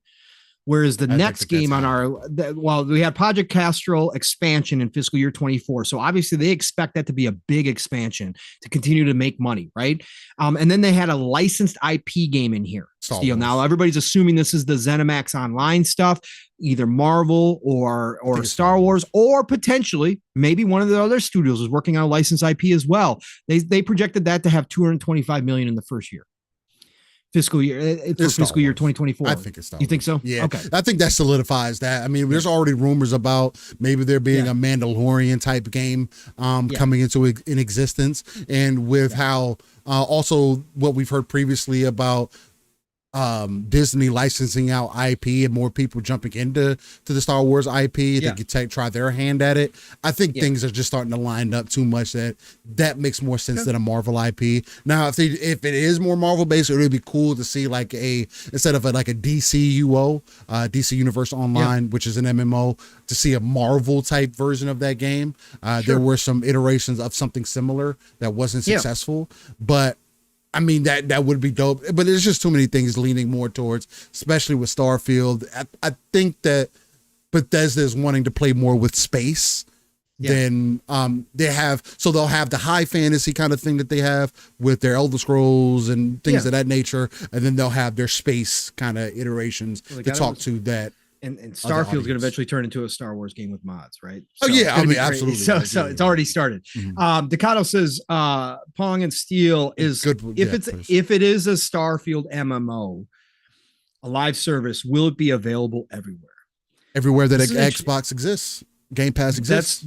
I would say because Decado, and I always say this, you want the biggest audience ever for an MMO. Obviously, Elder Scrolls Online is part of its success is also because it is on PlayStation, right? Let's make no mistake about it. But because Starfield itself was exclusive, right, to the ecosystem, to Xbox and PC, I don't think so. I think a Starfield MMO would be Xbox and PC. Yeah, that's my personal thought. That goes against everything I've said about MMOs and about multiplayer games and games as a service, because when we talk about PlayStation, any of their IP, I say must go everywhere, right?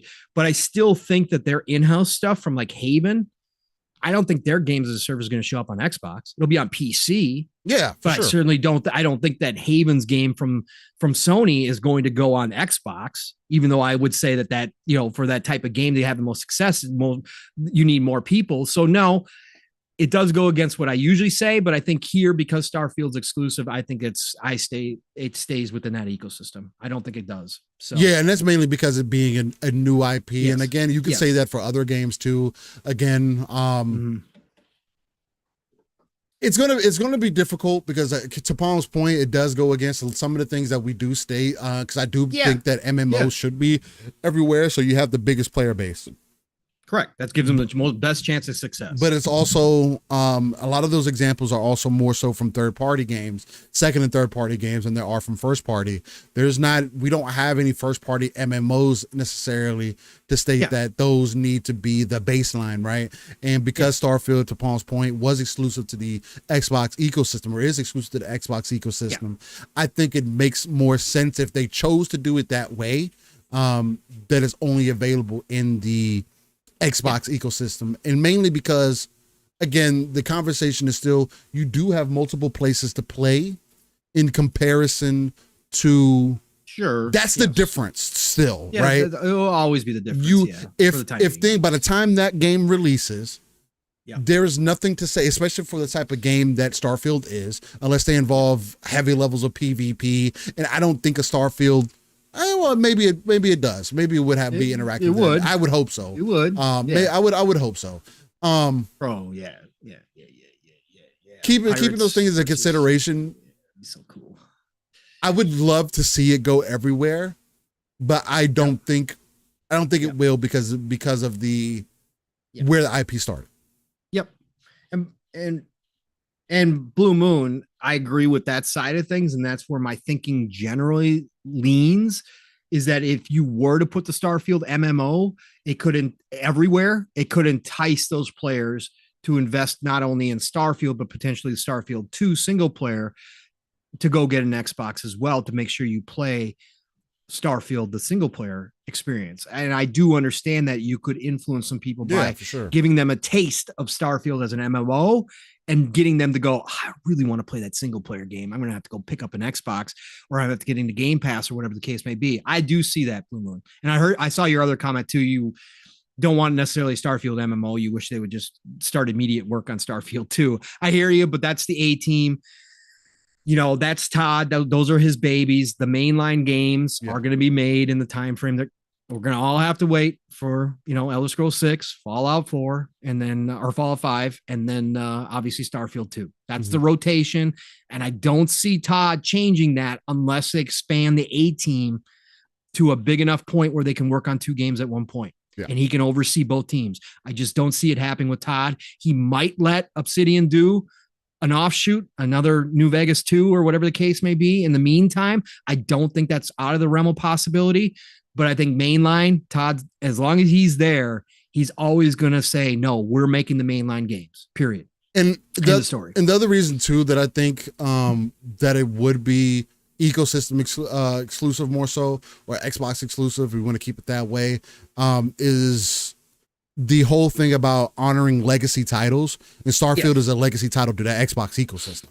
Sure, absolutely. That's what I mean. Yeah, that's the biggest reason that I would look that way. And again, is you do have to give people reasons to invest in your ecosystem, and I think that would be a fair example of, hey, this IP started here, we're gonna grow it on this ecosystem. If you want to be part of it, you come here, and that's much different than any other MMO style of game that you see typically nowadays. Because I would also feel that way about Sony. If Sony created a game that was an MMO, again, Final Fantasy 14 is the biggest example, but that's not their game, right? Yeah. But if Sony created came out with a game, for example, Last of Us, and they turned Last of Us into an MMO, I would think it is fair for that game to stay on that ecosystem. Wherever you can access PlayStation, you can play that game. I wouldn't, would it be cool to have it all of a sudden on Xbox? Yeah, that would be cool. It would have more people, but you got to give people a reason to jump over. And that would give me a reason, as an example, to jump over, right? Jasper, to your question, if Kestrel is a Starfield MMO, why is the money estimate 1/3? Because MMOs generally don't do as much upfront money as the full single player experience. And you got to remember, these are prior to acquisition. So this is when they were still discussing Starfield by themselves, by themselves, but launching on PlayStation, launching on Xbox, launching on PC at $70.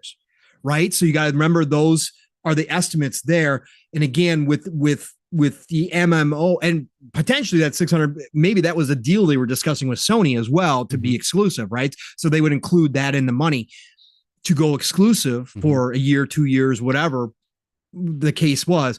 Whereas an MMO, like they show Elder Scrolls Online, right? Fiscal year 2020, 200 million, fiscal year 2021, 190 million, 180 million, 160 million, 125 million. MMOs just don't do that money up front, but that's why I see 280 and 275.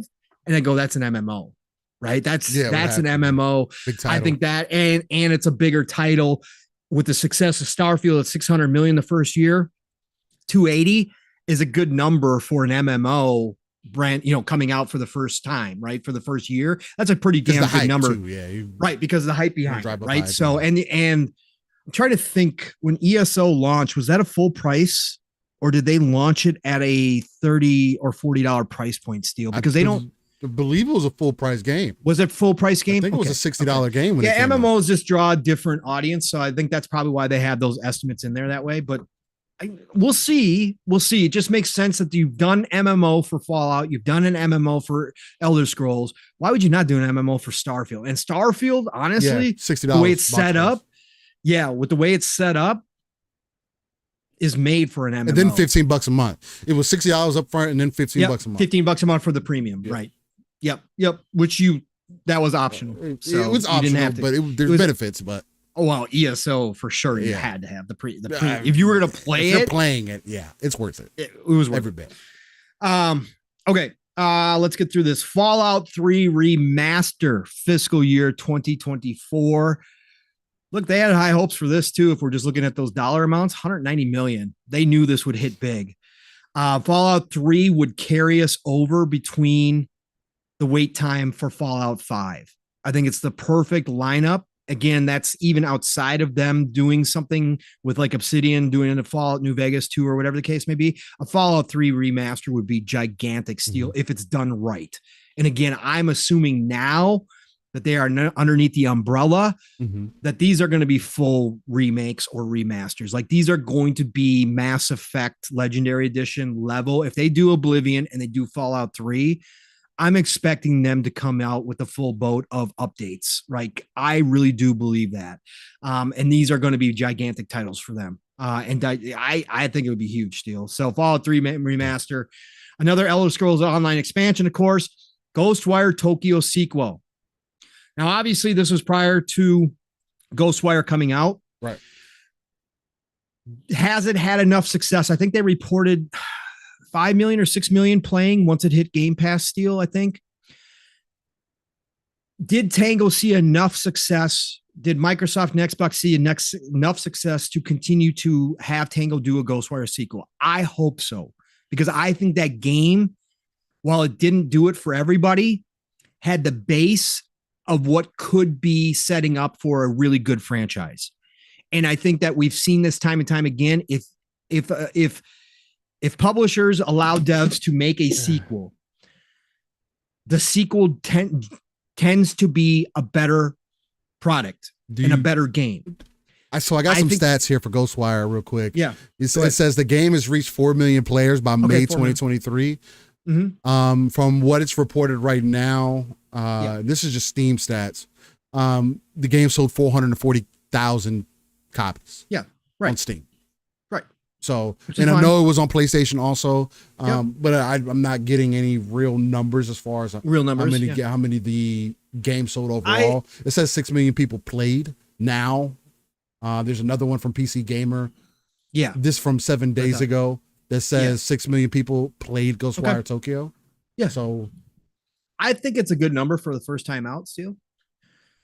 I think with the confidence that they've shown in Tango after Hi-Fi Rush, we know we're going to get a Hi-Fi Rush sequel. We know that. Oh yeah, I mean, that's a lot. At least a 2. I think they let that team go back to Ghostwire Tokyo. I really do. I think it's got the potential still. I really do. Not to be a 40 million or 20 million or anything like, but I think it's got the potential to be a good franchise. It's got a really cool story. The world is awesome. The combat is freaking awesome. Love the traversal in that game. I think it's got potential, but does that mean enough?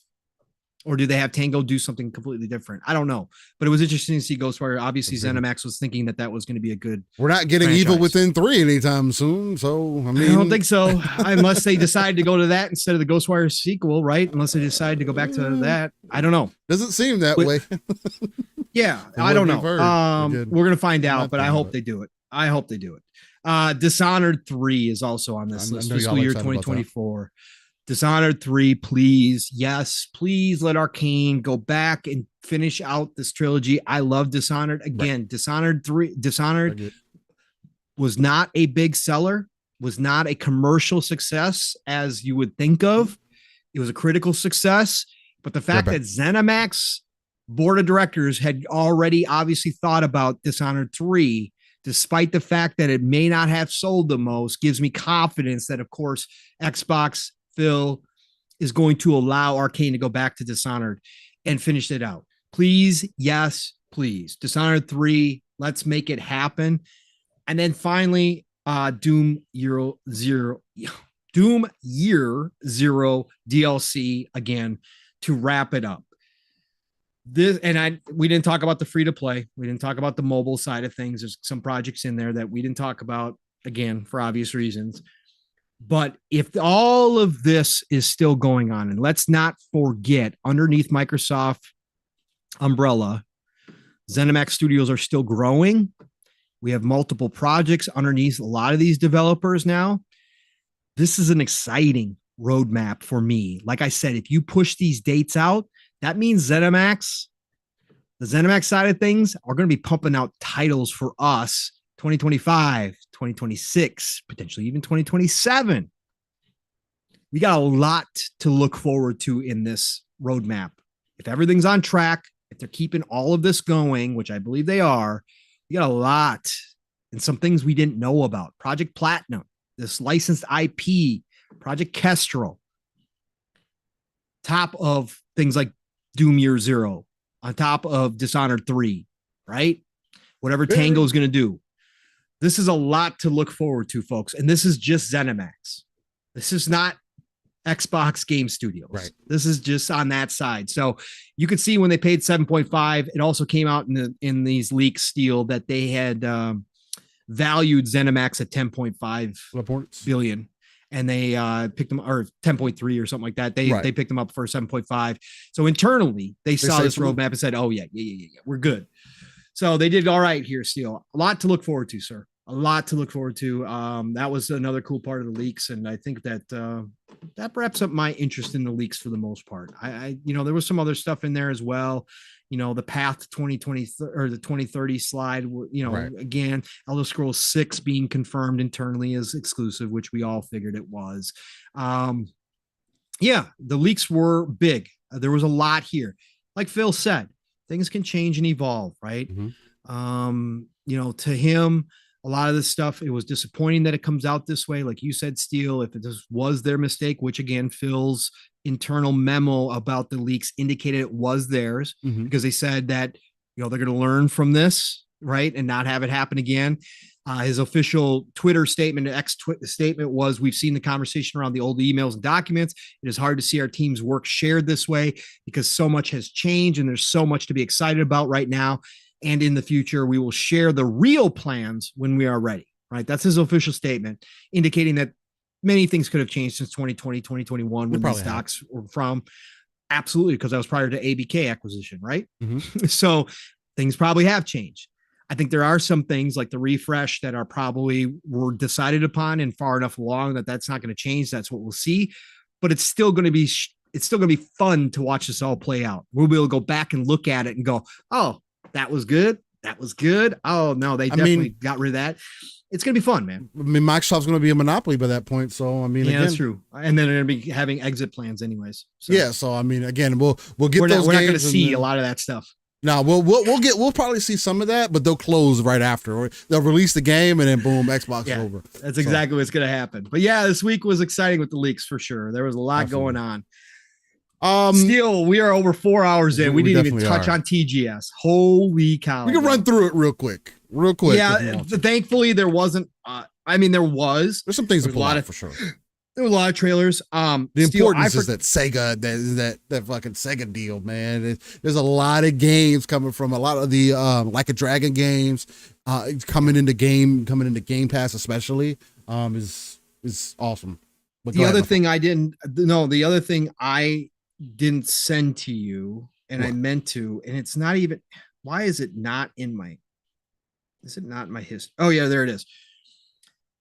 You guys, everybody in the chat, if you guys were excited for Where the Wind Meets, Where Winds Meet. Oh yeah. If you guys remember that game that was shown off last year. Mm-hmm. IGN had 18 minutes of new gameplay. I need to check that out. I missed that. Damn. You have to go check it out, Steel. And specifically within that 18 minutes. I'm really interested in that game. Yes. And now that I saw this, I'm even more so. But specifically, at about the 1350 minute mark of the IGN video, it's all straight gameplay. They show him do some aerial traversal.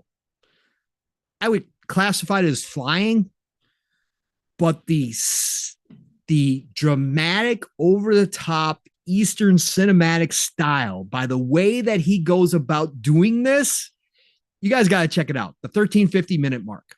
Is that when he cuts the sky open? Yes. Yeah. Yes. They showed that during the trailer, the original trailer. Yes. But you got to watch it after that. They show more. Yeah, they show more of it. That. Yeah. Super, super cool. They also show a part of it where he learns a new move from a toad. Oh, wow. He observes a toad hopping around, and that becomes a new move as part of his skill tree. Pretty damn cool. That is pretty really damn cool. Different. Yeah, different. Totally different, man. I like that. Yeah, so Where Winds Meet got a new 18-minute gameplay trailer from IGN. So go check that out, everybody. That's super cool. But yeah, we got some other cool stuff, but both Xbox and then Capcom were earlier this week. Again, very cool stuff, like you said, Steel, with Sega. With everything going on with the partnership and obviously Like a Dragon, which is now the Yakuza series. I hate this naming. Sega, love you. But whoever decided to name this naming thing with Like a Dragon being the overall name, I hate it. Okay, I absolutely hate it. You guys should have stuck with Yakuza and you should have stuck with Like a Dragon. Okay? Because it's confusing the shit out of me. It really is. Like when we're talking about these games, it's very hard to tell which one is the Yakuza style and which one is the Like a Dragon. And they also, I wish you guys would have stuck with the turn-based Like a Dragon stuff, but whatever. They are for the dudes for not Kiryu. Is his name Kiryu? Whatever the dude that had the afro in the most recent Like a Dragon. Yeah, Ichiban. Okay, yeah, I know in his.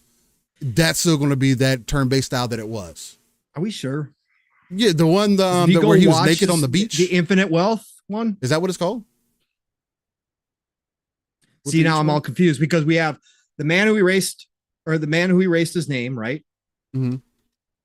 We've got Infinite Wealth. And Infinite Wealth is the one with Ichiban. Okay. Is it still turn-based deal? Because it describes as an action. Was the first Yakuza? No. Well, because I'm looking at the gameplay right now. Yeah. That's what I'm saying. It looks like it's still that same element that the other one. Yeah, because he's literally standing in combat, choosing a move, then doing the move.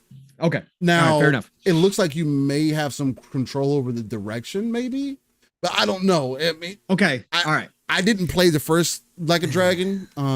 With him to determine. I know people were saying it is one of the smoother turn-based games. It is. It's fantastic. I got over 40. I got what 50, 60 hours, 40 hours. So I can't remember how much I could go back. So maybe they've maybe done that, but maybe refined it a little bit more. But the naming convention sucks. I'm sorry, Sega. It sucks. And I know you guys said that you didn't want to keep going with Yakuza for the West, blah, blah, blah, or something like that, that you thought they would have more success underneath Like a Dragon because Like a Dragon was so successful worldwide. I hate it. It's turn-based ball. It's like how. Okay. All right, cool. All right. Well, I'm good with that then. But yeah, Steel. So we did get that out of the Xbox show. There was no big, gigantic announcements here, but I thought it was a solid show for Xbox at TGS. I thought that them solidifying their partnership with Sega, even more so now with the Game Pass announcements for both The Man Who Erased His Name and for Ishin, both of them coming to Game Pass was big. And then obviously reestablishing that Square Enix with the new CEO is making changes. Supposedly, we'll see how far this goes when it comes to Xbox by announcing that Octopath Traveler is coming out early next year. Octopath Traveler 2, is coming out next year, early next year to Xbox. That was also a good announcement. And I'm happy to see that. So that was all good stuff. Also, Phoenix Wright, Ace Attorney, Ace Attorney Trilogy is coming to Game Pass as well. You can poo-poo it, but Ace Attorney's got a cult following, a very strong cult following. I picked this up on sale. If you like narrative, whodunit, that's what it is. It's a good game. It's a good game. It's fun. The characters are well designed. I like it. I got to go back and finish it, but it's a great game. And then also Ioun Chronicles 100 Heroes showed off very, very well. Jasper, I just heard him say last night on Xbox Ultimate, he had no interest really, he doesn't have any interest in these style of games, but he was watching 100 Heroes and it started to be like, oh, maybe I kind of like this. Right.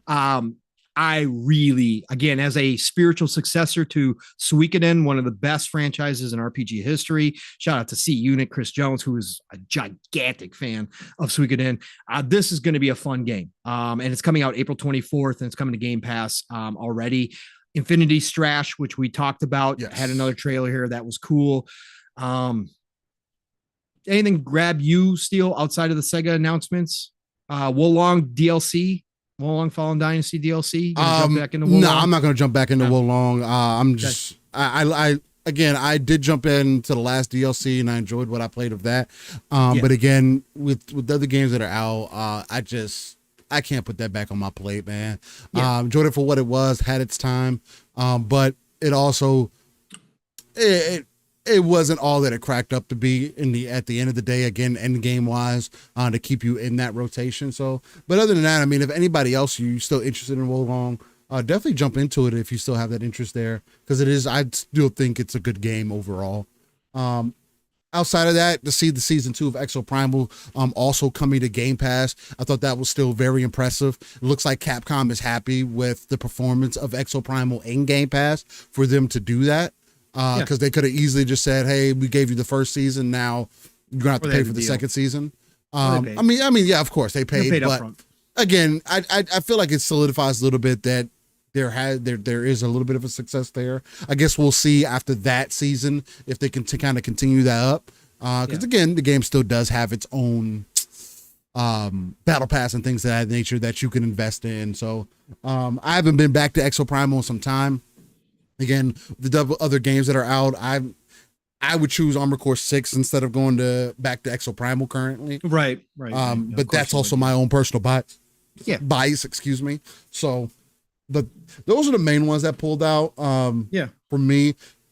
Seeing that Elder Scrolls Online is getting Japanese localization, I think it's going to do a lot for that game. Huge. People are underestimating that. That's a big, and for it to be announced at TGS is a big mark, because that's the audience that's going to play that game. That is the audience that's going to help grow that game into something even grander than what is before. And we know that localization for Xbox has been difficult. And Japanese localization is definitely going to be a major thing, especially with the cloud play everywhere. It's going to be extremely accessible to a whole new audience. And Bethesda's gaining fandom in Japan. I have seen more Japanese posts about Starfield on X, formerly known as Twitter, than I've seen for any other Bethesda game. They are gaining a foothold over there. This will definitely push that. That's a good shout out right there, Steele. Definitely. I think that's a big move for them to bring that. That shows the success of ESO too. Absolutely. If they're going back and actually doing that. That means they're still seeing numbers grow, right? That means they're still seeing opportunity for more. And I think that's a big thing. For sure. That was a good special shout out to Hotel Barcelona. Something that most people probably didn't pay attention to, but I got to shout out Hotel Barcelona. 2.5D slasher action platformer game by two legendary creators. Now, one I have much more love for than the other one, but again, we want to talk about that Eastern weirdness, that Eastern flavor. These two guys here, Swery, I believe that's how he goes by. It's Hidetaka. His nickname is Swery. Suhiro is his last name. And of course, my boy Suda 51 is his nickname, are teaming up together. Now, Swery is known for Deadly Premonitions, which I played around with. Interesting. Never got into, like, some people's got a cult following though. Obviously that's his big, he's done a lot of work on a lot of different games, but Deadly Premonitions is where he really got his cult status. And then of course, Suda 51, Grasshopper Manufacturer is his studio. They randomly were at, I can't remember what they said. I read the interview. They were randomly at, I don't know if it was E3, I think it was, or something like that. And they had been on stage together and they jokingly said they were going to do a game together. And they legitimately were kind of joking about it, whatever else, and said, yeah, we should do a game together. And then Suda called Swery and said, it's all about that game we're going to do together. You want to talk about it? And they like went and had lunch or dinner and thought up this idea of Hotel Barcelona. And it's like, basically you're up against all these mass murderers from the United States. Like it's totally them. It looks cool. 2.5D. Go check it out. Hotel Barcelona, and how it works. So, yeah, go check it out. It was interesting, especially that it was at Xbox's showcase. That was damn cool. Absolutely. Yeah.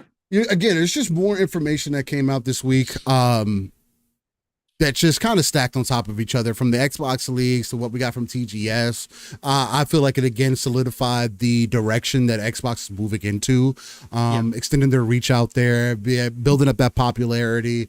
And again, it's not always about popularity, but it is something that you have to address. And Xbox has been behind the ball as far as that goes.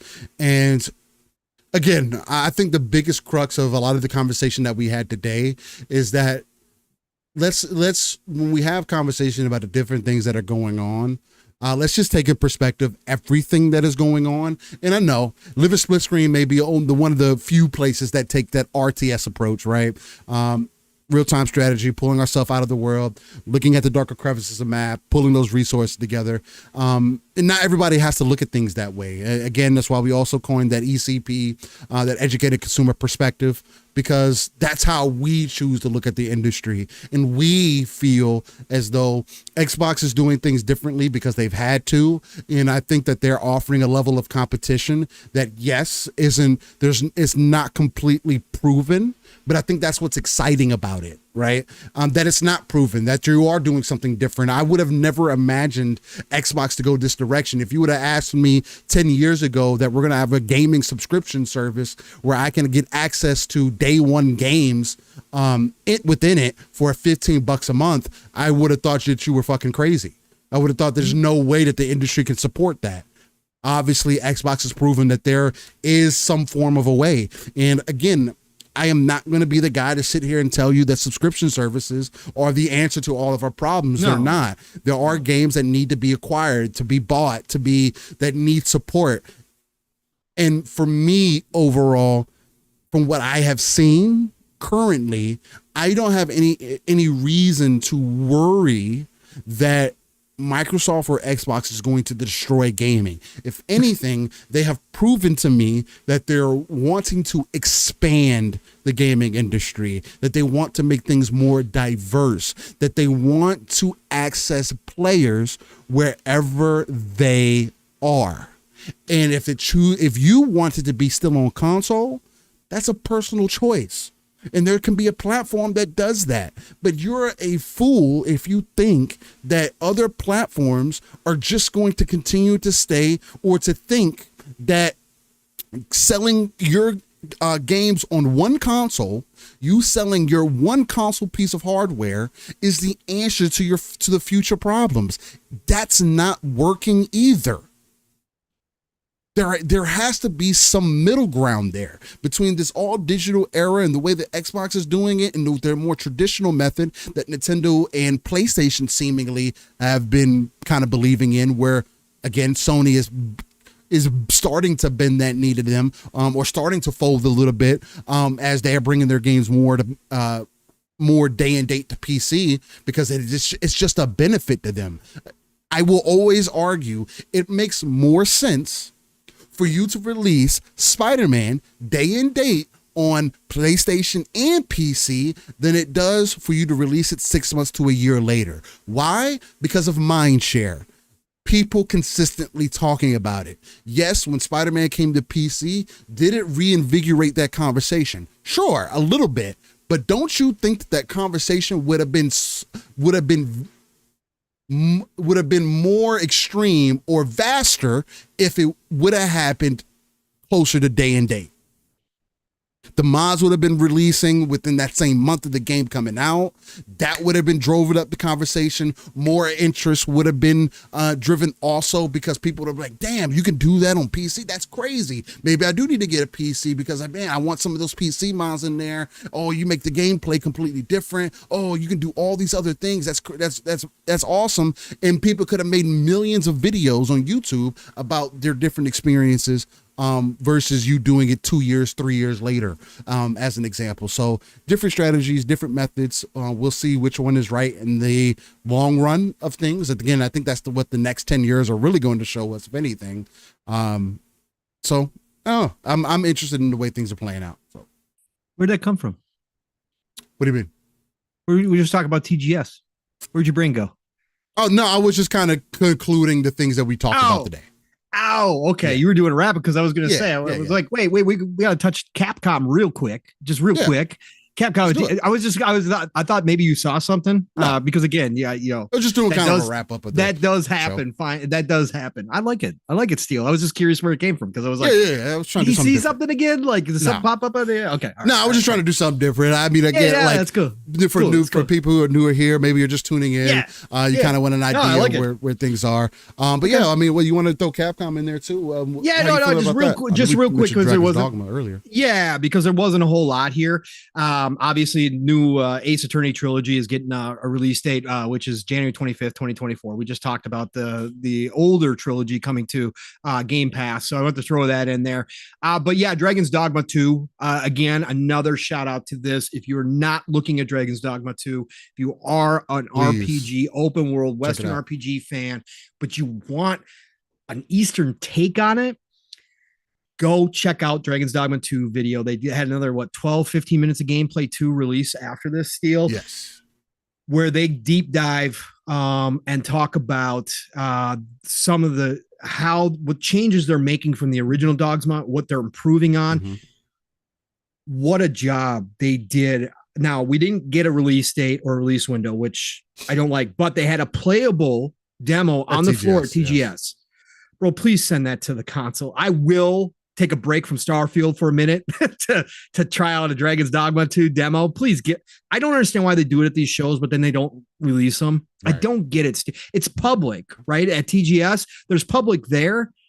Why not just give it to everybody on PC and console, please? Just give us the demo, please. Yeah, give us a demo. I believe a demo. So yeah, I don't see why. Yeah, not. but Hideki Itsuno, who is the creative director of Dragon's Dogma 2, and he's the guy who did the original.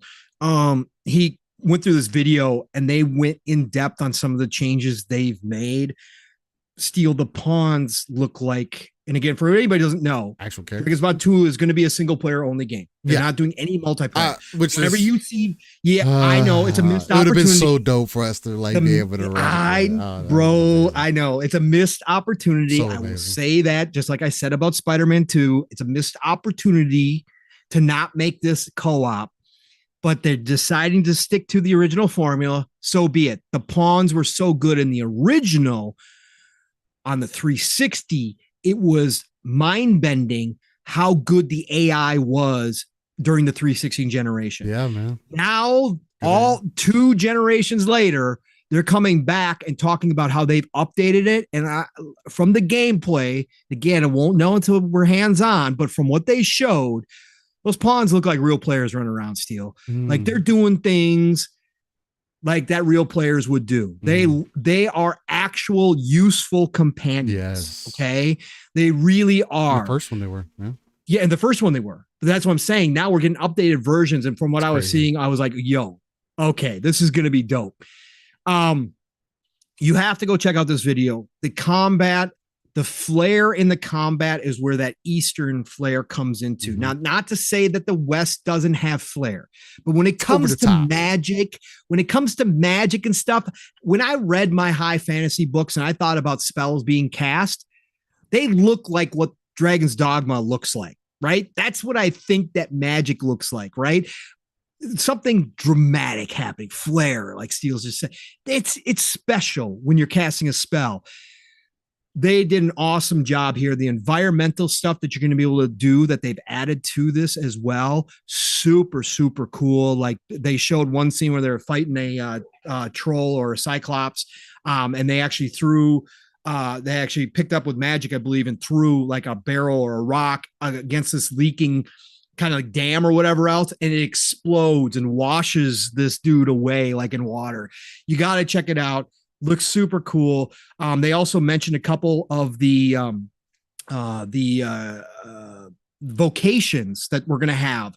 Vocations are basically mixed classes that you can get in Dragon's Dogma. And they've got more to come, but they announced 2 of them. One, magic archer, which is what you would think it was. You've got magic infused arrows and that kind of stuff that you can cast and use off of your bow, and some other spells. And then the one that caught my attention, Steel, not that I'm necessarily going to play it, but I've always thought about, I like when they do these types of classes, the Mystic Spearhand. So your dude is both a magic user, but he's also melee with a spear, which means he's got AoE attacks because you can hit more than one enemy with your spear. Obviously, I like staff guys. I always have, right? Spinning around, attacking guys, but then you're going to also be able to cast both offensive and defensive spells as well. You're going to be able to cast healing. You're going to be able to cast buff. You're going to be able to cast that kind of stuff. Awesome. Look at those vocations too. So go check out this video. Just wanted to shout out Dragon's Dogma 2 because next year, again, they have a demo on the floor at TGS. They didn't give us any dates, but I think this is next year. This is going to be a gigantic game next year. Like if they hit all the marks, Steel, the way that the fan popularity of Dragon's Dogma has arced from nobody really talked about Dragon's Dogma, and it was a way under the radar cult hit. Under the radar, yeah. To now with the re-releases and stuff last generation to now where people are looking forward to Dragon's Dogma 2. I think this is going to be a gigantic, one of the biggest games next year if it drops next year. The RE engine is beautiful. This is going to be a special game. It's going to be a special game. 2 times or 3 times the world that the first one was. Yeah. Is what they talked about, which the first one was already big. Yes. Just little things, man. Dragon's Dogma, the original, and they brought it back for this one, which again, of course they're going to. If you didn't have a light spell or a lantern, that's true. To walk around in the night. Yeah, true darkness. True darkness. You are going to be lost spooky, and get attacked. It's spooky. Yeah. Go watch it. It's crazy, man. It's going to be so good. Anyways, just wanted to shout that out, Seal. And I think it's definitely going to be better in Dragon's Dogma 2 than it is in 1, because in 1, you could see some of the I mean, it's an older game, so it's not meant to be perfect. Yeah. But like in the night sky and things, you can see a lot of the lines and things because of how like it was kind of obvious. And it was really weird. But no, as far as like if you didn't look up like that and you were just in the environment, it was dark. And if you didn't have a light, you were put in a very bad situation. I mean, again, I put a mod on that where I didn't have a lantern that burnt out. I didn't see the principle of that. It was like, the game is already interesting enough. Like, I don't know, realistic. Yeah, a little bit more realistic. But it's just it's one of those things to where it does add additional elements to the game. It does, and it's how you attack again. Of course, they brought back the, obviously climbing on the bigger. I love that enemies. I love that they showed off the thief in this video as well. Steel dual wielding, slashing at the hamstrings of the ogres, and then getting them to a point where they could attach yourself to them and climb up and slash at their throat, slash at the back of their head. Oh God, bro, it's gonna be so much fun, man. It's gonna be so much fun. Yes, if they bring the attention to detail within there too, where it's like flesh and stuff like, I think that'd be really dope. Hopefully they do. Again, it's a very unique game, very different. The pawn system by itself, and again, you can kind of help your homies out if they end up like if you and your homie are playing, they can hire your pawns and whatnot, and they'll look exactly however you set them up, and your homie can keep them the same way, or they can change how they look and come back your with pawns things. And your pawns level up and earn experience while they're away and earn your money. Hired them. Yes. So it's another push and pull system that I think is really unique and adds an extra level of depth to the game. It's cool. I like it. Love Dragon's Dogma. Can't wait. Can't wait. Back and play. Yeah. Well, ladies and gentlemen, with us being so deep in today's show, definitely another one of our longer ones. Again, it was expected. We had a lot of information that we got into today. Talk about everything. Division 3 being announced this week, for God's sake. Bring in a blog post. Bring it Ubisoft. Well, we just touch on it because I got stuff to do because I got that. Yeah, I mean, I got the funeral service tomorrow that I got to go to, so I got to get some stuff. Take stuff today for sure. Yeah, for sure. But Division 3 was announced by Ubisoft this week in a blog post. Again, Ubisoft, stop announcing big franchises in blog posts. I don't know why you do this. Give me at least. It's not ready. I know, but give me. I know why they do it because they got to hire for the team. Yeah, I understand. But again, this is a big moment for a lot of us who are Division fans because we didn't know if they were going to go back to Division 3. We've talked about this deal time and time again.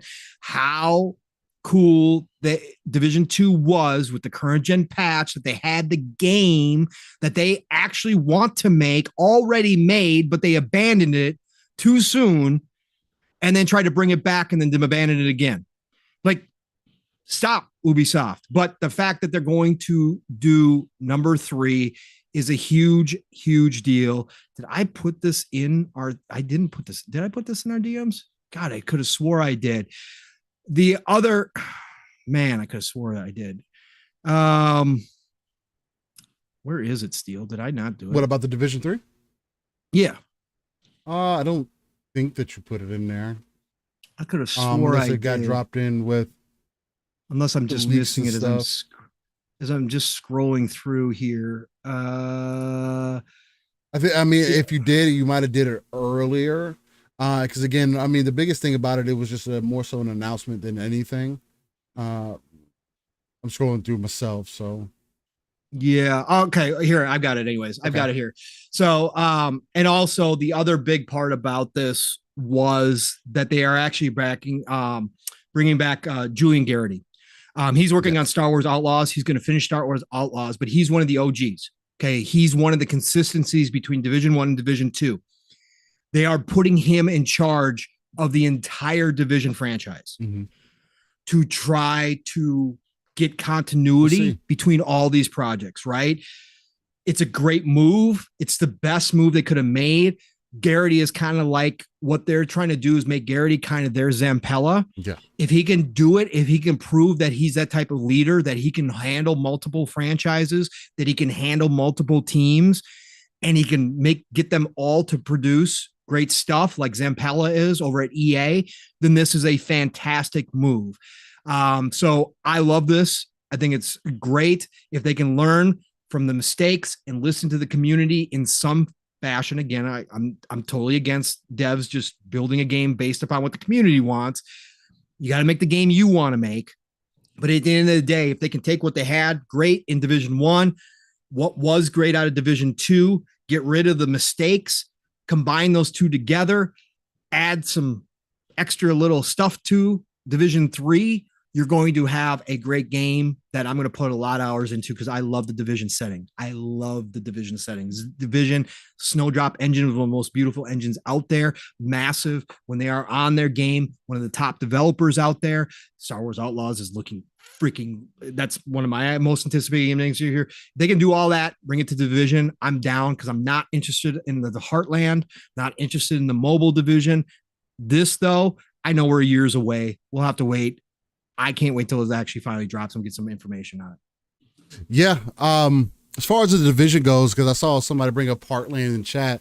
Who's that? Was that Vandal that said that? Yeah, he says, Paul, so what the fuck happened to Heartland? Now I can't confirm or deny or tell you how I know this information. Yep.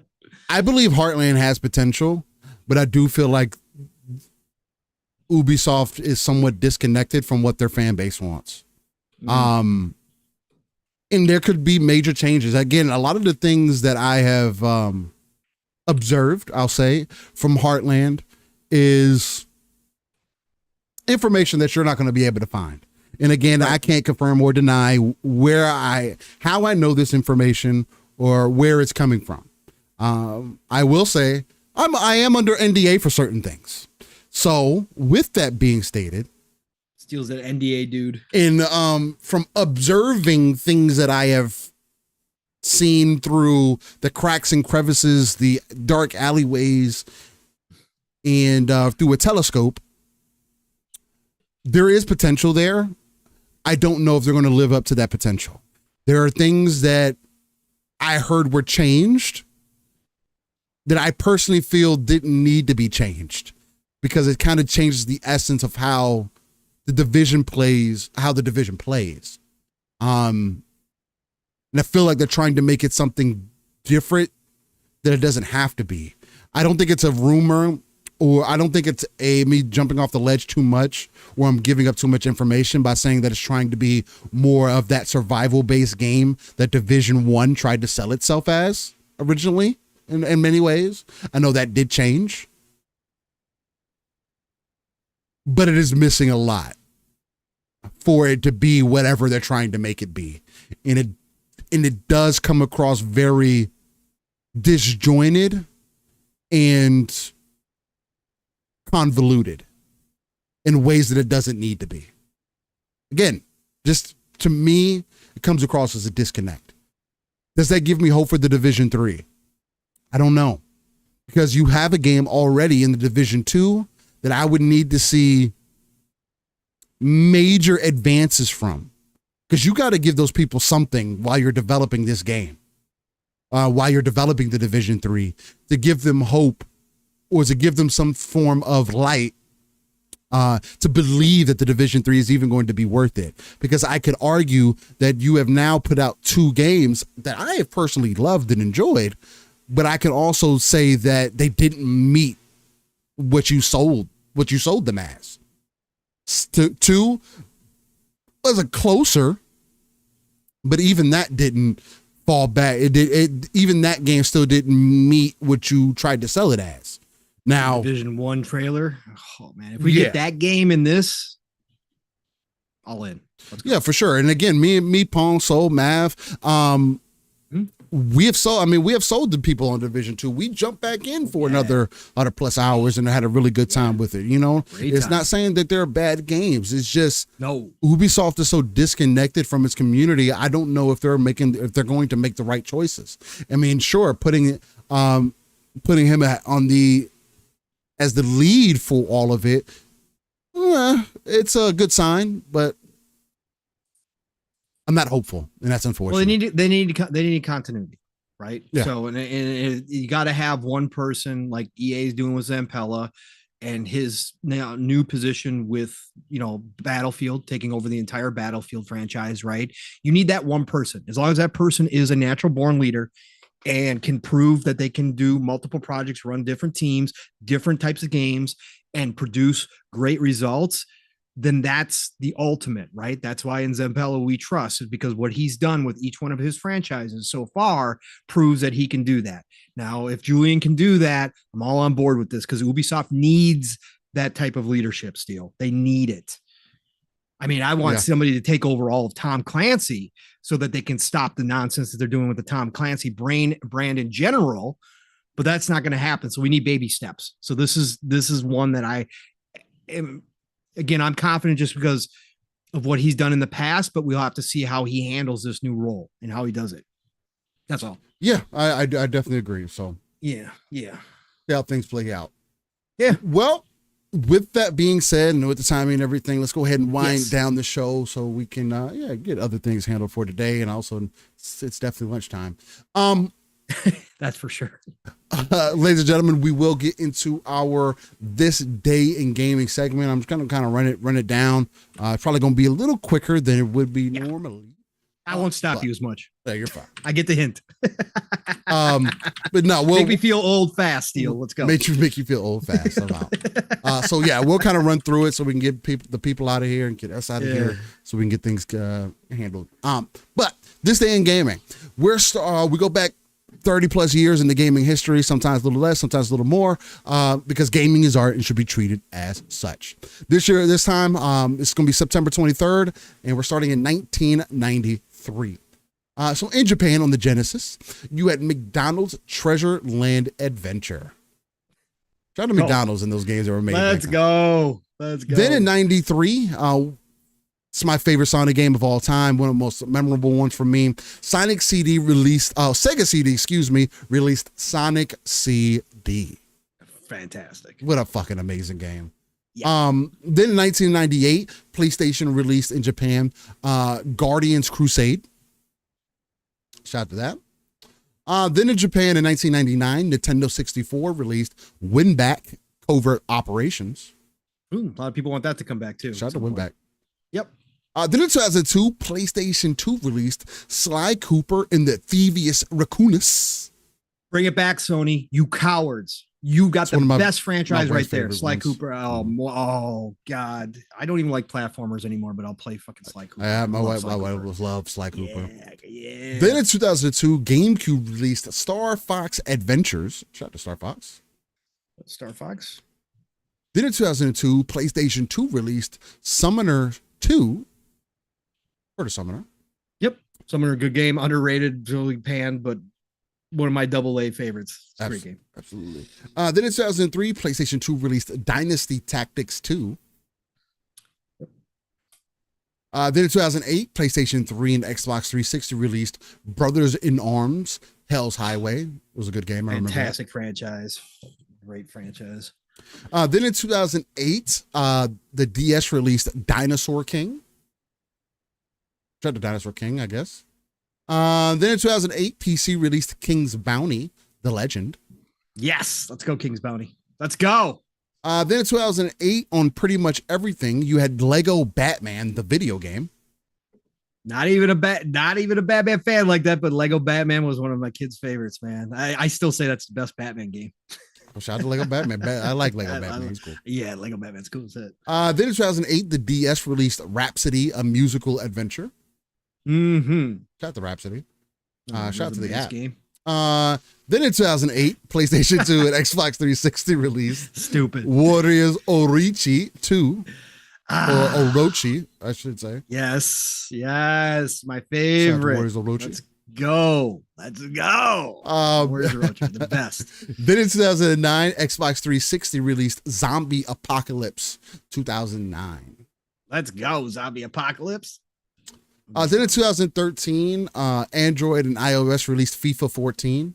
Sounds like that was around the time they started bringing those to the phones. So shout out to that. Then in 2014, on PlayStation 3, you had R, No Surge, All Day to an Unborn Star. One more time, Steel. One more time. Let's go. So on the PlayStation 3, you had R, No Surge, All Day to an Unborn Star. That's how I would say that. great mouthful right there. Pause.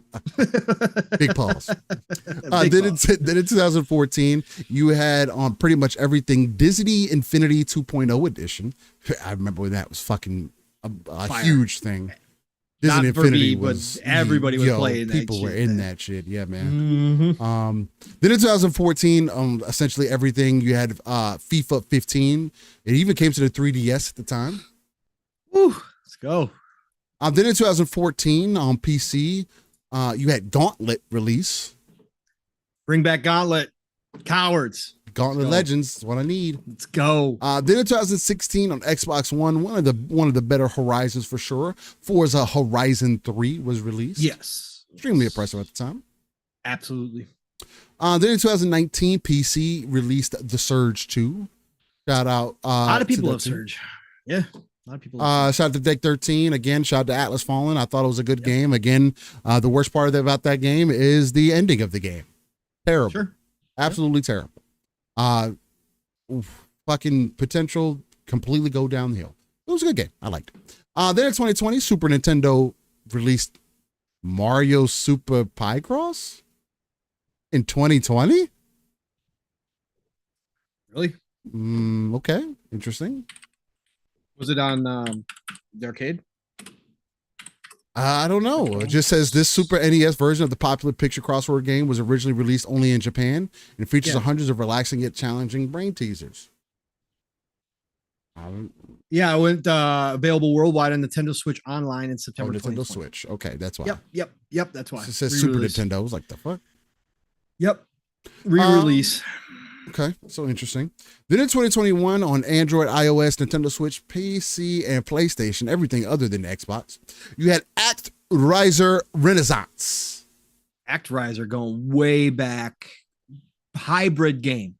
Action RPG hybrid. Nice, okay. Yep. ActRiser is one of the classics of that a lot of people think is a great one. Never got into it. But I understand why. It's got a combo hybrid, really like hybrid system. Like Okay. 1 minute your RPG, 1 minute your action game. Like it's a cool game, but never got into it like that. Pretty dope. Yep.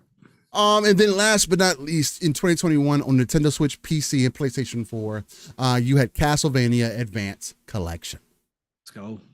And Give me 3D Castlevania. Come on. absolutely. Bring it back. Shadows. Let's go. And that All right. is your This Day in Gaming segment, ladies and gentlemen.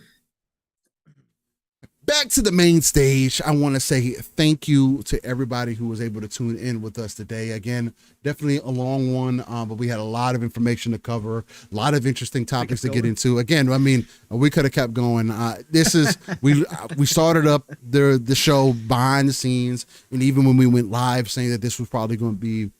We had a lot to get into, and we definitely did. And the way that we went about it, again, I feel was very different in comparison to maybe some other shows that were out there this week.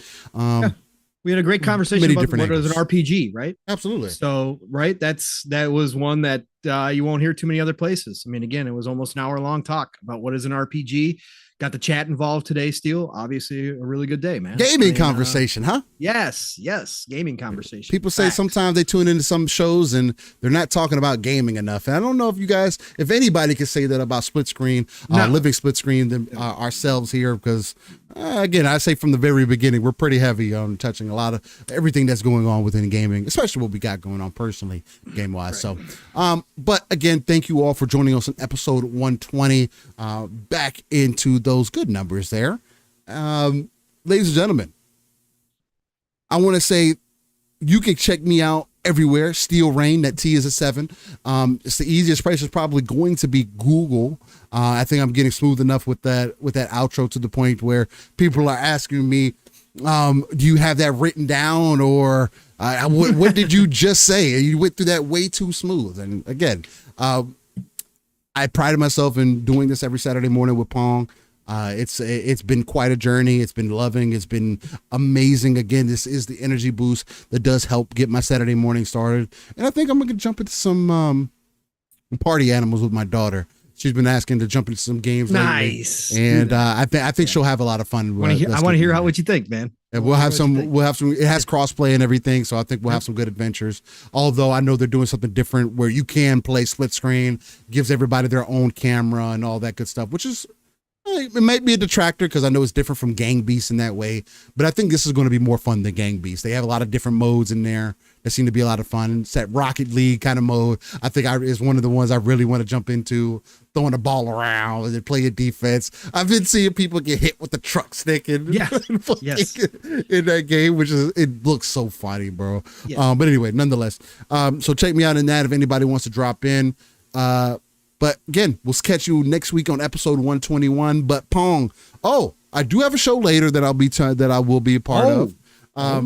Shout out to the Gamers Council. I believe that they made that announcement too, but it's going to be 6 p.m. Central, if I'm not mistaken. If you guys are still in chat, you can correct everybody. And hopefully I'm not early on that, but I do believe that it is tonight, this evening. So check me out there also, Gamers Council. Much love to Retri and Web Dave for having me. Tonight or is it tomorrow? Pretty sure it's tomorrow. They do Sunday show. Do they do a Sunday show? Yeah, I thought they do a Sunday show. Again, I could be wrong, and I could have my timing completely off. Yeah, I'm pretty sure they're Sunday. I'll correct it. I'll correct it when we go live and everything. Yeah. Yes, it's Saturday. It looks like he's doing. It's a members only Gamers Council. Members only. Members only. Maybe it's a new thing that they're doing. I don't get to tune into everybody's podcast. Shout out to anybody who's rocking a members only jacket still. Nothing wrong with that. Let's go. Rocking a starter jacket. I mean, those are back in popularity. So yeah, I mean, I guess we're doing a little something tonight. Maybe I wasn't supposed to announce that, but again, for those who are members, hey, I apologize with Dave and Richard if that wasn't supposed to get out there. But again, it's a member only thing. You want to come out, check us out there, subscribe, and you'll find out. But Pong, get the beautiful people out of here, and thank you for being here, man. Absolutely, brother. No, thank you for all you do behind the scenes, bro, and getting the show going and running and doing everything that you need to do. Another great episode. Chat, guys. Again, the chat that we've developed here over these past couple years, 2-3 years now, is absolutely phenomenal. Again, you guys have such great conversations. We have people with different perspectives who actively hang out in our chat, and I think that speaks volumes to something that Steele and I said from day one when we started this channel was what we wanted. If you come here to have good quality conversation, no matter what your perspective is, and you're not going to bring any of the bullshit in here, you're more than welcome. And again, the rest of our chat too, even if it's one-sided or even if there's more of one perspective than there is the other, it still continues to be good. And again, nothing but love and respect to each and every one of you. That's the type of people that Steele and I want to attract to this channel. Yeah. That's what we love about doing this. So thank you all for being here. Thank you all for promoting us and doing what you've done so far through 120 episodes to just show support and love here all the time and just being gamers. And love you all. So again, it was an amazing show. Again, getting into topics that necessarily other shows don't get into, and really having good talks about it. So yeah, man, this was fun. Best way to start my Saturday for 5 hours. I mean, again, I don't get tired. Like I could keep going if I didn't have other stuff to do. Steele and I didn't have other stuff to do, like eating. And getting other stuff done. Like we would just sit here and do this because that's how much fun we enjoy. That's how much fun we have. So thank you all. Otherwise, you know the drill. Pong Soul on X, formerly known as Twitter. Pong Soul on Xbox. Follow me, I'll follow you back. And then, of course, tonight we've got the Shop podcast over on PTK Blam's channel. The best way to end your Saturday nights, 9 p.m. Eastern, 8 o'clock Central Time, PTK Blam's channel. And tonight we've got the one, the only Dirk Griggity is going to be on the show, of course, of We Bleed Green, WBG. Shout out to the crew. I don't get to listen to him as much as possible. And of course, he's always on with TTS on Sean's channel as well. Shout out to Sean 786. But yeah, we're gonna have a fun show tonight. PTK Blam, Fuzzy, and myself and Griggity. It's gonna be blast, man. So we're gonna talk all the good stuff there. And then of course, next week it starts all over again. Tuesdays, Xbox Factor podcast, all good things green. Double Barrel Gaming is the channel. Mr. Boomstick is the man. Continues to love and support us as well, and so many others in this community. So go show him some. 12 p.m. Eastern, 11 o'clock Central Time every Tuesday. Thursdays, PM in the PM, Pong and Mav in the PM, where I take the lead chair, and Mav and I have a good time for 3+ hours now, pretty much on a regular on Thursday nights, unless we've got games to play or something going on. But PM in the PM every Thursday night. Fun Speculation is the channel. So be there. And then Friday nights, it's Xbox Ultimate. Couldn't make it last night. I was out hanging out at homecoming. Yeah, the kid's senior year. He is in football, so it's a special time for him, and it's Friday Night Lights, and it was a hell of an experience. So I did have to miss Xbox Ultimate last night, but normally I'm there every Friday night, 10 p.m. Eastern, 9 o'clock Central Time, where the family gets together. No matter how many of us there are, we have laughs, we have talks, we have a good time. So be there every Friday night. Otherwise, God willing, back here next Saturday morning with this, or no, next Saturday. Still, we got to tell everybody. Next Saturday. We are not having a show next Saturday, everybody. Yes. For whoever's here, we'll put out an announcement, official announcement too. My cousin's wedding next Saturday, so I will be out of town. So Steele's got the day free. Go do something special with the we'll probably do some streaming or something. Cool. But we will not have Living Split Screen next week. Sorry, I totally forgot that. It's already, God, time's just flying by. So yeah, next Saturday. Enjoy your Saturday morning. Go check out the Gaming Circle podcast with, of course, our brothers Kay Asante and Everborn. Please. You should be tabbing it anyways, but even if you don't, just go check those guys out. But otherwise, no Living Split Screen next week. So enjoy it. Otherwise, miss you, and we'll be back the following week. Promise. Start of October. 21. That's right. October already, brother. Oh, God, snow's about to come my way. Oh, God, I hate it. Anyways, love you all. It's the Golden Age of Gaming. Get out there, whether you're rocking out in the stars in Starfield or whether you're playing one of the other billion games that are available right now. Enjoy it. Please play what you love what you play. And I'm going to talk to you all real soon. Steele, get us out of here, brother. Tim, we're not going to have any retro key parties tonight. I know that was a good way to start the show earlier. Audio listeners, hopefully you caught that. But nonetheless, all right, ladies and gentlemen, like Paul said, we'll be skipping next weekend. I might do like a stream or something. It depends on what's going on. We'll go live, and again, may do something during the week too. So, but catch it on the next one for 121. Y'all stay safe out there and get some gaming and enjoy yourself and take care of your family. Get some resting. Much love. Peace.